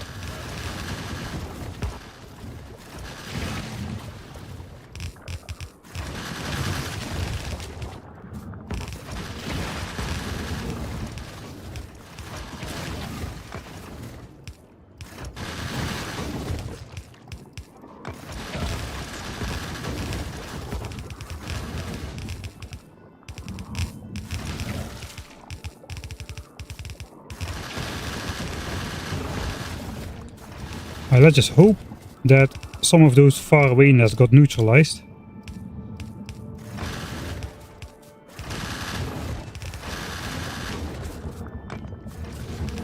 Because an alarming amount of nests is starting to run out of... An alarming amount of turrets are starting to run out of ammo.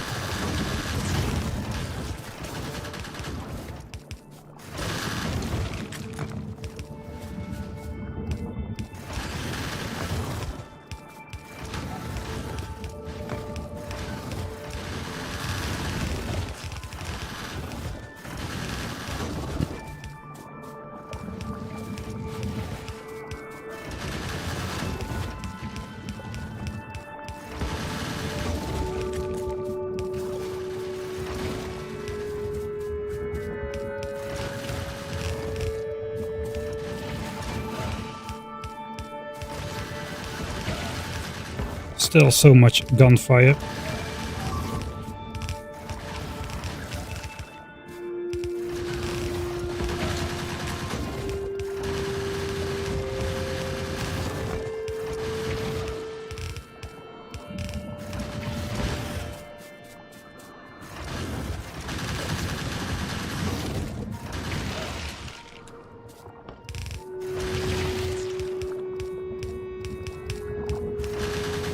Okay, I'm already stopping to deconstruct walls.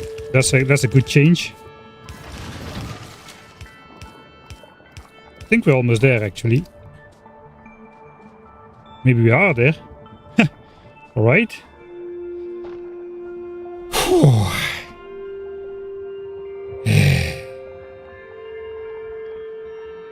Mamma mia. That was surprisingly possible, though.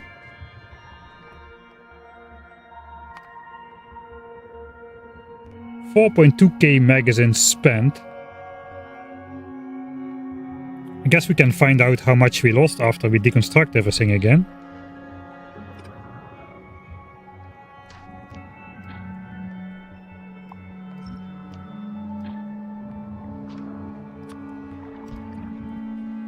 Alright. Alright, I don't have my repair packs.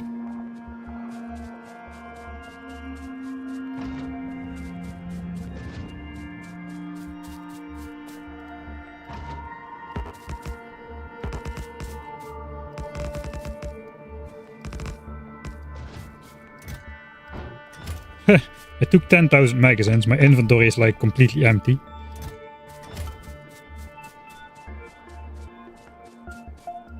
How many turrets did we lose? 43, that was definitely the most turrets we lost in any combat so far.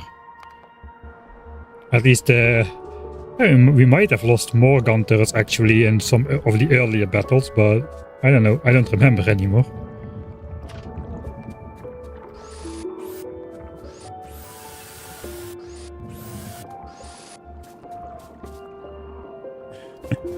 This playthrough looks more like a job than fun. It's good that Factorio has become my job, so I can justify doing playthroughs like these. Because I cannot say you're wrong.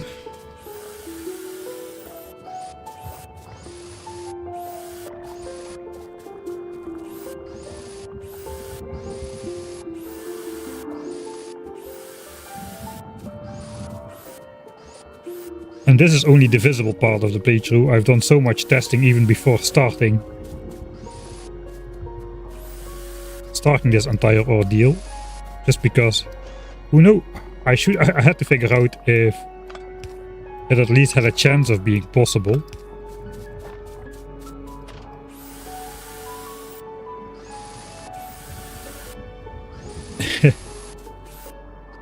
It's always fun watching other people work, right? Alright, that was a 0-tick spawn. I just repaired that as well. Life sucks.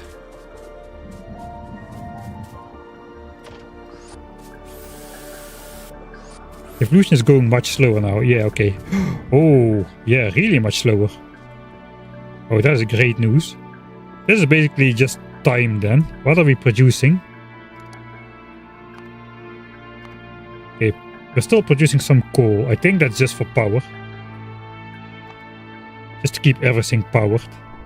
Mostly the radar network actually, that is running on these boilers. But without those I would not have vision in my base and everywhere else. So I'm gonna keep that on. But the actual production of stuff has completely stopped since a little bit. Like a few minutes. And we can indeed see this goes up by 1 or 2 ticks every... This is like 100,000 of a percent every second. So without production, I suppose we should end up at around... I don't know what we should end up at. So it's 100,000 increments to gain a percent. So it's 600,000 increments to get to 90% if it goes linearly. Let's say it's like 2 every time. So 300,000 seconds. That's almost 100 hours. That means like at least 100 hours to behemoth biters if we don't produce anything. Which is not gonna happen of course, because we need to produce ammo and walls to make the fights happen. But at least it means if we are not producing, we have 300 hours. 300 hours? No, 100 hours. Yeah, 100 hours before hitting behemoths. Yeah. I don't think I can calculate like that anymore though. Should at least calculate the amount of ammo I'm spending in 1 hour. That's gonna go up as well. The nest will become bigger. So, not really fair, but if we are not producing, evolution is basically at a standstill. That is what's going on.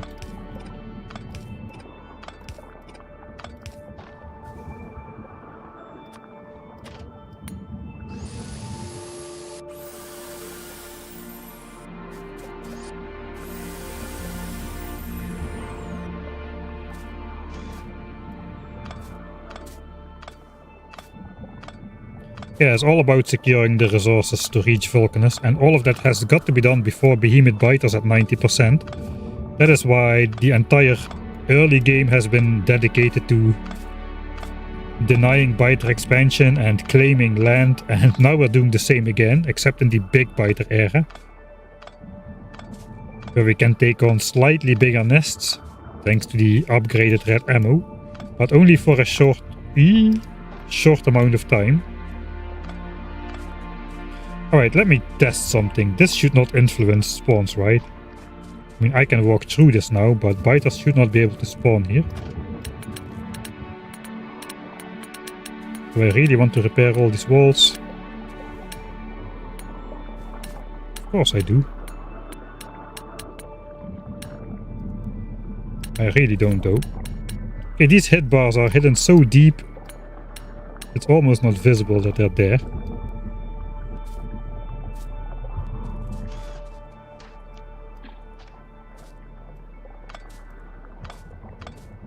Why are behemoth biters the deal breaker?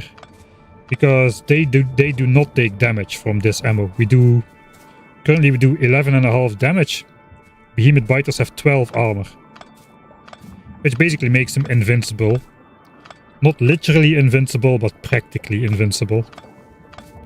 They will take like 0.3, 0.4 damage from one bullet, which says that's like, I don't know, 7 to 8,000 bullets, 7 to 800 magazines to kill a single behemoth biter, and they're gonna be spawning non-stop from the nests. So that is not really feasible.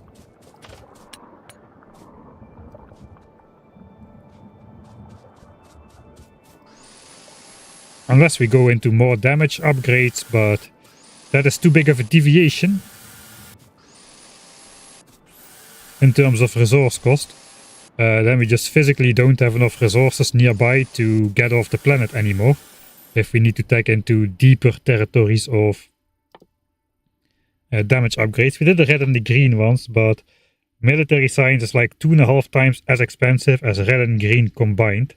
So that means 700k of this is equivalent to 3.5 times that or so.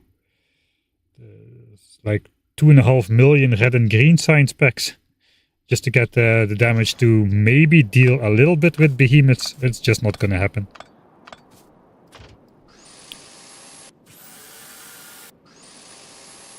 At least not in a claim resource kind of way. They heal as well, yeah. There is no minimum of 1 damage per bullet. Basically, once you do 1 damage per bullet, like with yellow ammo against medium biters, which have 4 armor against 5 damage. If you look at the medium worms, they have 5 armor against 5 damage. Then you start to do 1/2 damage. And then if you have like big biters, which have 8 armor against 5 damage bullets, you start to do like 1/2 plus the difference in armor, so that's 3. So 1/5 damage with unupgraded yellow ammo against big biters. So that is how it diminishes further. But hey, this is good news actually. We claimed the copper. Claimed copper. That's all we had to do, really, to claim this copper.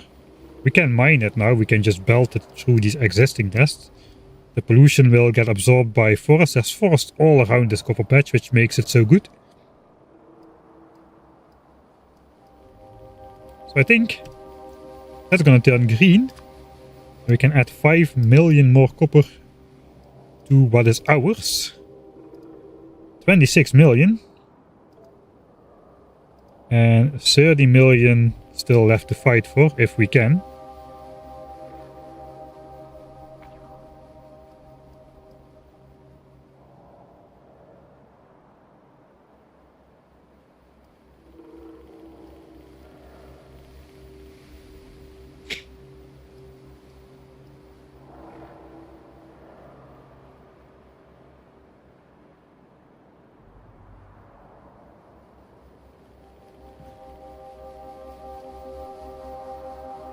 It would be kinda good to neutralize this one. I could mine this iron at full speed if this nest is gone. I don't think I can mine this entire patch simultaneously with those biters there. On the other hand, I might first try to just claim everything and make sure I can mine like... If I can mine like 2 bells of iron off of this for the rest of the game, that should be good as well. I think I would rather have like 2 belts of iron here and 2 belts of copper here than a full iron patch and nothing over here, something like that. So that means we probably want to just take like this. I think this is just worms, medium johnnies. They can potentially stay. We have enough to take this, I think. There's just an expansion and a small nest.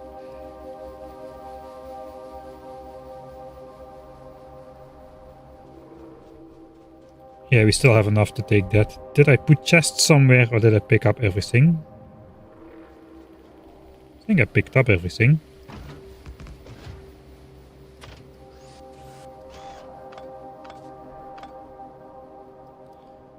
Suppose so, let's go claim this 7 million iron next then. Should I... Then we got another question, or should I do these as well? I thought they were too close to my pollution cloud. I cannot check that now because we don't have a pollution cloud. At least not really anymore, with production stopped.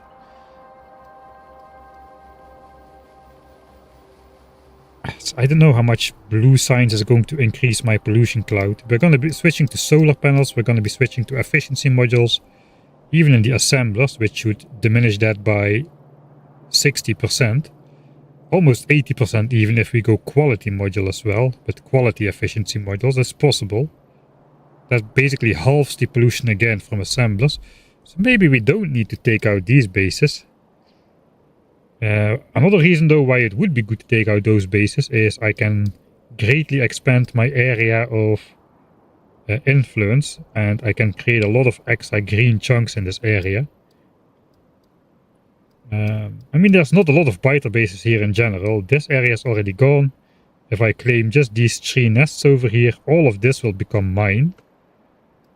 And we will have much more of those juicy green expansion chunks.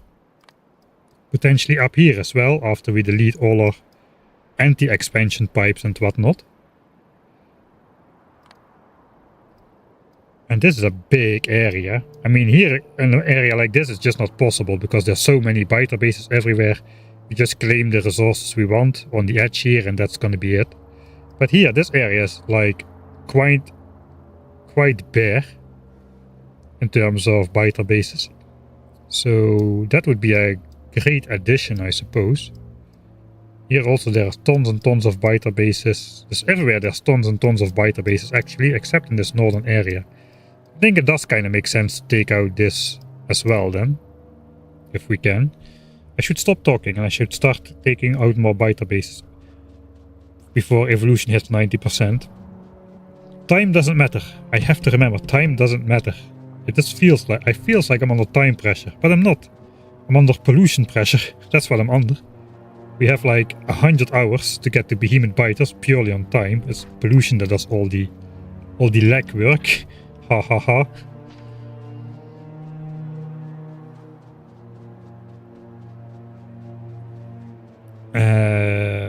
Worms can be killed. Poison capsules would be great.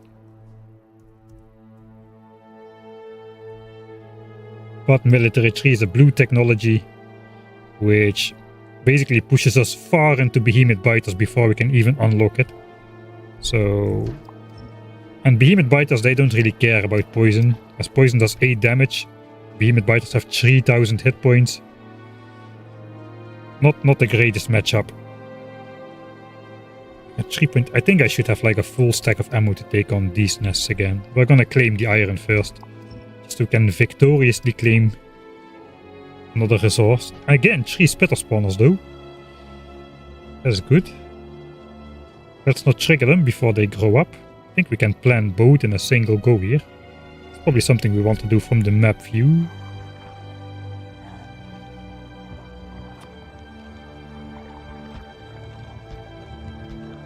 I don't think we need to do much more than this here. We just need to grenade all these bases. I think we need to grenade this entire area before we can even place our gun turrets down, to be honest.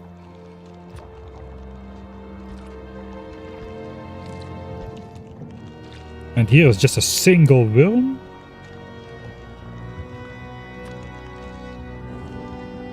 So...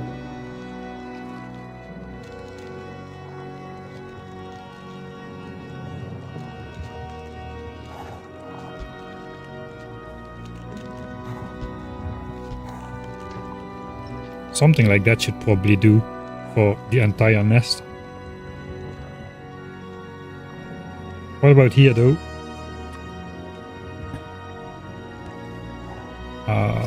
This line covers everything. I think this is just going to be a long line of gun turrets. Take out all the worms. For the rest it's just spitters, so nothing too hard. We try placing this. This is all placeable without getting in the way. There's a first line. Yeah, okay, I think that's good.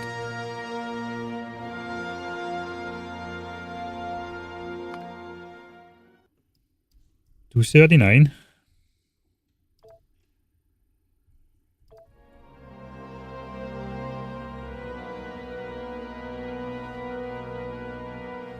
Yeah, this will be a YouTube series. I'm already working on the first episode, about halfway done now.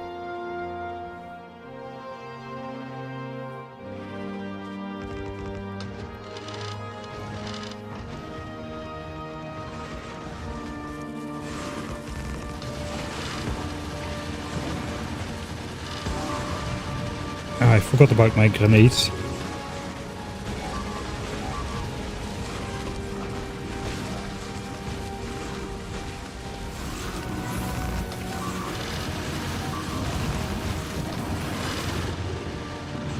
Finally one which I can film normally.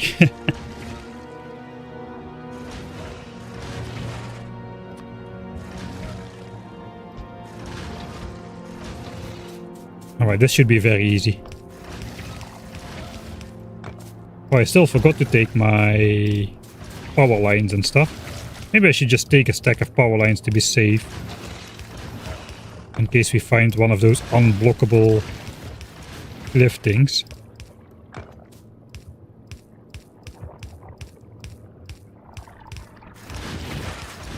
Then again, it did kind of look like that was a small biter, small spitter only thing.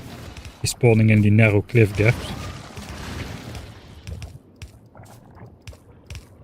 I damaged the nest with grenades, I suppose.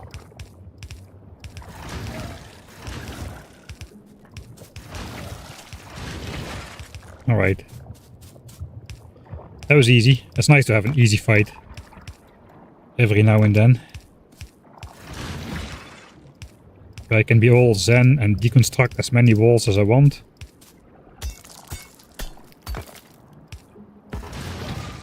Big spitter is in the way.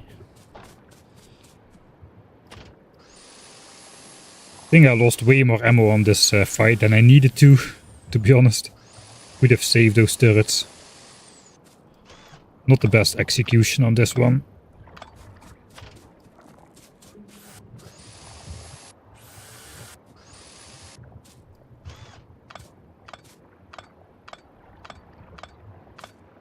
How the turrets don't attack nests. In Factorio 2.0 you got this feature. Target priorities and ignore unlisted targets. That was mostly made for asteroids in space. But also works very nice for weird playthroughs like this one. Where you want to not shoot any nests.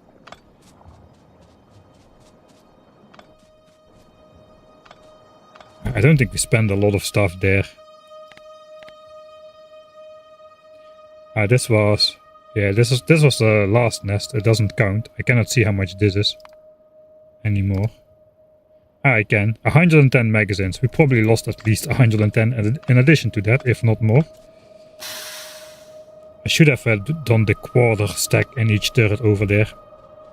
Hey, thanks Pink Panther for the 8-month subscription.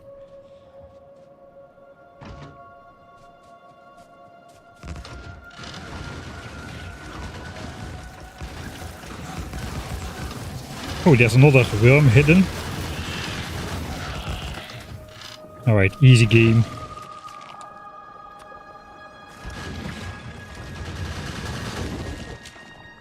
I think I even have time to chop some trees in the back here.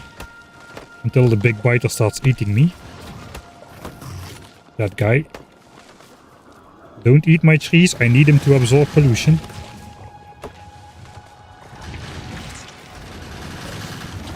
Alright, we'll do that again. Okay, wait for the next big biter. There's a medium one. Come on, big biter, spawn already. That will give me 10 seconds. I can try to force him to spawn in the front side like this. And that spawns it within range of the turrets. Which means it hopefully leaves me alone most of the time.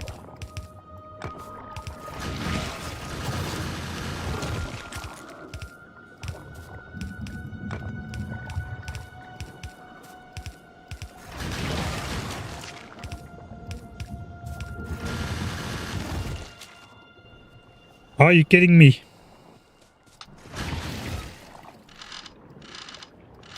I'm out of walls. That is so dumb.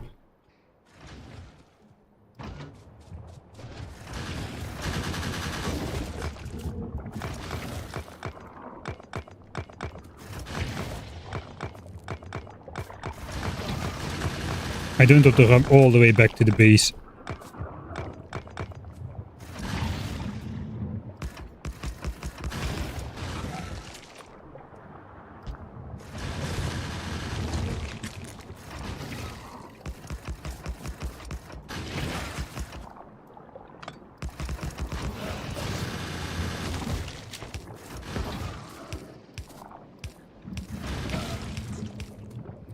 We can just block the spawning with physical gun turrets for the time being.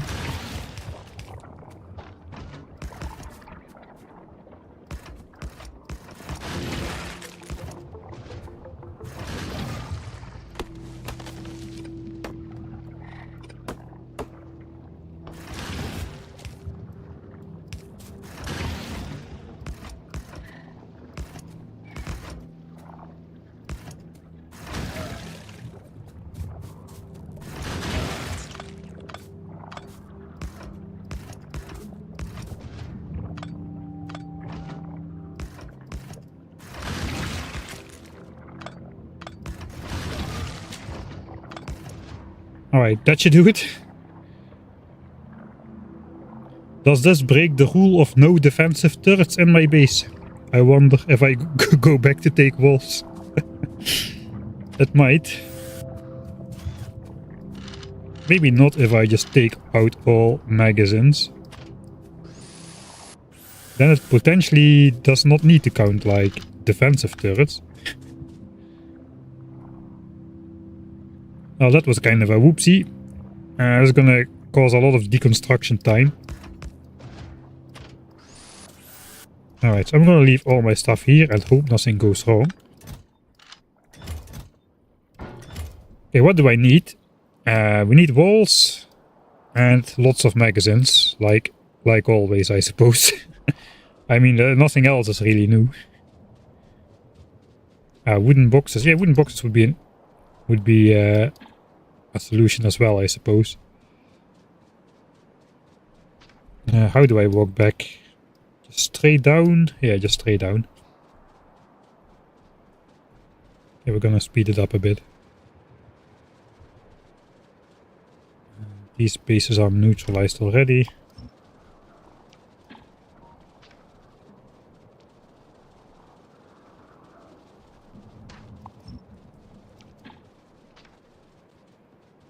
No ammo, no crime. Alright. I'm gonna agree with that.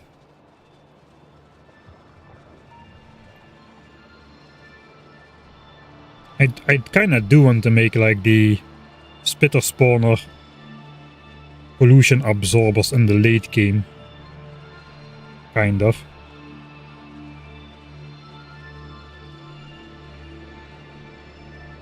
That's also not really defensive turrets, but it's still turrets. Right, so what nest am I gonna do next then?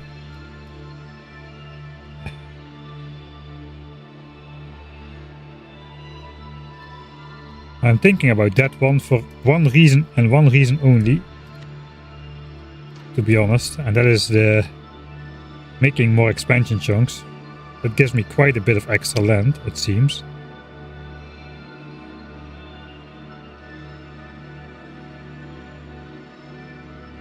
Is it good land though? It's not the greatest land. And maybe I don't need to. Oh no, there is some good land up there.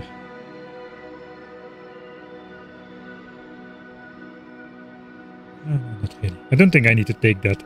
I won't gain too much by it. Right. Yeah, we first need to take the important stuff anyway. Alright. Let me do some more reorganization of boxes, like I love to do.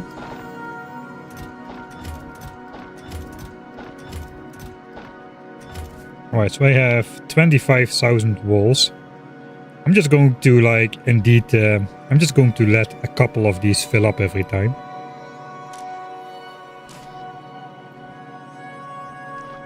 I could indeed just hook up all of these together. Since the chests are already hooked up anyway.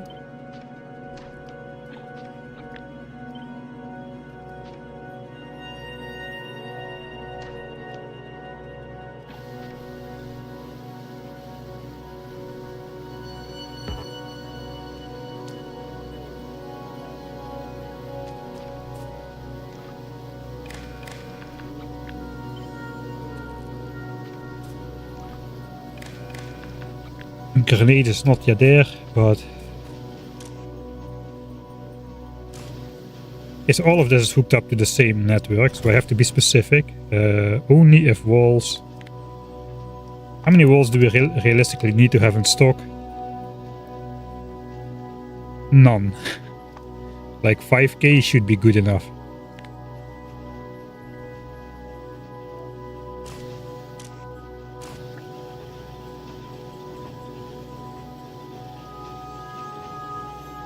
Alright, and magazines.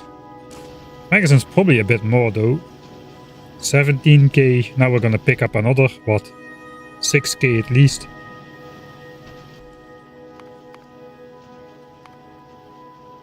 It's kinda hard to see how many magazines we're spending. 21 a minute. 60 a minute maybe. We are producing 180 a minute. We're gonna be more efficient though, at least that's what I hope.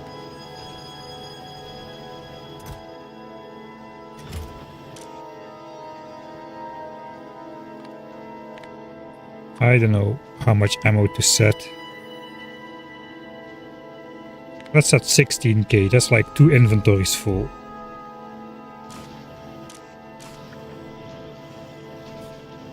So now that's gonna stop, but as soon as I pick them up, it's going to activate again.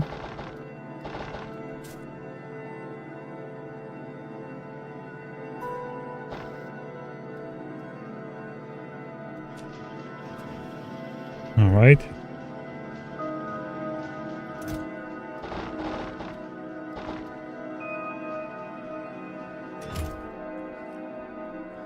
So if I go here next.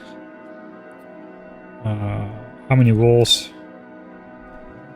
I don't think I need more than 3k walls. I'm just gonna take all the walls right now. I will just come back to pick up magazines every now and then. Tuck, tuck, tuck, tuck, tuck, tuck. There's like at least 3. That's also only worms, I think. Okay, that's too many walls then. That's too many walls.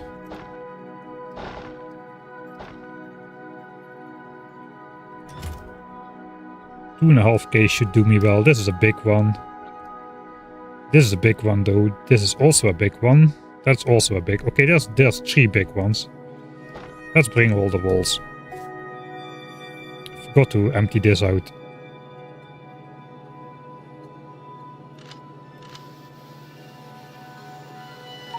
Alright, there we go.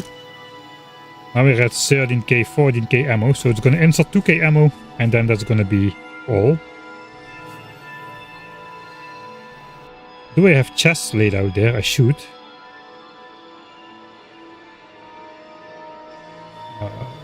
We'll see. Let's go back up. Limited ammo and wall production. That hopefully will slow us down a bit towards behemoth biters to not have... I mean, 25,000 red ammo. times 14 resources per magazine. That's a lot of resources. 25, 250k. It's like 400k resources or so, more or less, to have that in stock. Which is also 400,000 pollution. We're really hitting 84% evolution right now, this moment.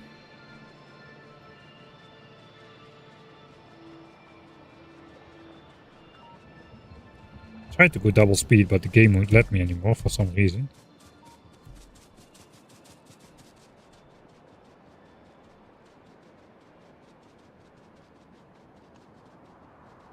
How many turrets? The turrets are still there.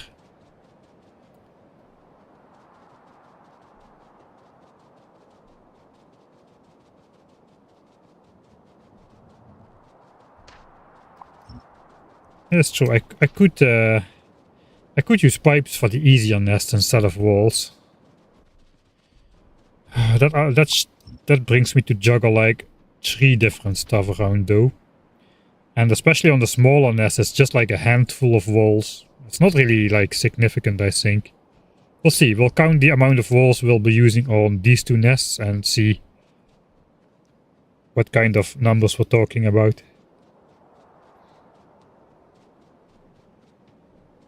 Yeah, that's exactly the point. It's not much in comparison with the ammo cost.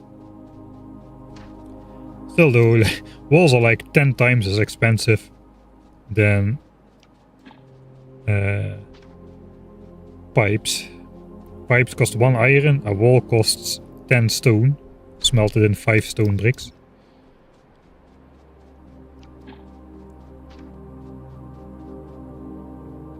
Alright, actually I should probably put back some ammo again.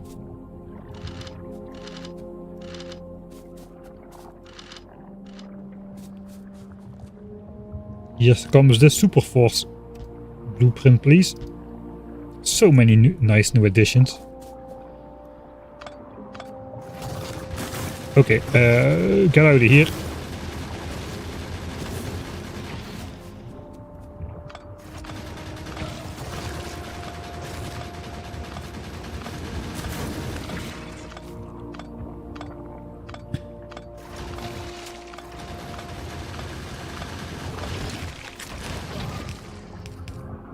I'll first try to put these in place. That should do it for the big biters again.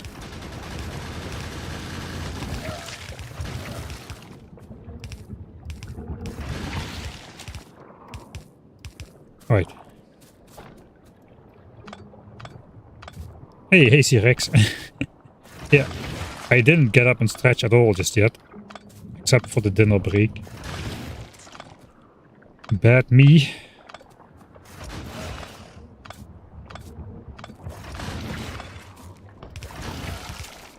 We're having another nice combat round, similar to the early game one, except not so grindy, at least.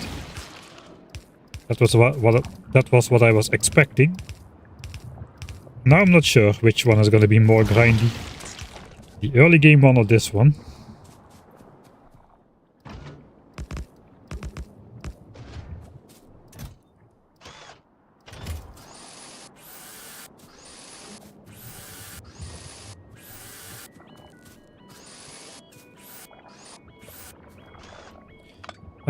Yeah, threatening the biters to stay inside. We did have a nice lore element to the pipe system where we made life nice for the biters, installing air conditioning, sewage systems, you know, improving their quality of life so they want to stay indoors much. Yeah. Much more than a literal prison I cannot really make out of this.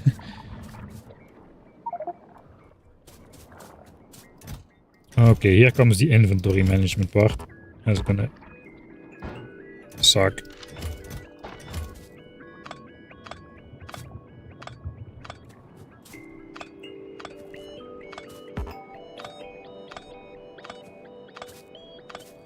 Yeah, turrets cost like 50 resources each.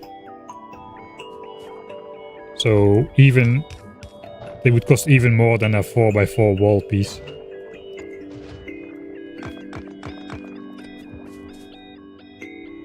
Alright, now comes the issue of how do you move more stuff than you can carry? Answer, you don't. You just walk twice. Unlike the early game, I don't really have a solution for that, like storing stuff in the crafting queue. I suppose we take everything and just come back for the magazines. I think though we can claim the 7 million iron now. That is rightfully ours. Which brings us up to 70 million. And this is going well.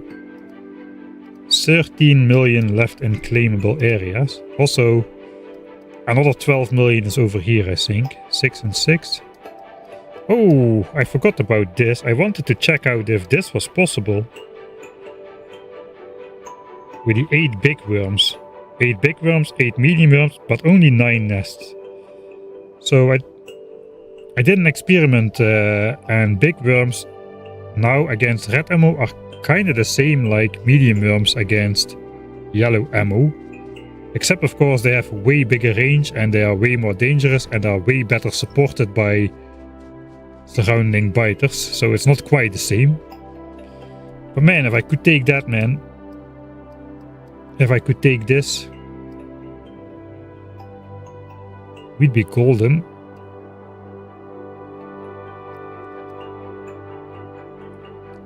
I mean, there's a lot of forest around. This is far away. I think we can easily take 2, maybe even 3 bells of iron from this non-stop. Maybe even more. Especially with this one in combination.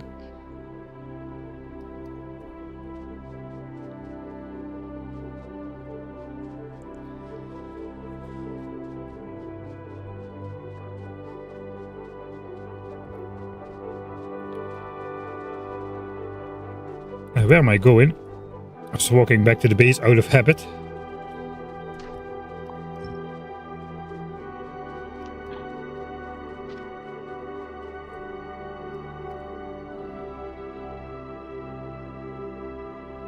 Yeah, I'll do these 3 nests. I want to do them. It's gonna be worth it. And it's gonna give me something to do when I don't have anything to build.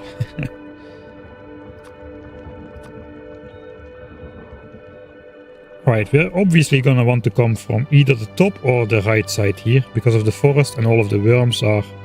All the worms are basically everywhere, but they are mostly concentrated on top here. I think we just go in from... I know, we'll first make the wall blueprint before deciding that. So that means I'm not gonna put my chest somewhere yet because we have to decide first where all the stuff goes.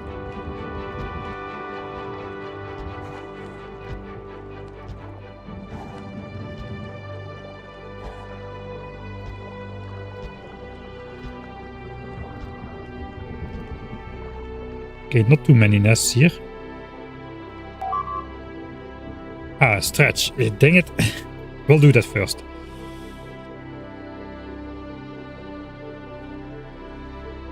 Let me save this here. There's a nice track in the background.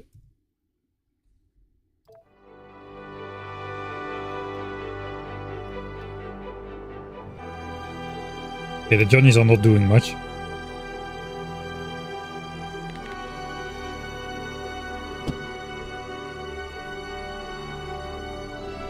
Have you completed all the red and green research you plan to do?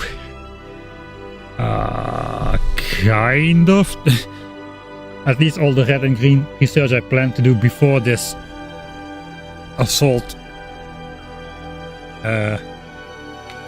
intermission. But no, we haven't made a dent just yet in any of the serious technologies. It might sound a bit weird on the other side of the microphone.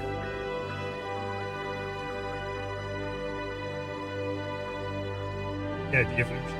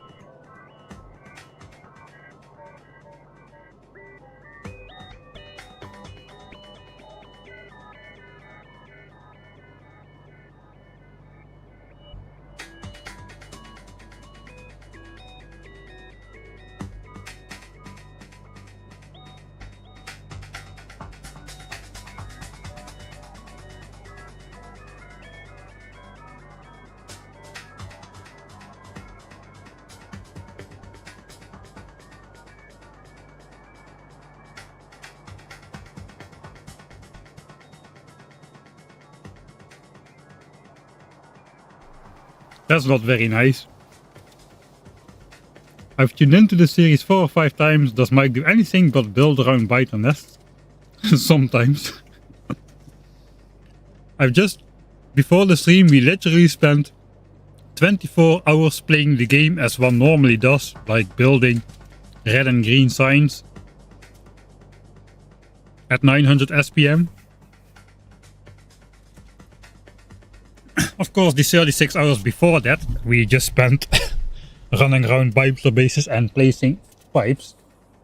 But now we're doing different things. Now we're running around biter bases and placing walls.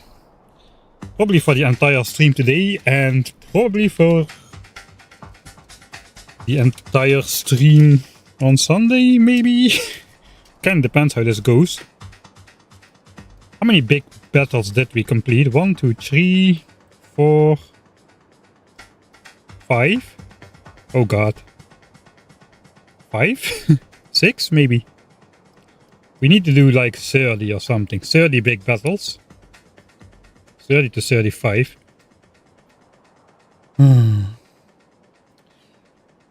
That's gonna take a while, isn't it? Well, we'll see. We'll be hard stopped when we hit behemoth biters anyway, so that is where this ends for sure.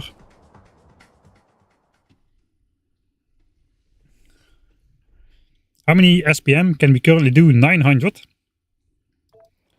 But we have done so only very briefly. But of course it's built for the future. And we can quite easily expand it to 1800 below here if we want to, if we can get the resources. It's 10 belts of resources to get 900 SPM red-green. I probably want more focus. I don't think we go 1800 green SPM, to be honest, as we probably need a lot of time to set up 900 SPM of blue signs. And after we hit blue signs, we probably cannot outdo 900 SPM either. We have to build solar, we have to do more piping, like expanding the borders, we have to do more landfilling, making landfill chunks on the lakes. We have plenty of stuff to do, I think, while the green technologies research away. After behemoth biters, we don't care anymore about pollution other than actually polluting biter bases, like normally, not really about pushing evolution factor anymore. Then we can just pollute as much as we want as long as we don't pollute any active biter bases.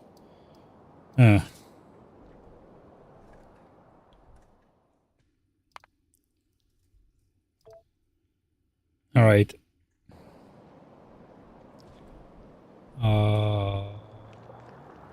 I was in the middle of this process when I was rudely interrupted to get out and stretch. Switch off the grid. Now I have to fill in this thing again, somewhere where there is not much, like here. Don't I have a space where there is nothing? A large space where there is nothing. Just a space I can visit every time. I suppose it is this area then. So I just mark some stuff for deconstruction here.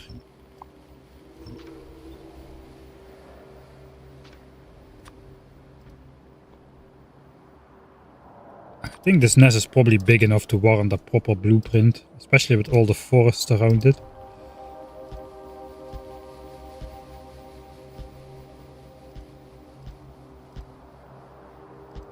Hey, but the good news is after this session is done, we won't be doing combat ever again, because we simply can't.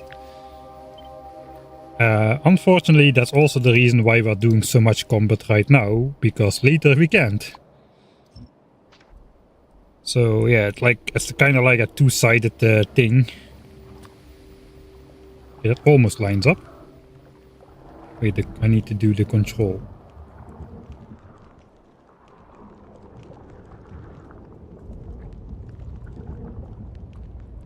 Okay, that lines up. How are we gonna come in then? I did not do the filling in. I think I can just decide it myself on the way. This is not such a big one that I really need to care about that too much. I think I do want to come in with the gun turrets from... There's all the rocks. There's all the rocks in the way there as well. Probably want to come from the north, to be honest. Can get most of these. And then just turn around the nest that way. Okay, so I'm gonna walk to the north first and then deposit my stuff there.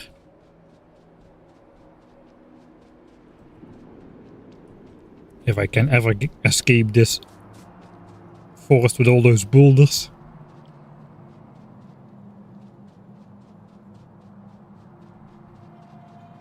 Sometimes he plans which python nests to build. Well, if I ever need some lawyers, I'm not gonna choose any of you, that's for sure.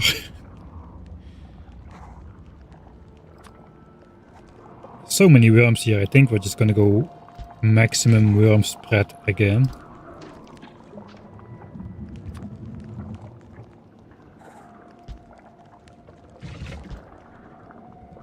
Alright.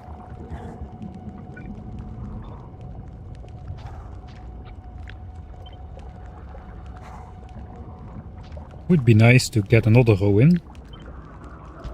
I think I can sneakily sneak up on this side to take out this guy. With a little bit of luck.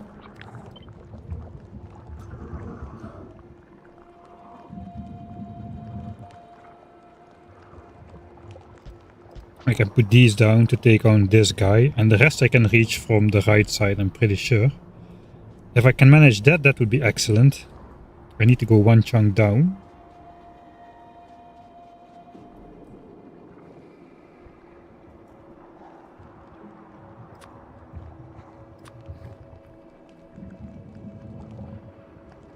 So I suppose we just turn the corner here.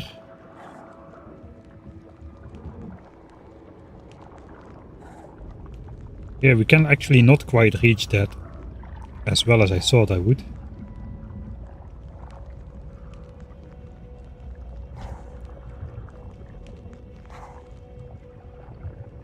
I think we just have to go in here.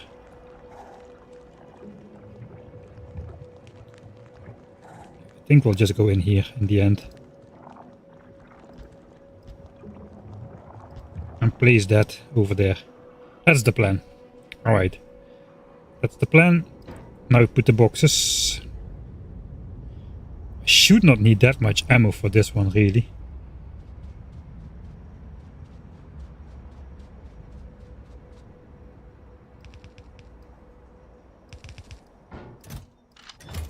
Ammo, walls, the rest.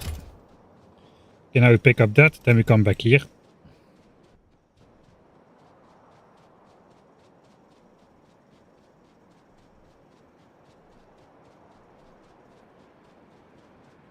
For what the blueprint, it makes it easier to see where walls need to be placed.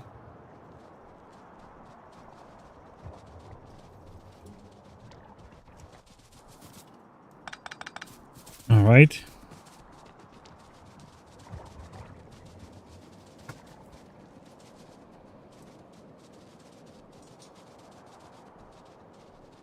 At least now it's completely dark when we need to do the attack.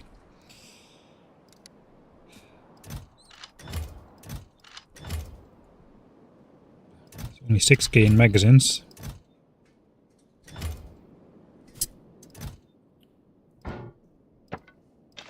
I need to put my grenades on the hotbar somewhere.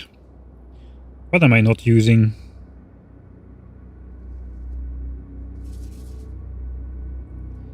I'm using all of these though.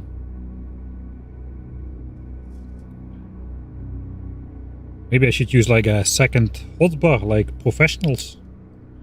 Maybe I'm not using this one actually. I'm always just pressing F on an existing wall piece. Let's put grenades there. That's annoyingly close to my gun turrets though, so that might go wrong. Alright, there's not many walls in here. 500 or so. So we'll grab this, and then it's just magazines. We shouldn't need a restock on this one, I'm pretty sure. It's the single one for the triggers.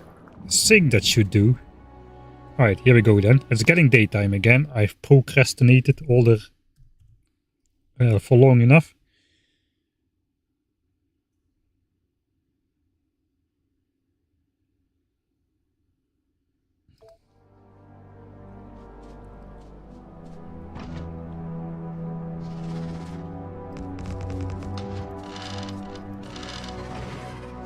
Trigger, trigger, trigger, trigger.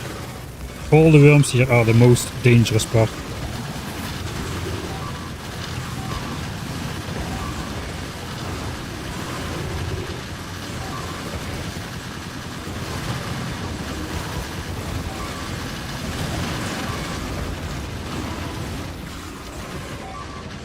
Alright, I think that entire side is gone in terms of worms.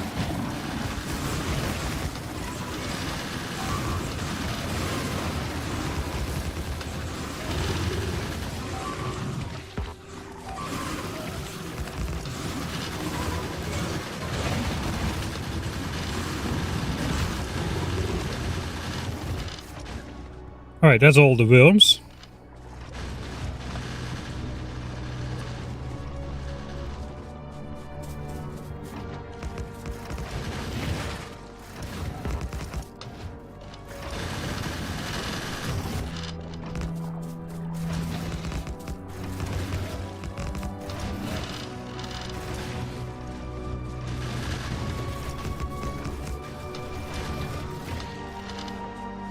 We're not shooting any nests.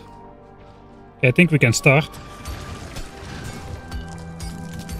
The rocks are annoying though, those are not very easy to grenade away.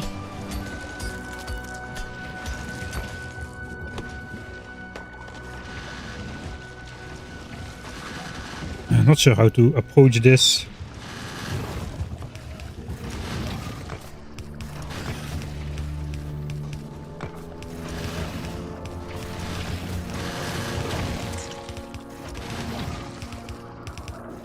I think it's too small of a of a nest to warrant massive building.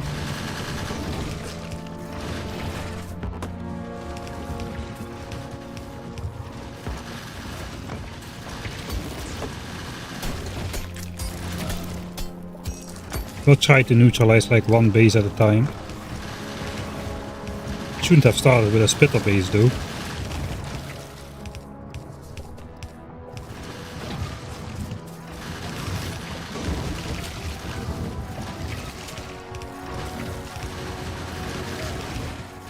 Yeah, I obviously do not have an idea what I'm doing.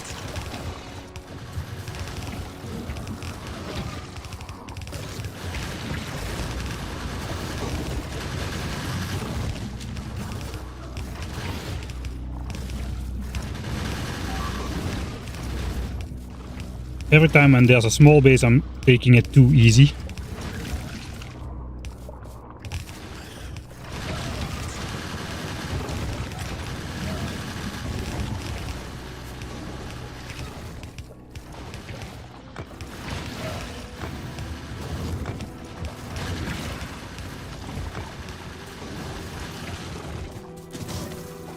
Okay, I definitely need to grenade this area here.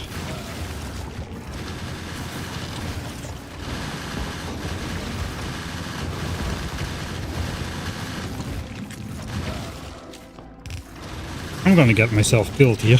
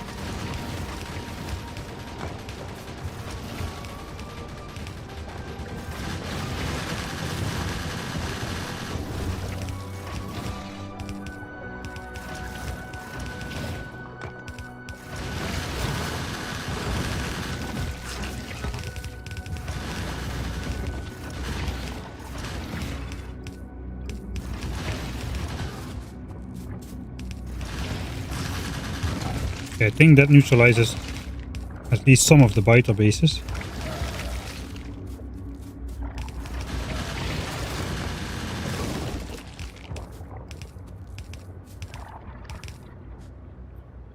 Weird order of doing things. It's so hard to prioritize because it doesn't matter. The amount of walls you place doesn't really matter. It's not like a gradual process. Only once you block the very last spawn spot from a nest, you will have truly blocked the nest, and anything before that doesn't really matter. If you need to place 48 walls and you place 47, there is zero effect, and that makes it kind of weird how to prioritize, how to go about this stuff.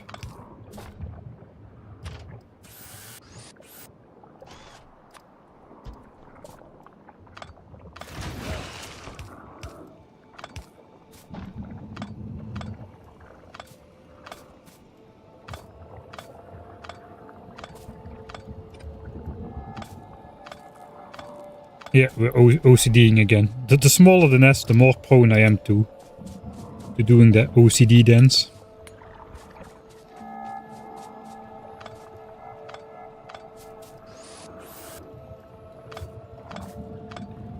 I think the bigger nests are scary enough that the panic sets in, and then I just start playing as I should play.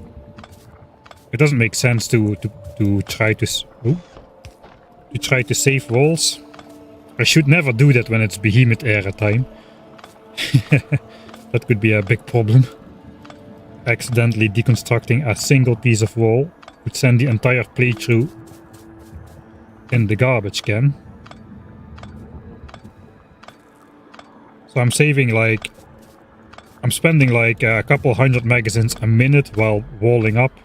And I'm just doing it much slower than I really need to because of my need to place the stuff good. That's why I really should just make the blueprint for every nest going forward with the pre-filled in easier wall pieces. Alright, that's another one down. That one is down.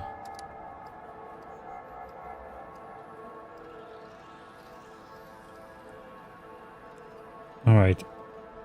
I cannot carry everything still. We have a lot of wood, coal and stone on us now. But even without that, we still have way too much stuff.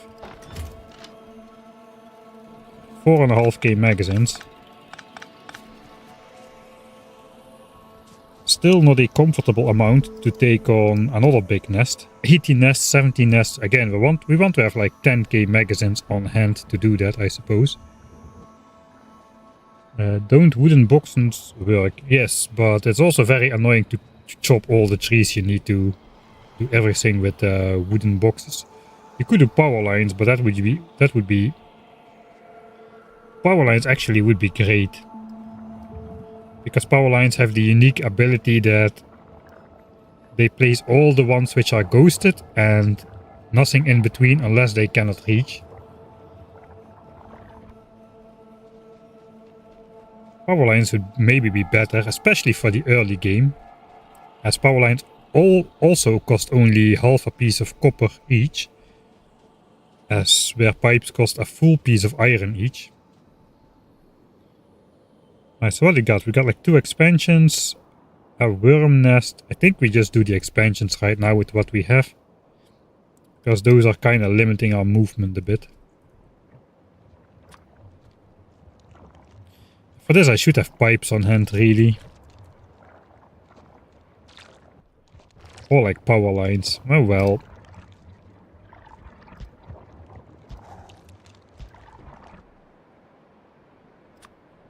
There's no worms at all. We just need like a single line of turrets.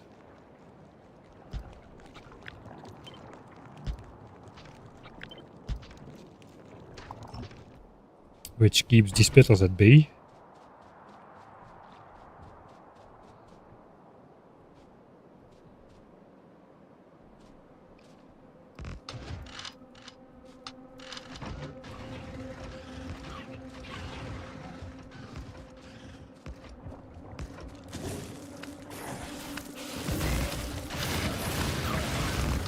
Spitter was in the way. My gun turret.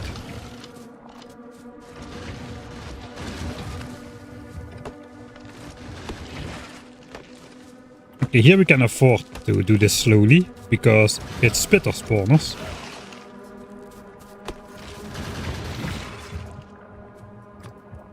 And they hardly take any magazines to kill, because they don't have armor.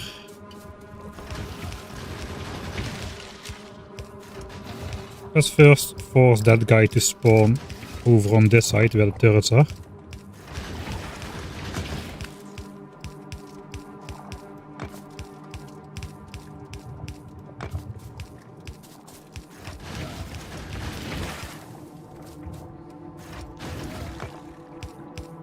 I don't know what's going on with my mouse today. There's another sort of weird sort of hardware acceleration going on some of the time.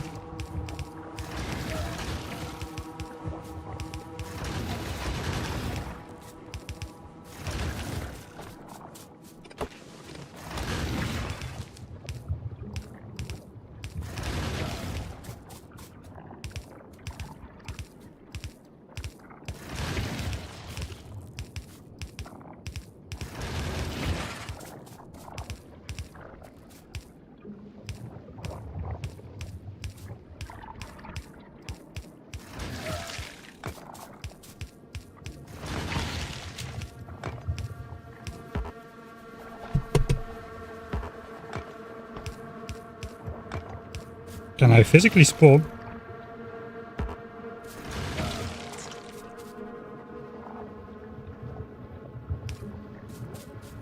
Can I physically block the spawn point? I think I can.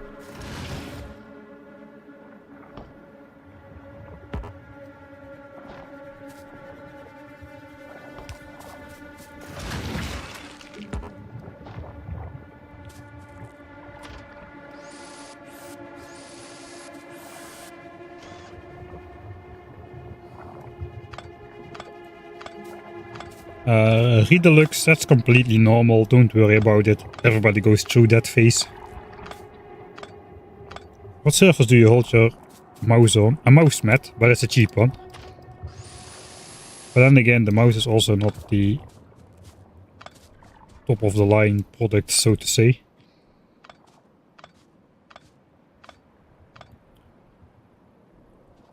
I'm kind of refusing to buy more Logitech products because it was a really good mouse, but the switches in the mouse which do the clicking are intentionally, you cannot convince me that it's not intentional, that those switches are crappy quality, which basically kills off your mouse way sooner than it should. Okay, where am I gonna place my stuff here though? It's like 3 small worms. It's there, I suppose. And we need a big batch of firepower to take down the big biters that are gonna be spawning. So I kinda refuse to buy another product there.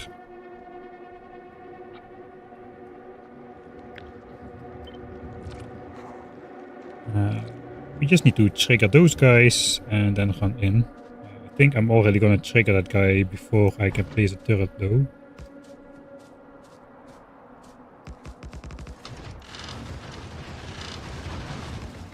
Not great.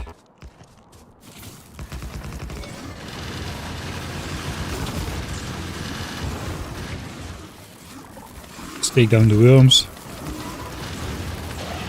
Small worms. Very easy.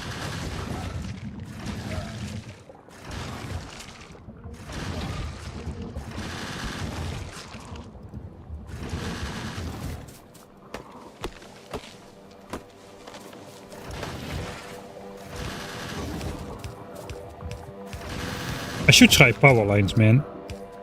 Maybe just on an expansion. I'm just kind of worried that it will have an effect on UPS later on if you have all those independent, complicated power networks all over the base. That could be pretty bad.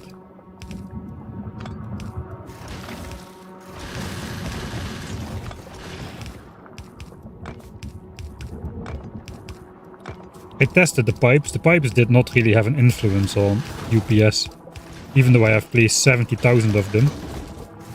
They're all like individual fluid networks, but there are no fluids inside. Maybe it will work the same for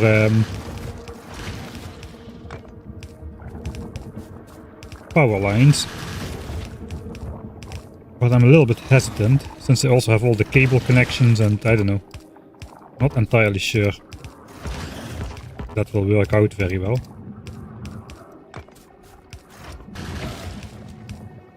Alright. Another one bites the dust. Did something go wrong? No, this is just stage 2. Stage 2 is the one where it's big biters versus red ammo. And we are kind of successfully claiming a lot of resources actually. Just like right now, we definitely claimed another 0 million copper. Let's already turn that green. Another 0 million copper added to the list. So now we have 26 million. And we only need to claim 30 million more. 0 million because it's less than 1. We round down. We didn't actually claim that one yet though. I don't really want to fix 32 gun turrets right now. I think I forgot to repair them in the last assault. We're gonna need to haul over some more stuff for the next 2 bases. This one, a nice square one without too much stuff in the way except some rocks over here. We got this one. This one was actually, yeah, this was already in the way for this coal mine. So we kind of want to get rid of it.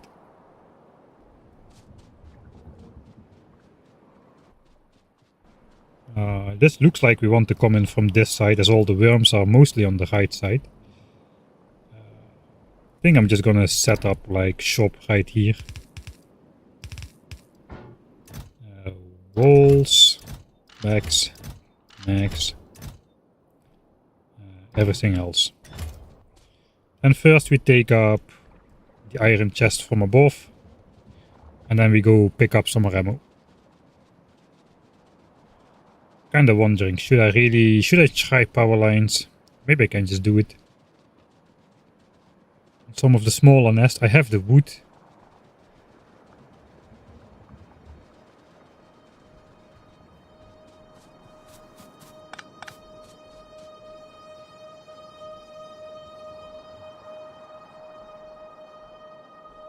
Some weird stuff is going on, man. Why was the text over so slow? I don't know what's going on today. Everything is weird. You have the wood. That probably means something different again. I know there's some proverb with morning wood.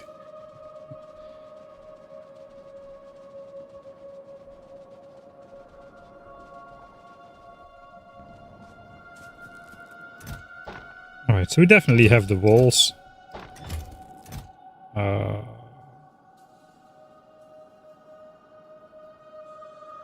I think we're gonna pick up the rest of the gun turrets now as well.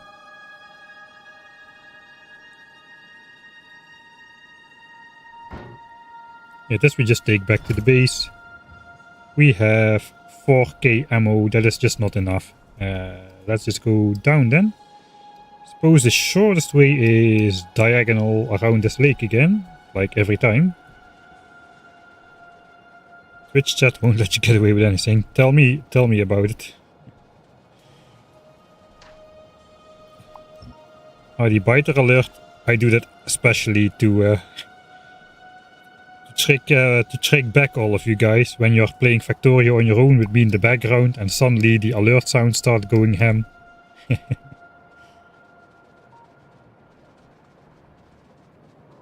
Can have my little revenge. Quite a change. We're now doing it with walls instead of pipes. Like, yeah, you might even see we are on the brink of a new breakthrough. We might start doing it with power lines instead of walls or pipes now. I think power lines would be quite effective. On the smaller nests at least. It would be easy to place them as well. They are not really friendly to carry around though with their stack size of 50. So I suppose we could do nice the early game side loaded iron and copper because we didn't have logistics yet. I lost my train of thought. What else is new? Let's take another stack of those. Actually no, we are not even through the first stack. We'll take one stack of those. We'll take the gun turrets.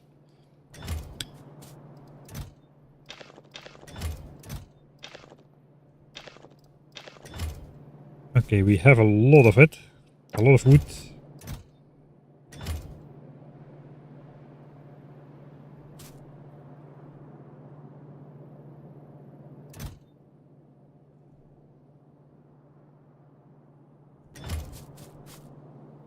Should I try that? Kind of thinking I should try that.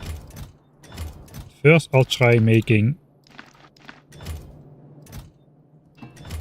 50 more circuits because I've been having like a quarter stack short of a full stack for the longest time now, for the entire game basically. Right.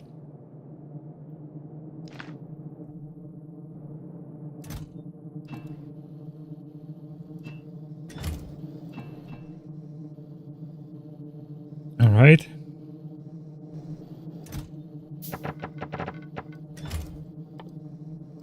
Let's just try it.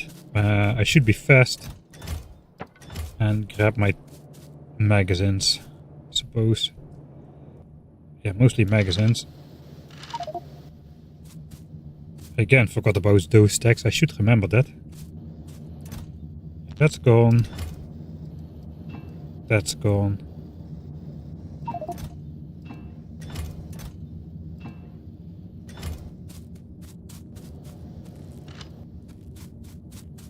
Alright, that's 600 power lines. That should be enough for a small size nest as an experiment. We don't have any small size nest around anymore. That is kind of a fail. I do not really want to try that on a big nest though. That's a recipe for disaster, I think. We're not gonna get away with that. Oh, that's kind of a fail. Yeah, it's kind of a fail then. Alright.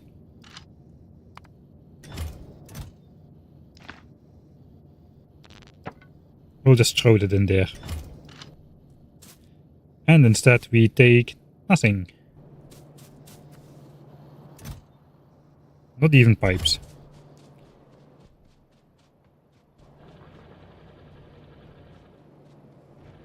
We know that poles work to block them. The theory is it's easier to place them because if you have like if you have the ghosts, you can just swing the mouse and hold the mouse button down, and the power poles will only place in the places where are the ghosts, or if you reach max range. They're kind of unique in that feature. Nothing else in the game functions like that. I suppose like underground belts and stuff do as well, but like tangible things.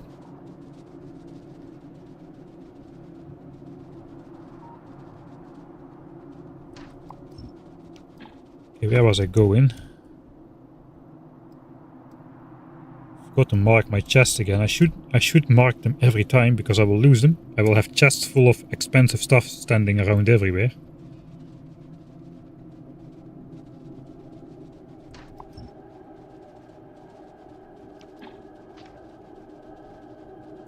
Okay, let's not run full speed ahead into this nest over here. I can sneak by. I think poles are actually, especially in the early game, power poles are by far the best option. Should have thought about that before using the pipes. Both because of the ease of placement. I went on the wrong side, didn't I? And the cost. Like half the price of... You do need to chop a lot of wood though to get them. But if you're chopping a lot of wood anyway for certain reasons, it might be worth it to go power lines.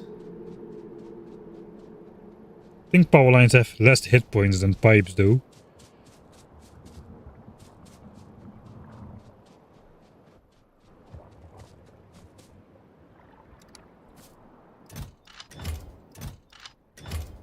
Okay, there's a lot of magazines. About 12k magazines. That should be enough for both of these nests. Yeah, time to plan. What else is new? Nothing is new. Everything is the same as it always was.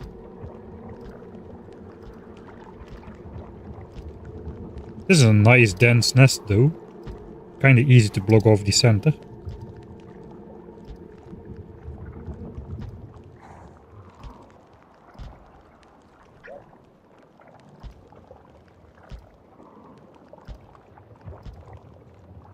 That already was it.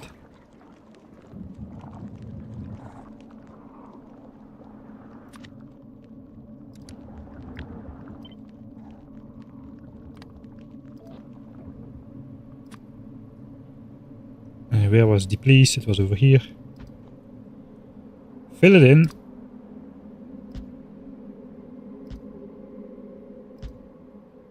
This song sounds a little bit like that Stanley Kubrick movie with the A Space Odyssey, and where it is the opening scenes with the monkeys slash barbarians. I guess now the song stopped, so it's not really audible anymore. Alright, we're just gonna paint it all in the center here.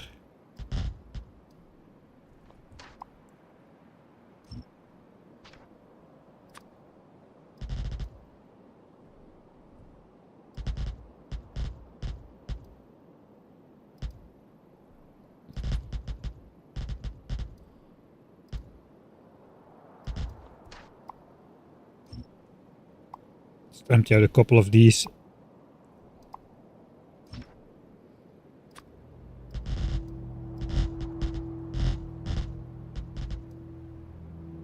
for the alignment. Alright, I'm going to do the anti-Michael Hendricks thing.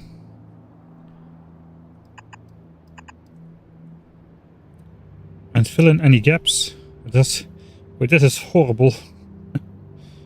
The horrible diagonals. Why is this one not filled in? I suppose it's alright.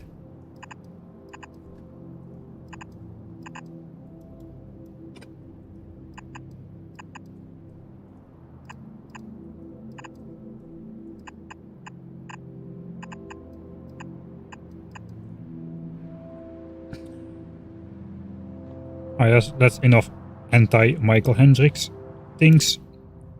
Let's do this. Snap it to a random grid. And see how well it matches up. Not too bad.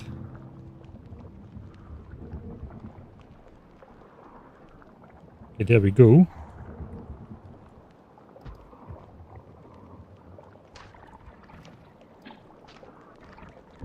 Alright, then the gun turret plan. So now a couple nice nooks and crannies up here, but we're gonna come in from here, I suppose. It's exactly not deep enough to take down these worms, which is kind of annoying.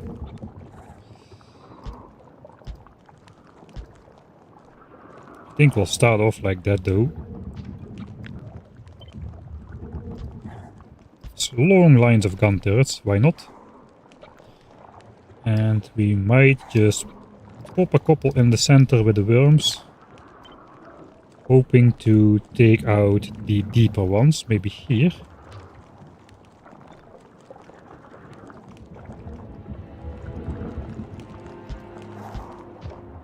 Just to take down these two worms, then those turrets can die, I think.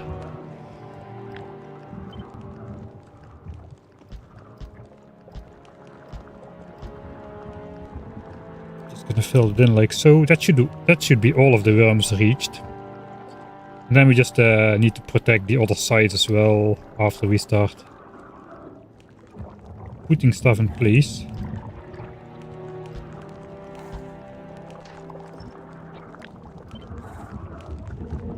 I made those 9 long blueprints, but I really think they are too long. Right. That is probably good enough. I'll do this area last. Probably plop a couple turrets down here as well at the very end, but not at the beginning.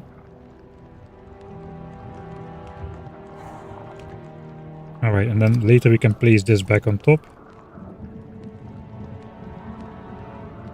All right, it's getting night. Can still kind of put the chest there though. We're gonna come around and we're gonna come back, pick up more ammo and walls and whatnot.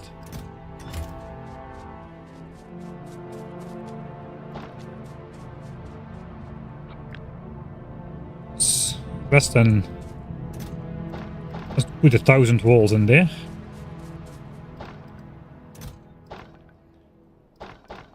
Alright. All the magazines that will fit.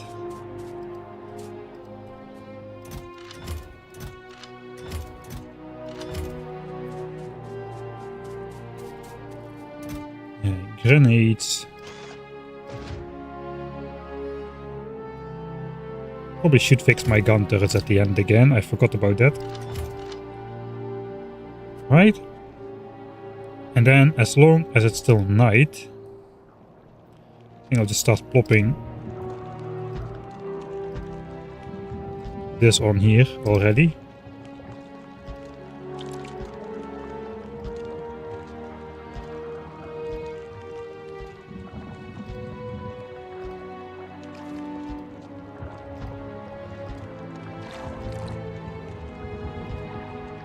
And then later we can take that and make it full size stuff.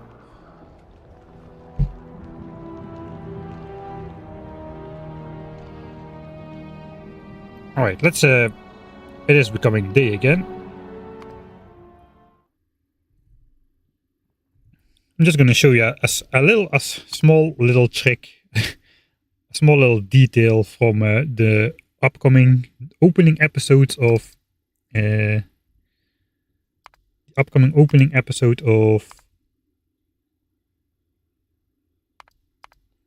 series, where I explain something about the biter force field. You can literally make it a force field in this playthrough. I have a cool infographic to show that this is now a force field which keeps biters inside. Are you ready? Are you ready for the force field?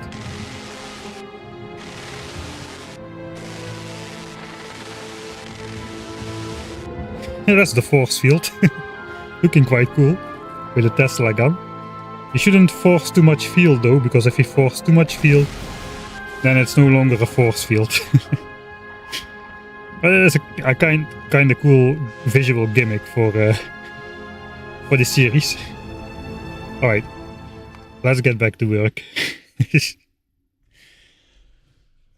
I am gonna grab a small sip of a drink.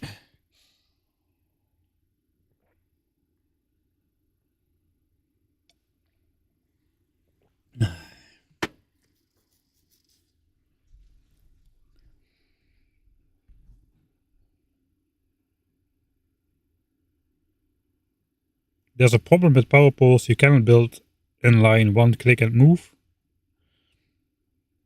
No, I think you can if you have ghosted power poles. They place in all the places. I know that because we experienced it before, even on this playthrough, when we basically just place down the furnace lines or whatnot. Those have like tons of unnecessary power lines, and you can just drag over them, and they place only in the spaces with ghost and in none of the other places. So that kind of works out. Alright, it's getting day. Let's go take on the next big enemy. Oh god.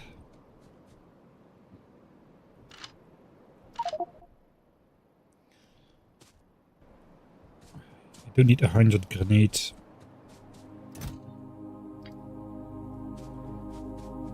For the chests. More ammo. I'm nervous about this one. It's gonna be a hard one.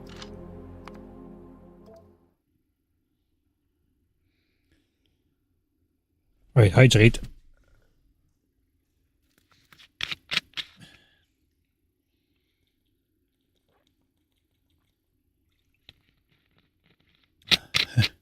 I think it's gonna be horrible for OCD, the power line thing. It's nice when you got like one nest, right? Like for, where is it? This one. It's gonna be nice because it's a regular pattern, but if you look at a nest like, let's say this one, and this all is power lines, that's gonna look absolutely horrible. There's no way to make that look nice. Alright, enough procrastination.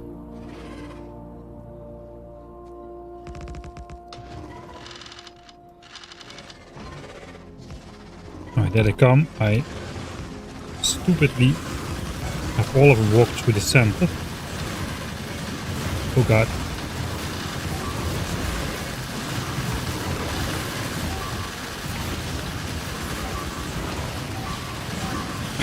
Oh wait.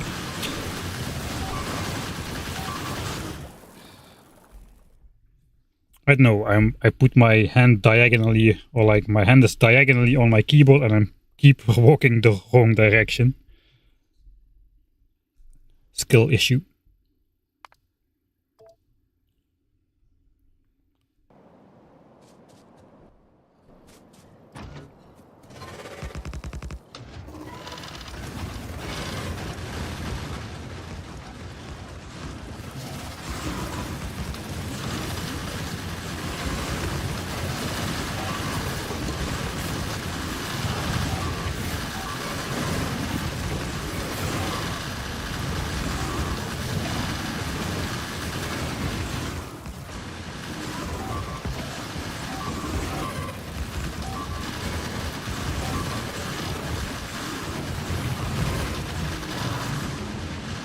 Oh, mamma mia.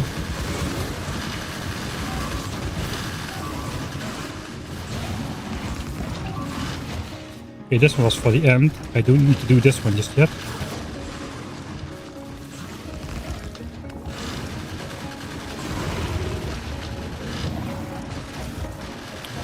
Those were for worms which are already dead now. Let's restock everything. 1.9k magazines.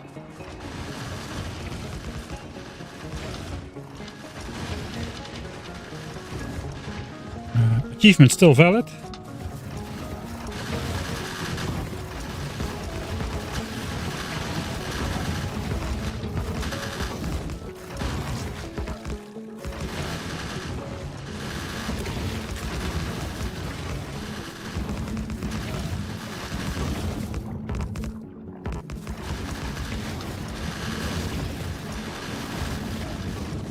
Okay, those turrets probably mostly are out of ammo.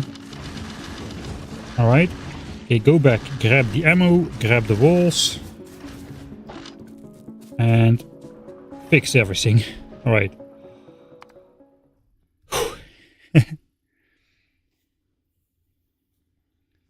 Okay, I need to know about this. Hang on. Looked like a biter got stuck in the rocks there. Is that abusable as a pollution thing? No, but please tell me where, because that's very important if a biter got stuck somewhere in a rock. Like, if it's in this fight, it doesn't matter, but if it's anywhere else on the map, please speak again, because that could send this entire playthrough down the drain because of a different effect. I need to know about it. If there's a biter hiding behind a rock somewhere, I need to know about it, basically.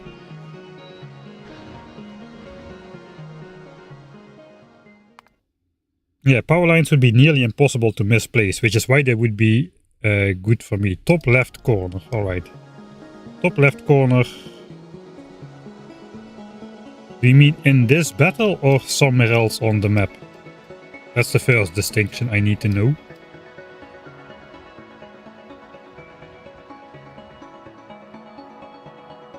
Was in this fight. Alright, then it doesn't matter. The problem is if a biter gets stuck here somewhere, it might reallocate to a nest which is already blocked off, and then from there an expansion that biter can be assigned for expansion and form a new nest somewhere in my base. That's why that's so important. Alright. Let's go for it then. Replace the walls.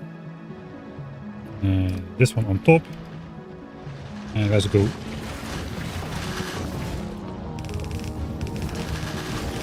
I think we have to go like for a central first. You know what? I'll try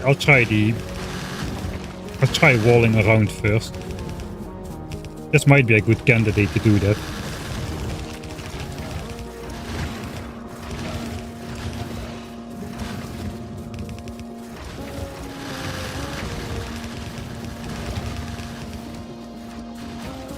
Oh yeah, there was all these coal rocks in the background here. Forgot about those. Alright, so theoretically the biters inside should no longer be able to escape now to attack the gun turrets. But I'm gonna try it.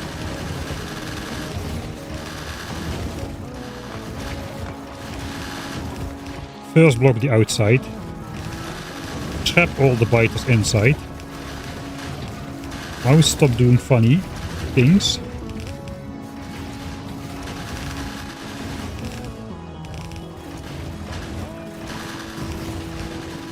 And this area is going to be for last.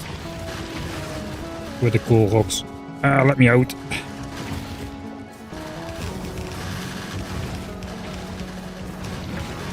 We're first going to do the horrible diagonal base building thing.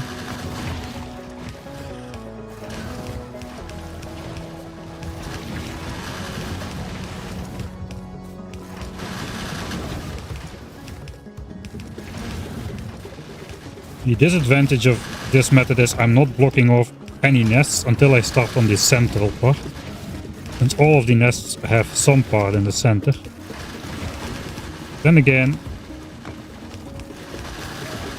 my gun turrets probably survive better if I do it like this. But then again, I don't really remember losing a lot of gun turrets in the second phase of the battle. I think this is actually a bad strategy overall. We should do the center first and start blocking off at least some nests early on.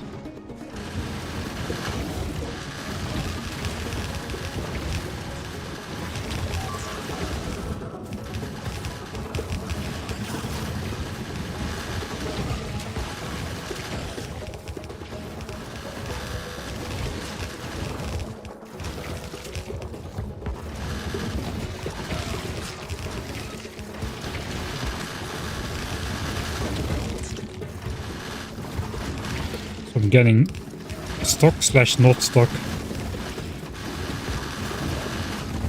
I could die in a dump way again by standing here on the inside.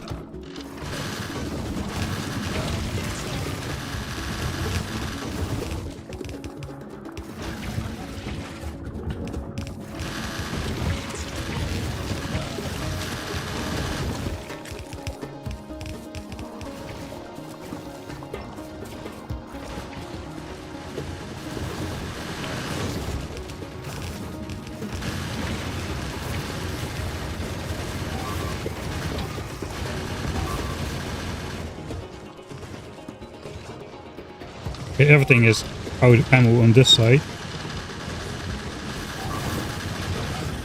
Alright, that's fixed at least.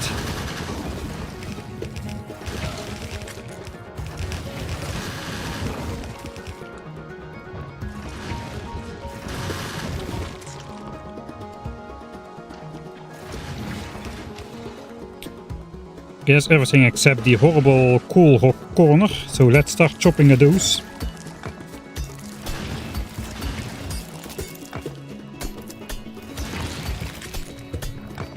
I think power poles would be excellent. If I would restart the game, I would probably go power lines for the early bases.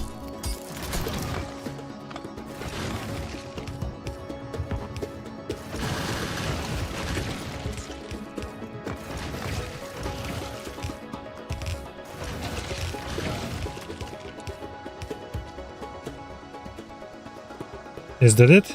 That was a big nest. Hey, that was the biggest nest so far, wasn't it not? Wasn't it not? 18 nests. What did we have here? 19 nests. 12 biter bases though. I think here we have less biter bases. 1, 2, 3, 4, 5, 6. Yes, like 8 or 9. Yeah, this nest was not too bad. Is there even 18? Do I have my achievement still? 1, 3, 4, 6, 7, 8, 9, 10, 11, 12, 13, 14, 15. Yeah, it's 18.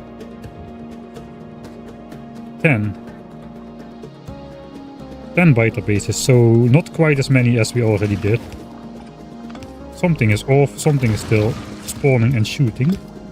Over here somewhere. Probably behind some tree over here, like there.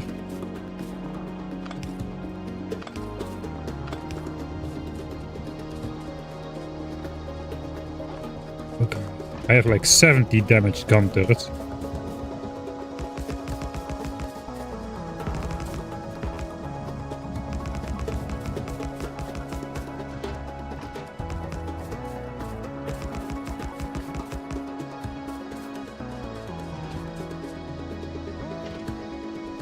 Okay, we're gonna double speed repair this. Still missing one tile, alright, I have to take a look at that.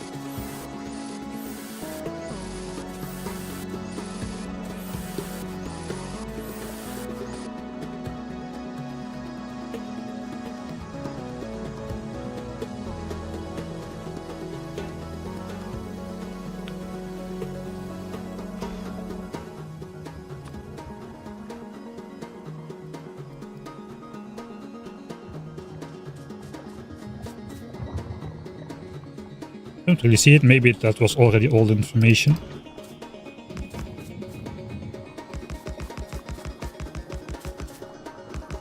Well, at least we don't have to construct and deconstruct all those gun turrets.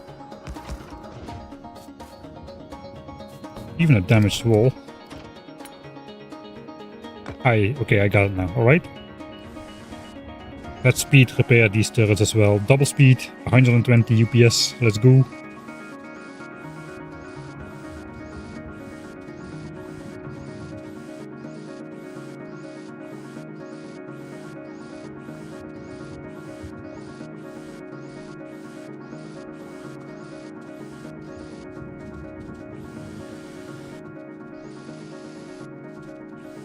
Alright. I think we'll also double speed Super Steel X deconstruct all the turrets here.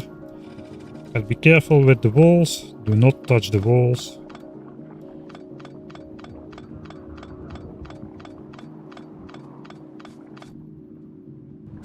Okay, I do not have enough inventory space for this.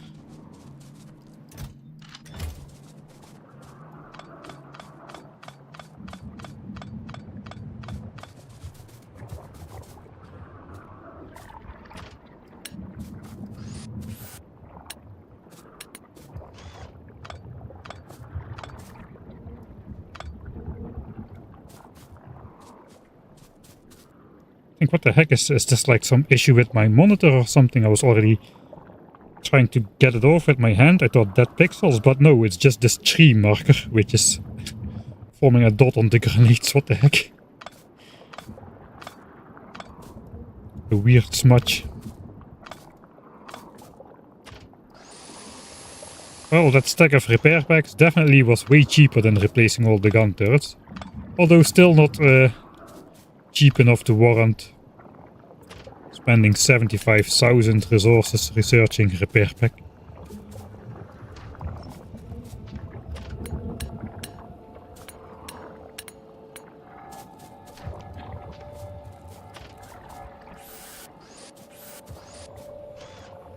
Okay, I'm not gonna go crazy over repairing my walls.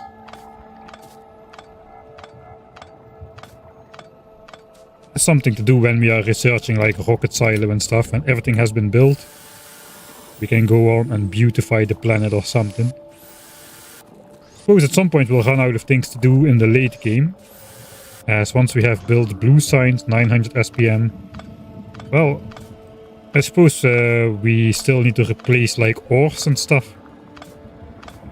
But I think in general, once we build 900 SPM of blue signs, all of the major building projects are gonna be done, for this planet at least. Alright. That one's gone. Then only one nest remains in this area, and it's this guy. And once we claim that, we claim this entire northern area. That is pretty good. Bots can repair the walls later. That is actually a valid point.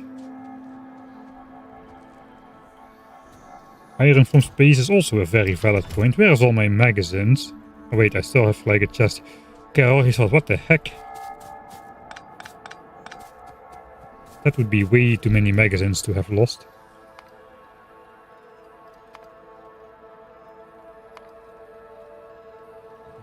Similarly big wave compared to that one. We already spent about 20,000 magazines. How many walls did we build? 6,000 walls, alright, yeah. Probably 3 to 4 times as many magazines than walls. Which means 5 to 6 times as many resources.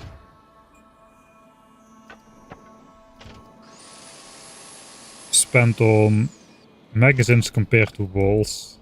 Still could be trying to look for like excuses why not to use pipes and power lines, but I think for some of the smaller nest, pipes definitely still would be the way to go. Right, we already did a bunch of pre-work on this one, so we get to reap the benefits now.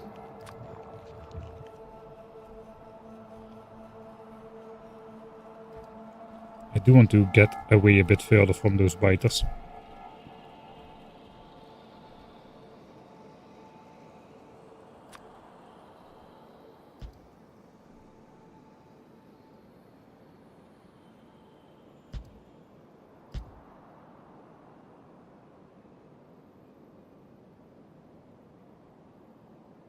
Probably this one.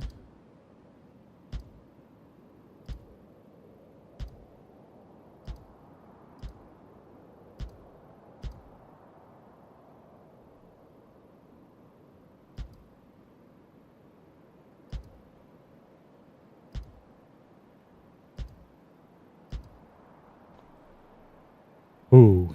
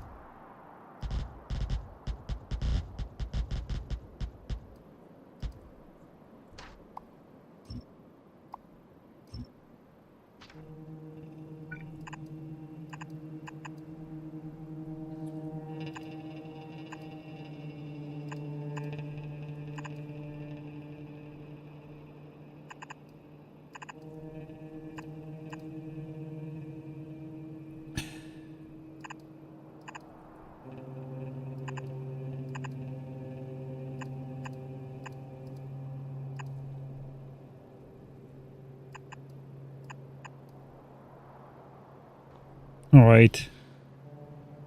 That'll do.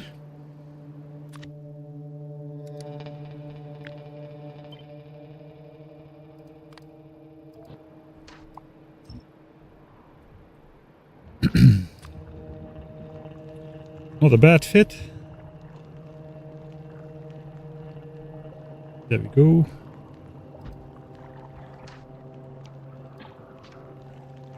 Alright, there's only a couple worms here. Compared to the other nests, these are not a lot of worms. They are quite centered though. It's going to be a little bit of a challenge to get to them. There's also an annoying cliff in the way, especially where I would like to place most of my gun turrets, I suppose.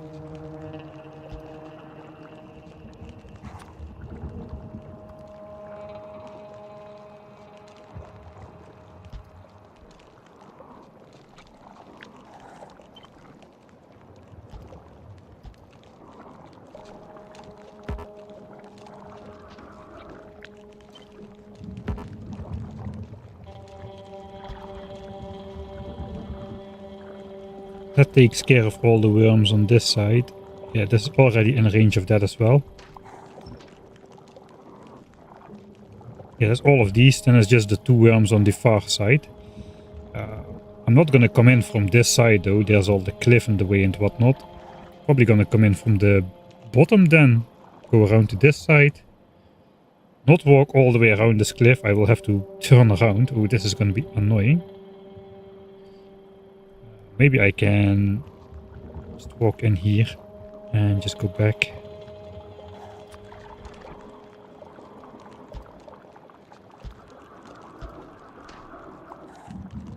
We need to get some good firepower in here.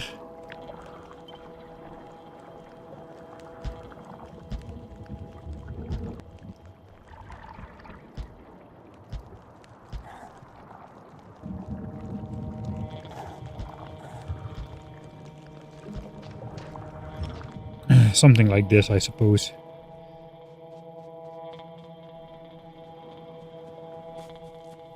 Alright, let's see what we have. We don't need this. We do need the chests. How many walls? 710. But most of them are nests, so... Probably 800 is just enough already. Then I can take almost all magazines. Which is how many? I cannot see it.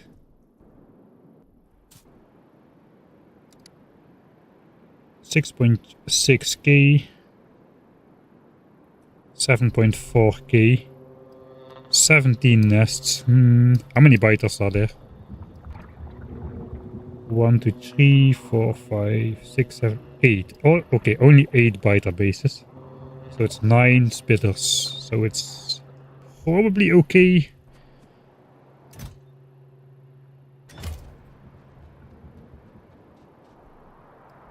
I'm going to just stash the other ammo somewhere around here though.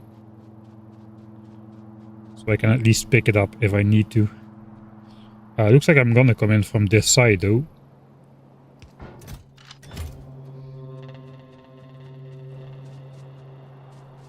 Yeah, bots are, logistics bots are required for going to space now. That was not the case before. I don't really know why they included that.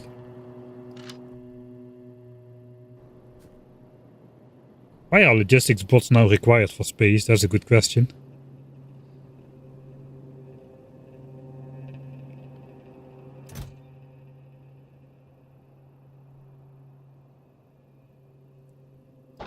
Alright, I'll just come pick up the walls again after the fact, so we can take all the ammo. Probably just a failsafe for new players. Well, a good failsafe for me would have been to make elevated railways required on the way to Fulgora, because I arrived without nothing and I couldn't I had to work my way around, like finding a resource island which was exactly connectable by Roboport instead of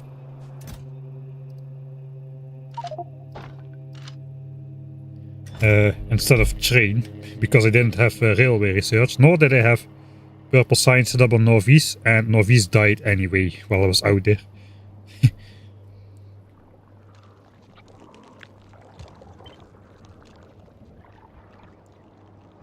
I could come in from here. The biters would be running all the way around the base. I could even snipe the first worm from there, to be honest. Yeah, maybe it's not such a bad idea. They're gonna be all in the way though. They're all gonna be in the way.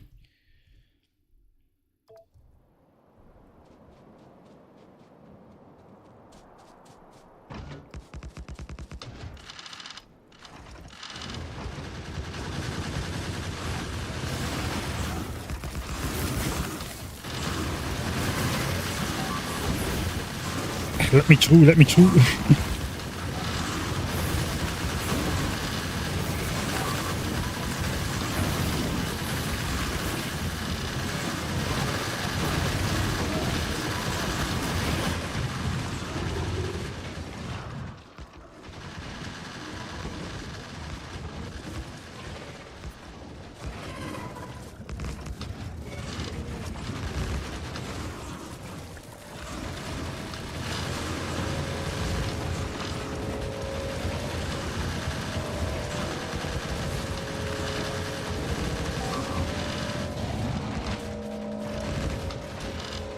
There's the worms.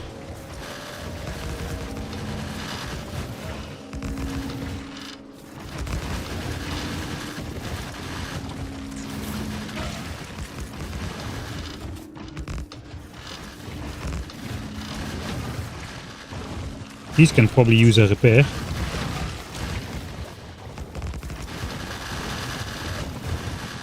Right. Plop this on there. Time to save.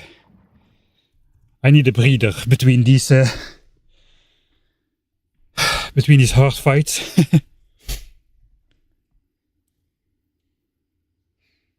Yeah. Normal people use logistics bots to supply rocket silos. I forgot about that. I got through the entire nuclear experience basically doing it with inserters.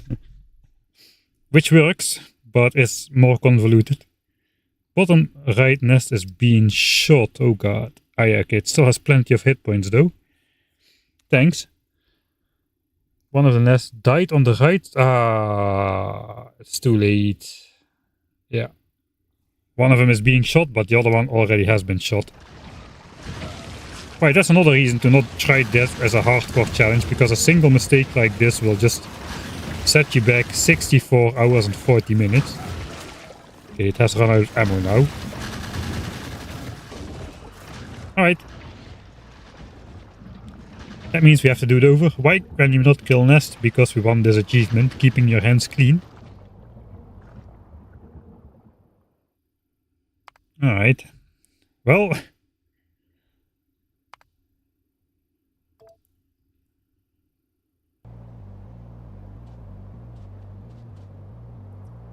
One is shooting the nest, it's about to die lower right.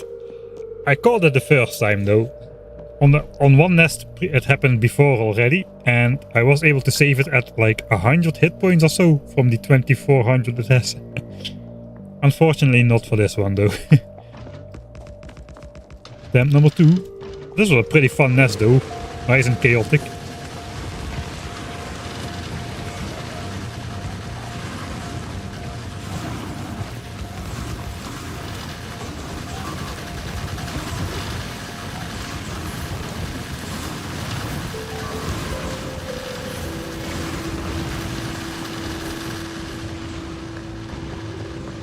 Ouch. Let's go, let's go, let's go.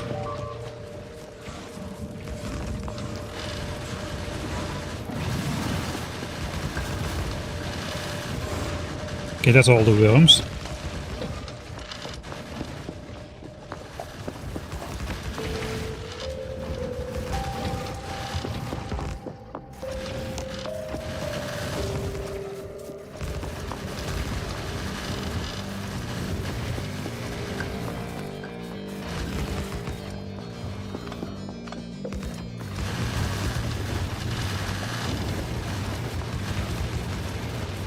Oh god, it's happening again. Which one? Which one? Okay, still valid, still valid. Somehow.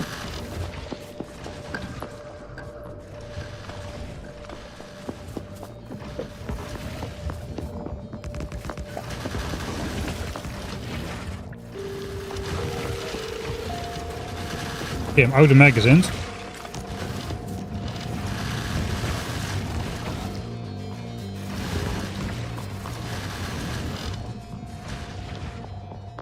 Okay, I don't have more magazines. I need to pick up the walls.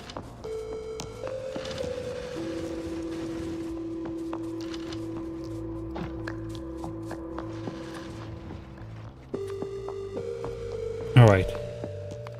Now we save. This time we got it, right? Okay, achievement is still valid. Alright.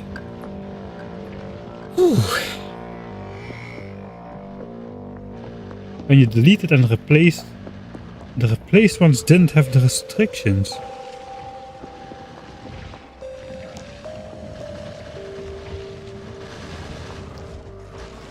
Not when I just like try to fix them, right? No, those keep them. Those keep them. If I just fix them, they keep the restrictions.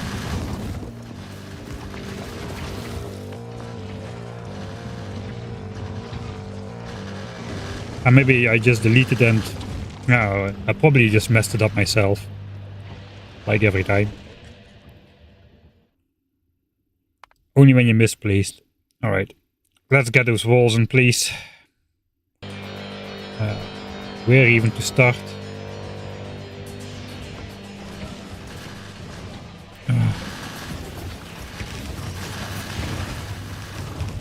Let's go with the prison again. This time we'll try to fill in the center first. What the heck? My mouse just jumped to the second monitor for some reason.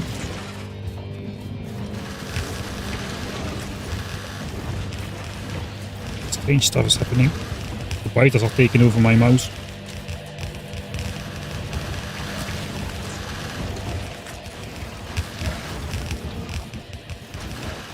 Let's fill in the center first. That hopefully will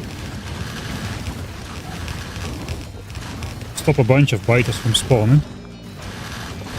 And it will look up other ones in the center.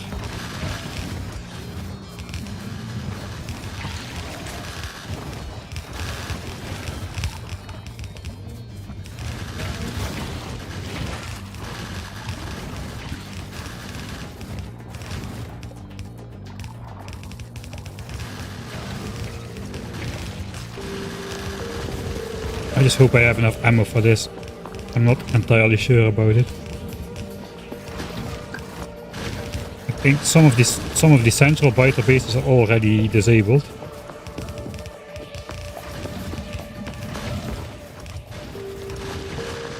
Alright. Then we just start from bottom side. There's the most biter bases. Let's casually chop this rock real quick.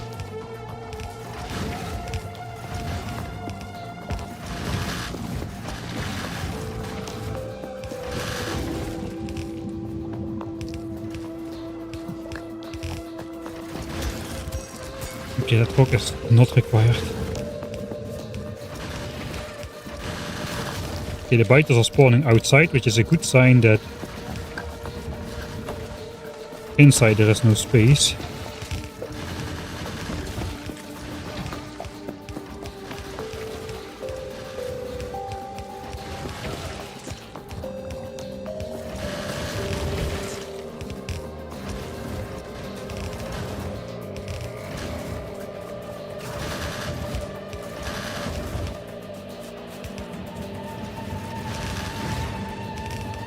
Oh, here we get another time that perhaps that wall issue. I know we don't get the wall issue because small biters can no longer spawn. I think if it was small biters they could spawn in this spot. We can check that out. I'll change the evolution to 0% again after we save, just to check that.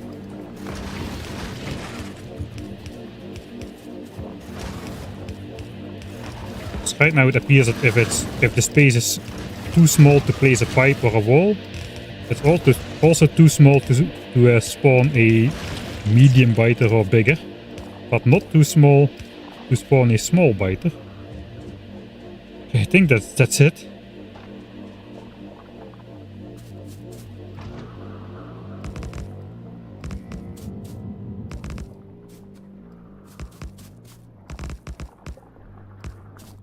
Alright, all the damaged ones have been placed.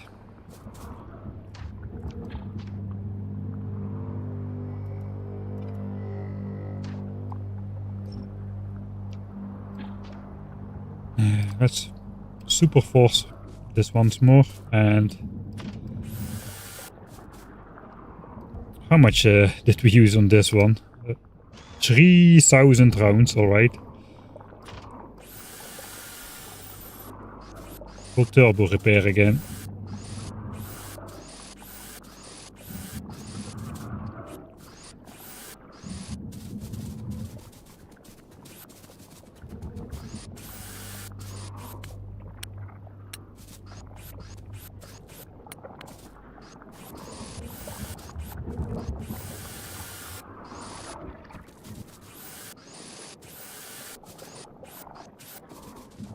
Alright, that's this row still.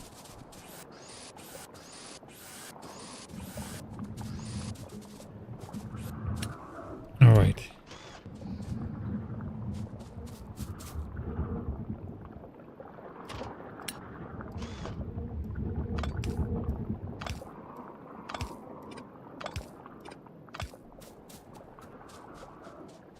That was all, right?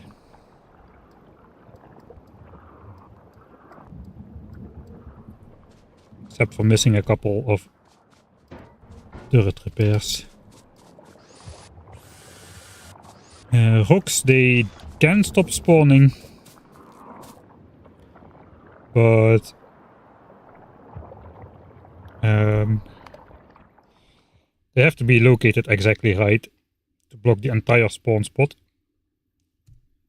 Right, let's see if we change evolution to 0%.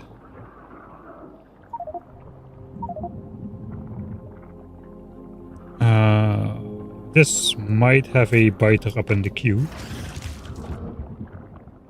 I was thinking it can spawn a biter here now, or here. But it looks like it cannot. I don't know how it exactly works. Sometimes the cliff is exactly in the way, and sometimes it's exactly not in the way.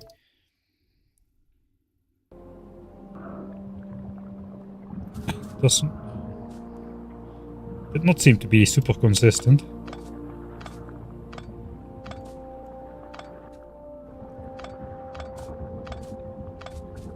Well, does the tech tree look right now?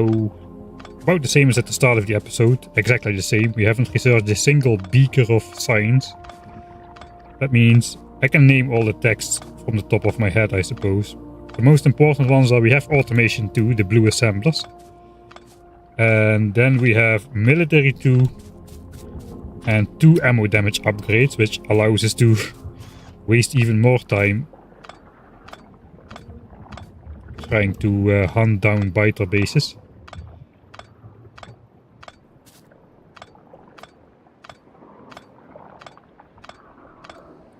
And we've indulged in researching repair packs and lights, out of all things.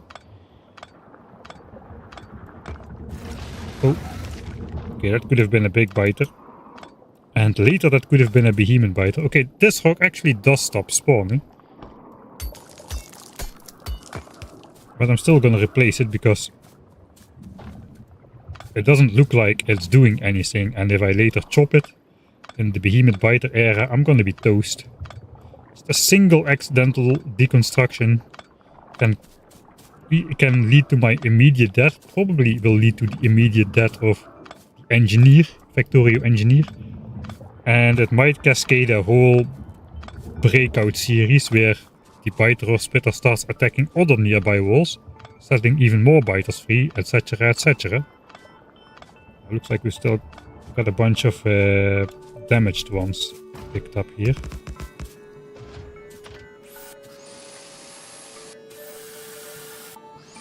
Sounds like the pit stop noises of one.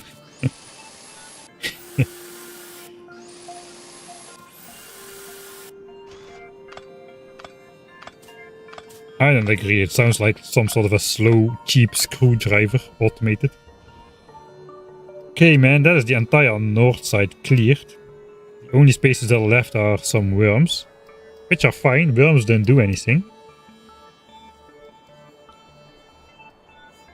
We didn't claim any more resources in the process, but we did claim a good spot of oil, 18 million iron, 11 million copper and a half.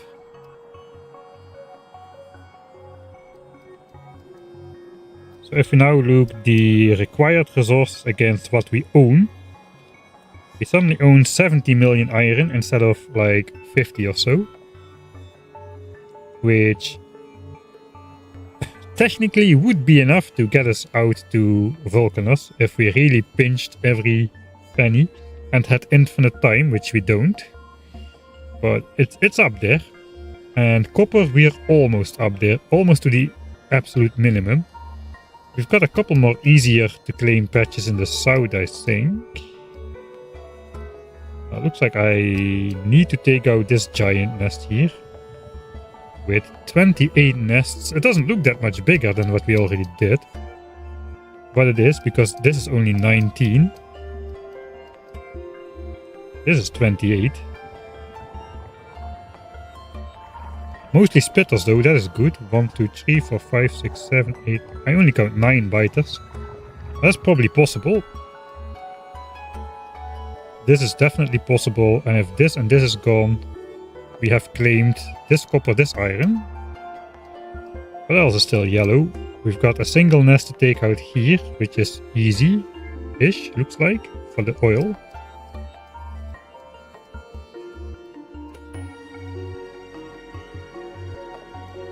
Another 3 million copper.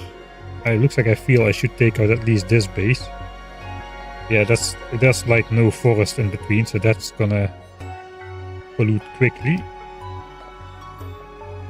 These nests are small, so I'll take those out as well. I want to take out this one. This already was a concern. Since it has the red squares on it, that means it was a concern for pollution at some point. The big questions are, is this possible? This 12 million iron, is this giant nest possible? Probably should not leave that for last. I don't know how many nests there are. We can maybe count it from the map view a bit.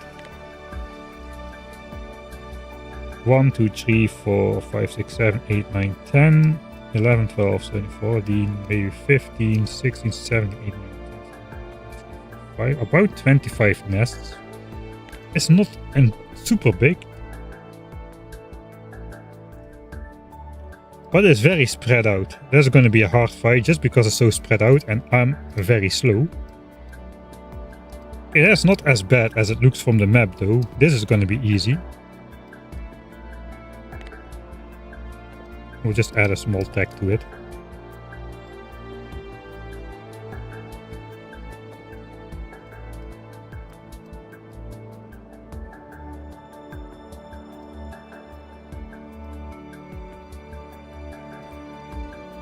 Yeah, and then this one, the question, with the 8 big worms in there, that's going to be... If I can get this, that would really give me so much iron. Because we can take this iron at a big rate as well. It's not just the 16 million, it's we can take like 3, maybe 4 belts of iron off of this after efficiency module of this combined super patch. Which is almost as much iron as I can take from all the other places combined. I can take 6 belts of iron from all places around the entire map combined. If I could control this set of iron patches, I could probably almost double that. My claims go up and up as the game goes on. First was 2 to 3 belts, now 3 to 4. And now I can almost double 6 belts. That's how stories go, right? They get more and more impressive as time goes along, as they're retold. Alright, I think that was the... I didn't think that was the biggest battles. That was the largest area though we could claim. We can vastly increase the amount of green chunks in our base in due time by getting rid of the old pipes and placing a new pipe wall around the edge. Did I save after the last fight? No. Don't speak unless you first save. I think I'm almost done speaking, so it doesn't really make sense to save now.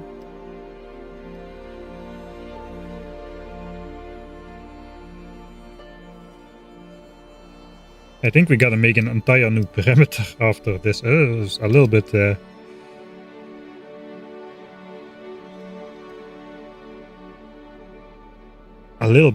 not great. I think I'm just gonna spend a little bit of time laying that out just to see how it looks like. We should have that somewhere on the bar, perhaps. Here, yeah, this one.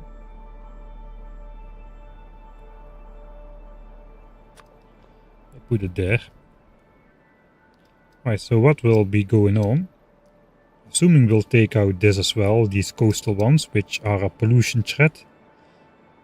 So we will take out on the coastal ones. Those can probably stay. We're not going to claim this. There's too many biter bases nearby. I think they're all very sizable as well. Evolution actually hasn't progressed almost at all anymore, since we are doing a much better job at not overproducing stuff.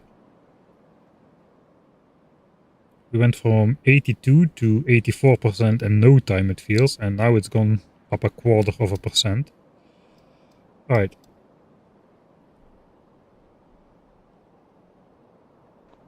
These biters are actually in this chunk over here.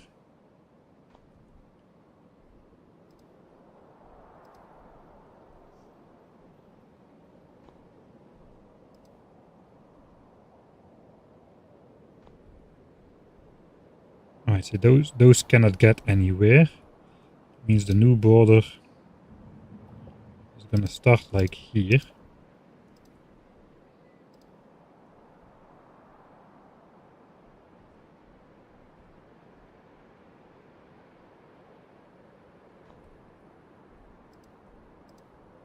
I don't want to draw the entire border this time. I just want to have a small loop.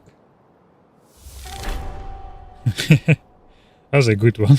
Thanks, Vicori, for the $10. Money might mend Michael's misbehaving mouse movement. Couldn't have said it better myself. I've got a couple ones in the new episode though. Something about ludicrous littering of pipes preventing lakeside lofts. I got it written down. It's much better than that, but something like that. It is actually one chunk lower, which means this goes one chunk lower. It's kind of tempting to take out this one as well. That would give me a lot more space, and it's good space. All these chunks could be bright green if I take out this guy. So probably want to do that. Because this would go up to here.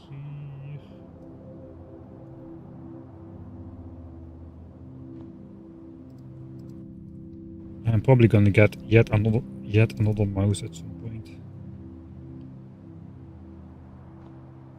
We got these guys though. If I take on, it would be good if I could take out this guy, this guy, this guy, and then the small expansions which have formed here.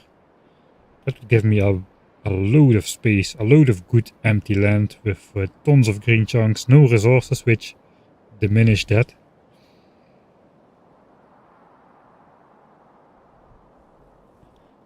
Alright, we got another hydrate. I got some more water.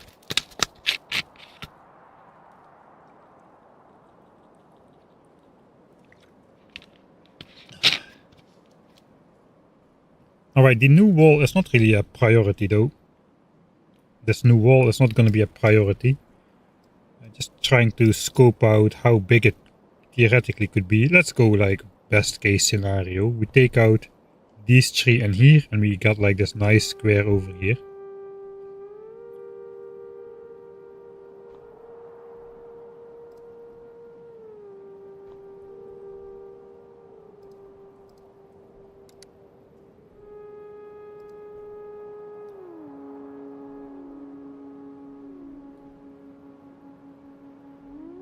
One chunk higher.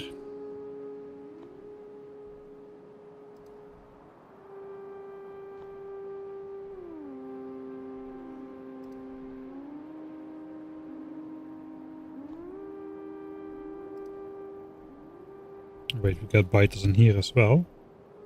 That's good, that's actually a nice flat line.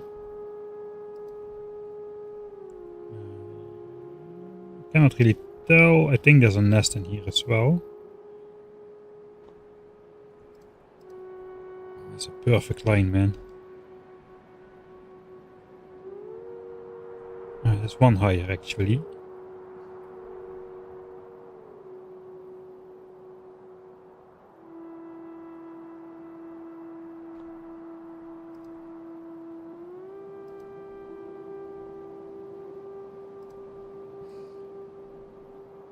Okay, so we would go in here. And then just come out here. There's already a pipeline there. That's ideal as well. It means no deconstructing and reconstructing. It goes all the way out to there.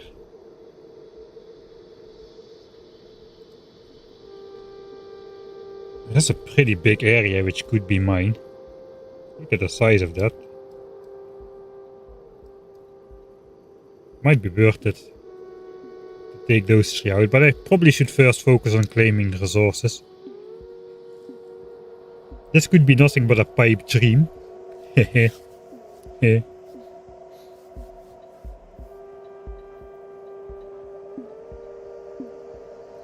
Ah yeah, now we're gonna have tons of misinformation. I'm sorry about that, it's not your fault. We're gonna have tons of misinformation coming from this playthrough from people who have just watched a little bit. Which say, hey, you want green chunks in your base. Normally you don't. This is a very, very specific situation where it just so works out due to some weird combinations of factors. Like having the expansion chunks but having the biter bases disabled. Normally these chunks would not be here if you just take out the biter bases like normal. And this behavior could not be exploited.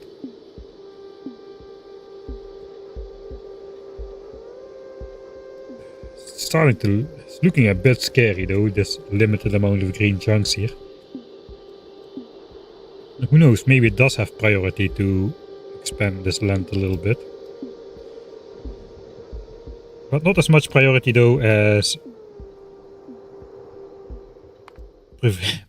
claiming stuff before behemoth biters. When is your estimate for going on Vulcanus? I'm aiming at 200 hours. 182 200 hours. What causes the middle section to not have any circles? There's no biter bases close by enough in the inner outlined area over here. So those chunks expand. Those circles expand 7 chunks out from any biter base on the map. Disabled or not, it has 7 chunks of expansion range. Currently this chunk is selected for expansion. There's another mechanic in the game which it's kind of a new thing, but at least a new discovery. It appears that the biters need to originate from less than 8 chunks away in like horizontal plus vertical 8 plus 8 chunks, a big square.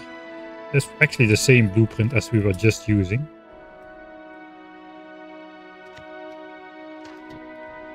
So unless there's a base with active biters in this outlined square right now,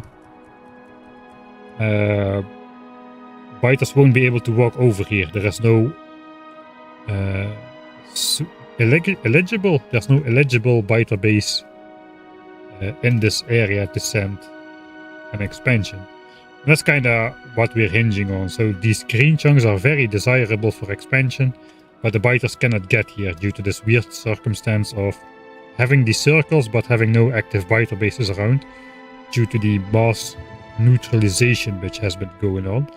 That's also why we are building the base in such a particular pattern, to keep as many of these chunks green as we possibly can. But as these will run out, eventually there seems to be some sort of threshold where there's suddenly a big jump in favoritism of red chunks, and suddenly like red chunks get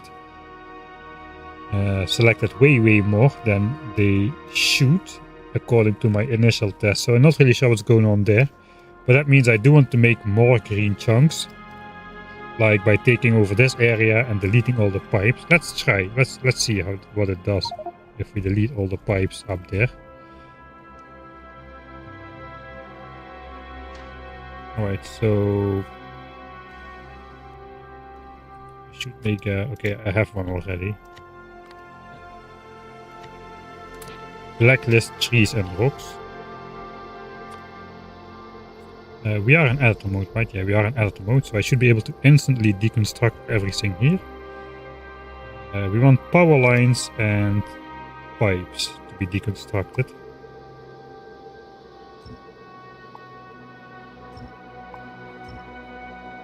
Okay, that's actually doing a lot of good already.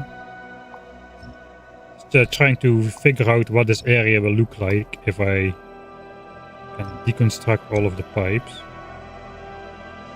Not all of the pipes. The ones on the biter bases should definitely stay.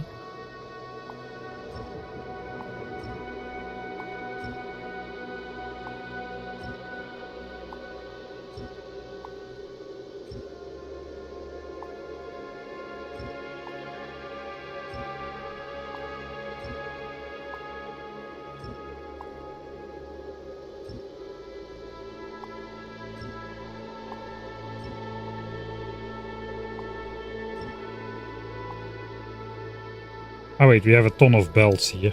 I suppose the belts should stay. So if this was like a well-practiced playthrough, I probably would have already taken into account that these belts should go a more optimal route. I didn't really think ahead enough to use that fact. I think that's good enough. Here's stuff, there's stuff, there's stuff.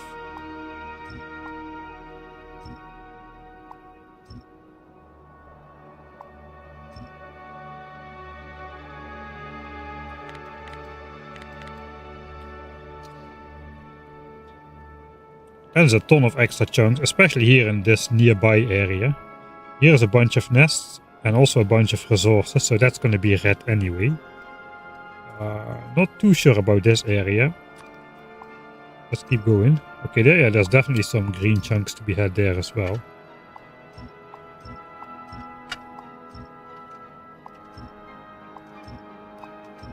Oh, there's plenty of green chunks to be had here as well. Yeah, there's plenty of green chunks to be had.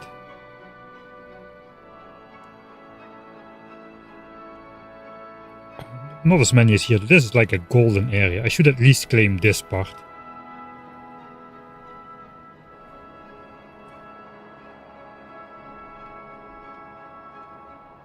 Only 5.72% to behemoths.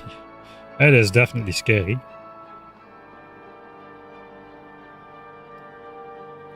This is looking pretty good though. We can always make more. We can always make more expansion chunks on the water as well. By placing these nice landfill squares on the water everywhere. There is like one caveat to that, and that is if those landfill chunks don't border a full land chunk on any side, they're gonna be having a diminished chance. So we gotta do like something like this in a 3x3 pattern. Like so, for those chunks to actually count full, even though they are appearing bright green, there's some sort of hidden modifier. So that's another thing we could do to basically fill some of these lakes with green chunks after we get landfill. And a ton of stone, because probably thanks to Arendelle from space exploration, landfill now costs 50 stone instead of 20. Which kinda is a big deal if you need like 1000 landfill to fill a single chunk. That's 50k stone right there. So not something we want to do before behemoth biters either, too much pollution. After behemoth biters we might want to go out on the lakes as well.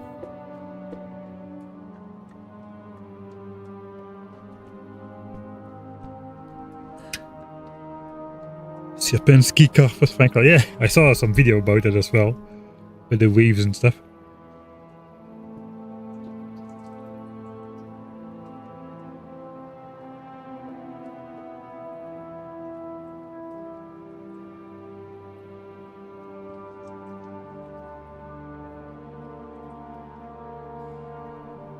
So biters will expand to the other side of a lake if it's within 8 by 8 chunks orthogonally. Then they can originate from there and they will just pathfind all the way around the lake. Which is another problem. Alright. Let's load back the save, see how it's looking now. Yes, all of this could be like bright green. I don't know how many chunks I have exactly. Maybe I should have a count or something.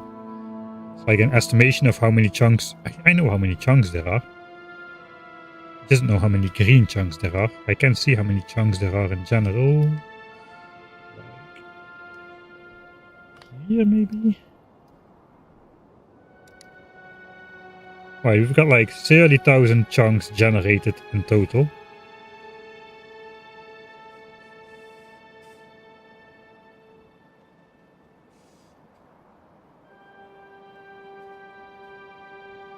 $26,000 with entities. I think that those are the ones that count. 27,000 chunks with entities. There's also trees and stuff with entities. The other chunks are basically like base terrain without anything on top. Yeah, those don't count for anything. 27k chunks. How many green chunks do we have? Approximately.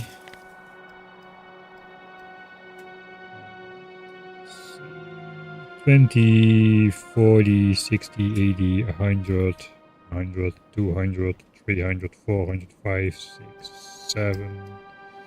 Let's say like in the high hundreds of chunks we've got. Like a high hundred of green chunks. 7 or 800. Could be a couple hundred more or less. It would definitely be good to expand it a bit. I don't know, there's some sort of weird threshold. I don't know what it is. But at some point, if less than a certain percentage of chunks is bright green, suddenly red chunks get a hidden modifier or something which makes them more likely. We went from having 0 expansions and hundreds and hundreds of expansions with 0 expansions happening in red to like multiple expansions in a row, like 2 or 3 in a row happening in red every so often at some point, which is not in line, not in a linear fashion of chance. There's something going on. I cannot put my finger on it just yet, but all I know, it is probably wise to make more green chunks before it's too late, before that threshold happens. So I should not wait too long with that. But yeah, not before behemoth biters. That is something for the future.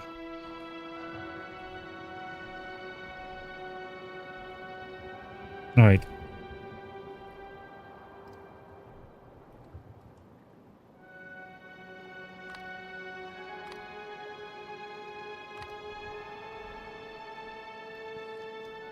I think I'm gonna end it at that.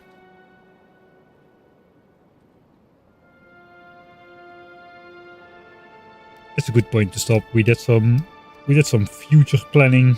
We claimed the entire northern section. I think the next section, I need to look where to go. What to do next, what to prioritize. We gotta try out some of those bigger battles at some point.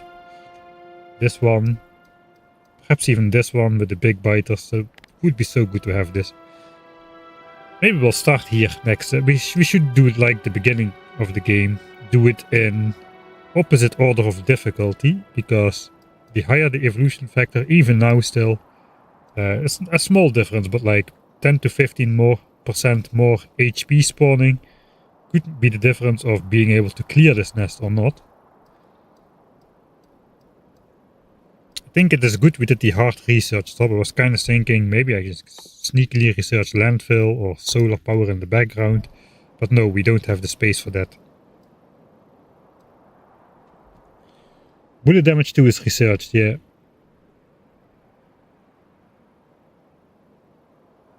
Behemoths are gonna be off limits all of the time.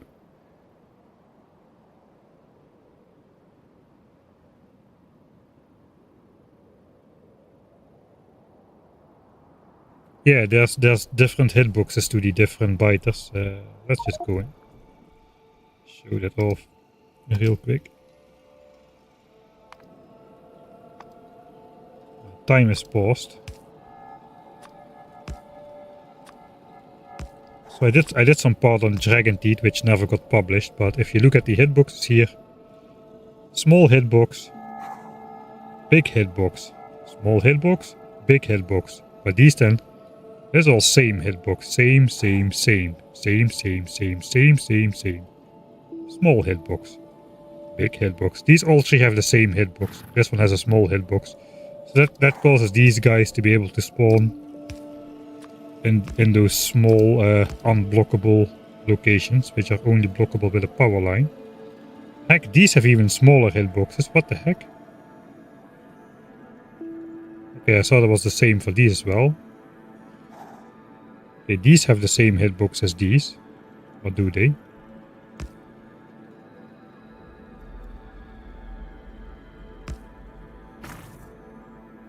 No.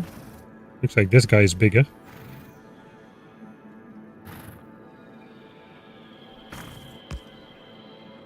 Okay, these are the same. These are the same. These are not the same.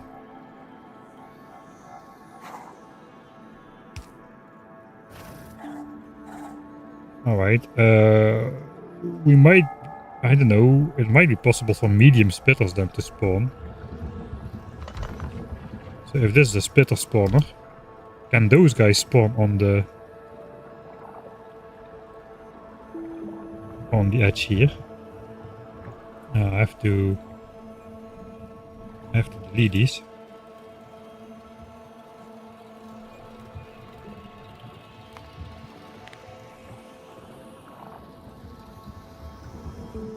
Alright, what if we set evolution to like mid?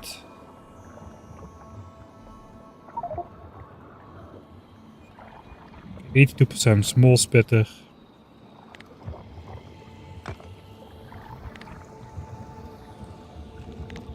Okay, that's a medium.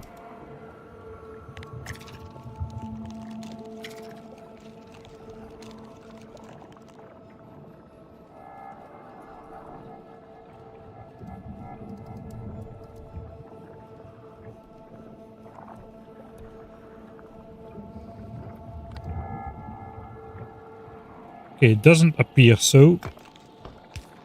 We need to wait for a small one to spawn.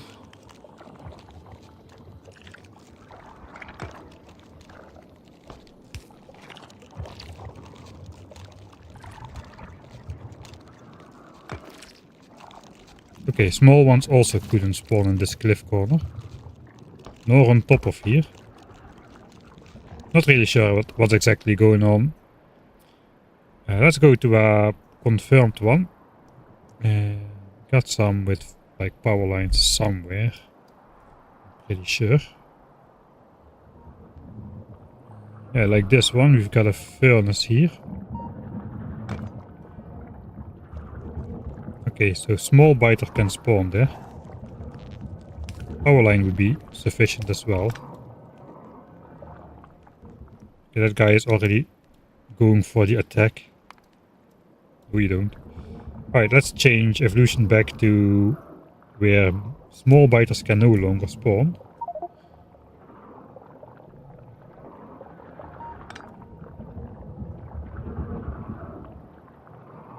Alright, looks like the bigger ones cannot spawn here. What if it was a spitter base?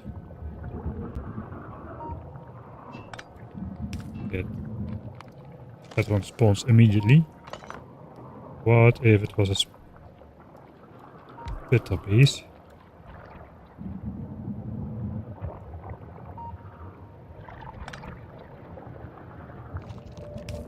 Okay, medium splitter also cannot spawn here, where the small one could.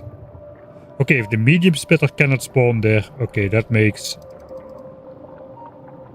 Okay, so medium splitters cannot spawn there. Small biters could spawn there, but medium splitters cannot. Okay, so I think we are going to be safe with our walls, no matter what. In that case, because at our evolution, all of the small enemy spawns have been outlawed. We've got mediums as the smallest things that can spawn at the moment, and it will stay that way. And there are still small ones on the map, but those have already spawned, right? So we don't need to worry about those. That poor raider doesn't get enough power. None of them do. They're on a separate power network, which has been severely underpowered from the start purposefully, so we would not burn too much coal and spend too much pollution and spend too much coal, etc, etc. That is a different power network than the power network that's powering my actual base, which is not doing much now. You know what? We can... let's research something. That should at least slowly start up the base again. Everything is still full, so it will take a while for spring into action. At least we can have an outro screen where it looks like we did something this playthrough, even though we didn't. Well, we did, but you know, we did all things. Alright, that's gonna be all for me today. I will be back on Sunday, probably a little bit earlier than today, around 2 o'clock Central European time. We'll see exactly how it goes. It's a little bit unpredictable these days. Anyway, I thank you all for watching. I hope you had a great time. I sure did. It was a really fun stream, even though it was very grindy. And yeah, I hope I will see you all next time.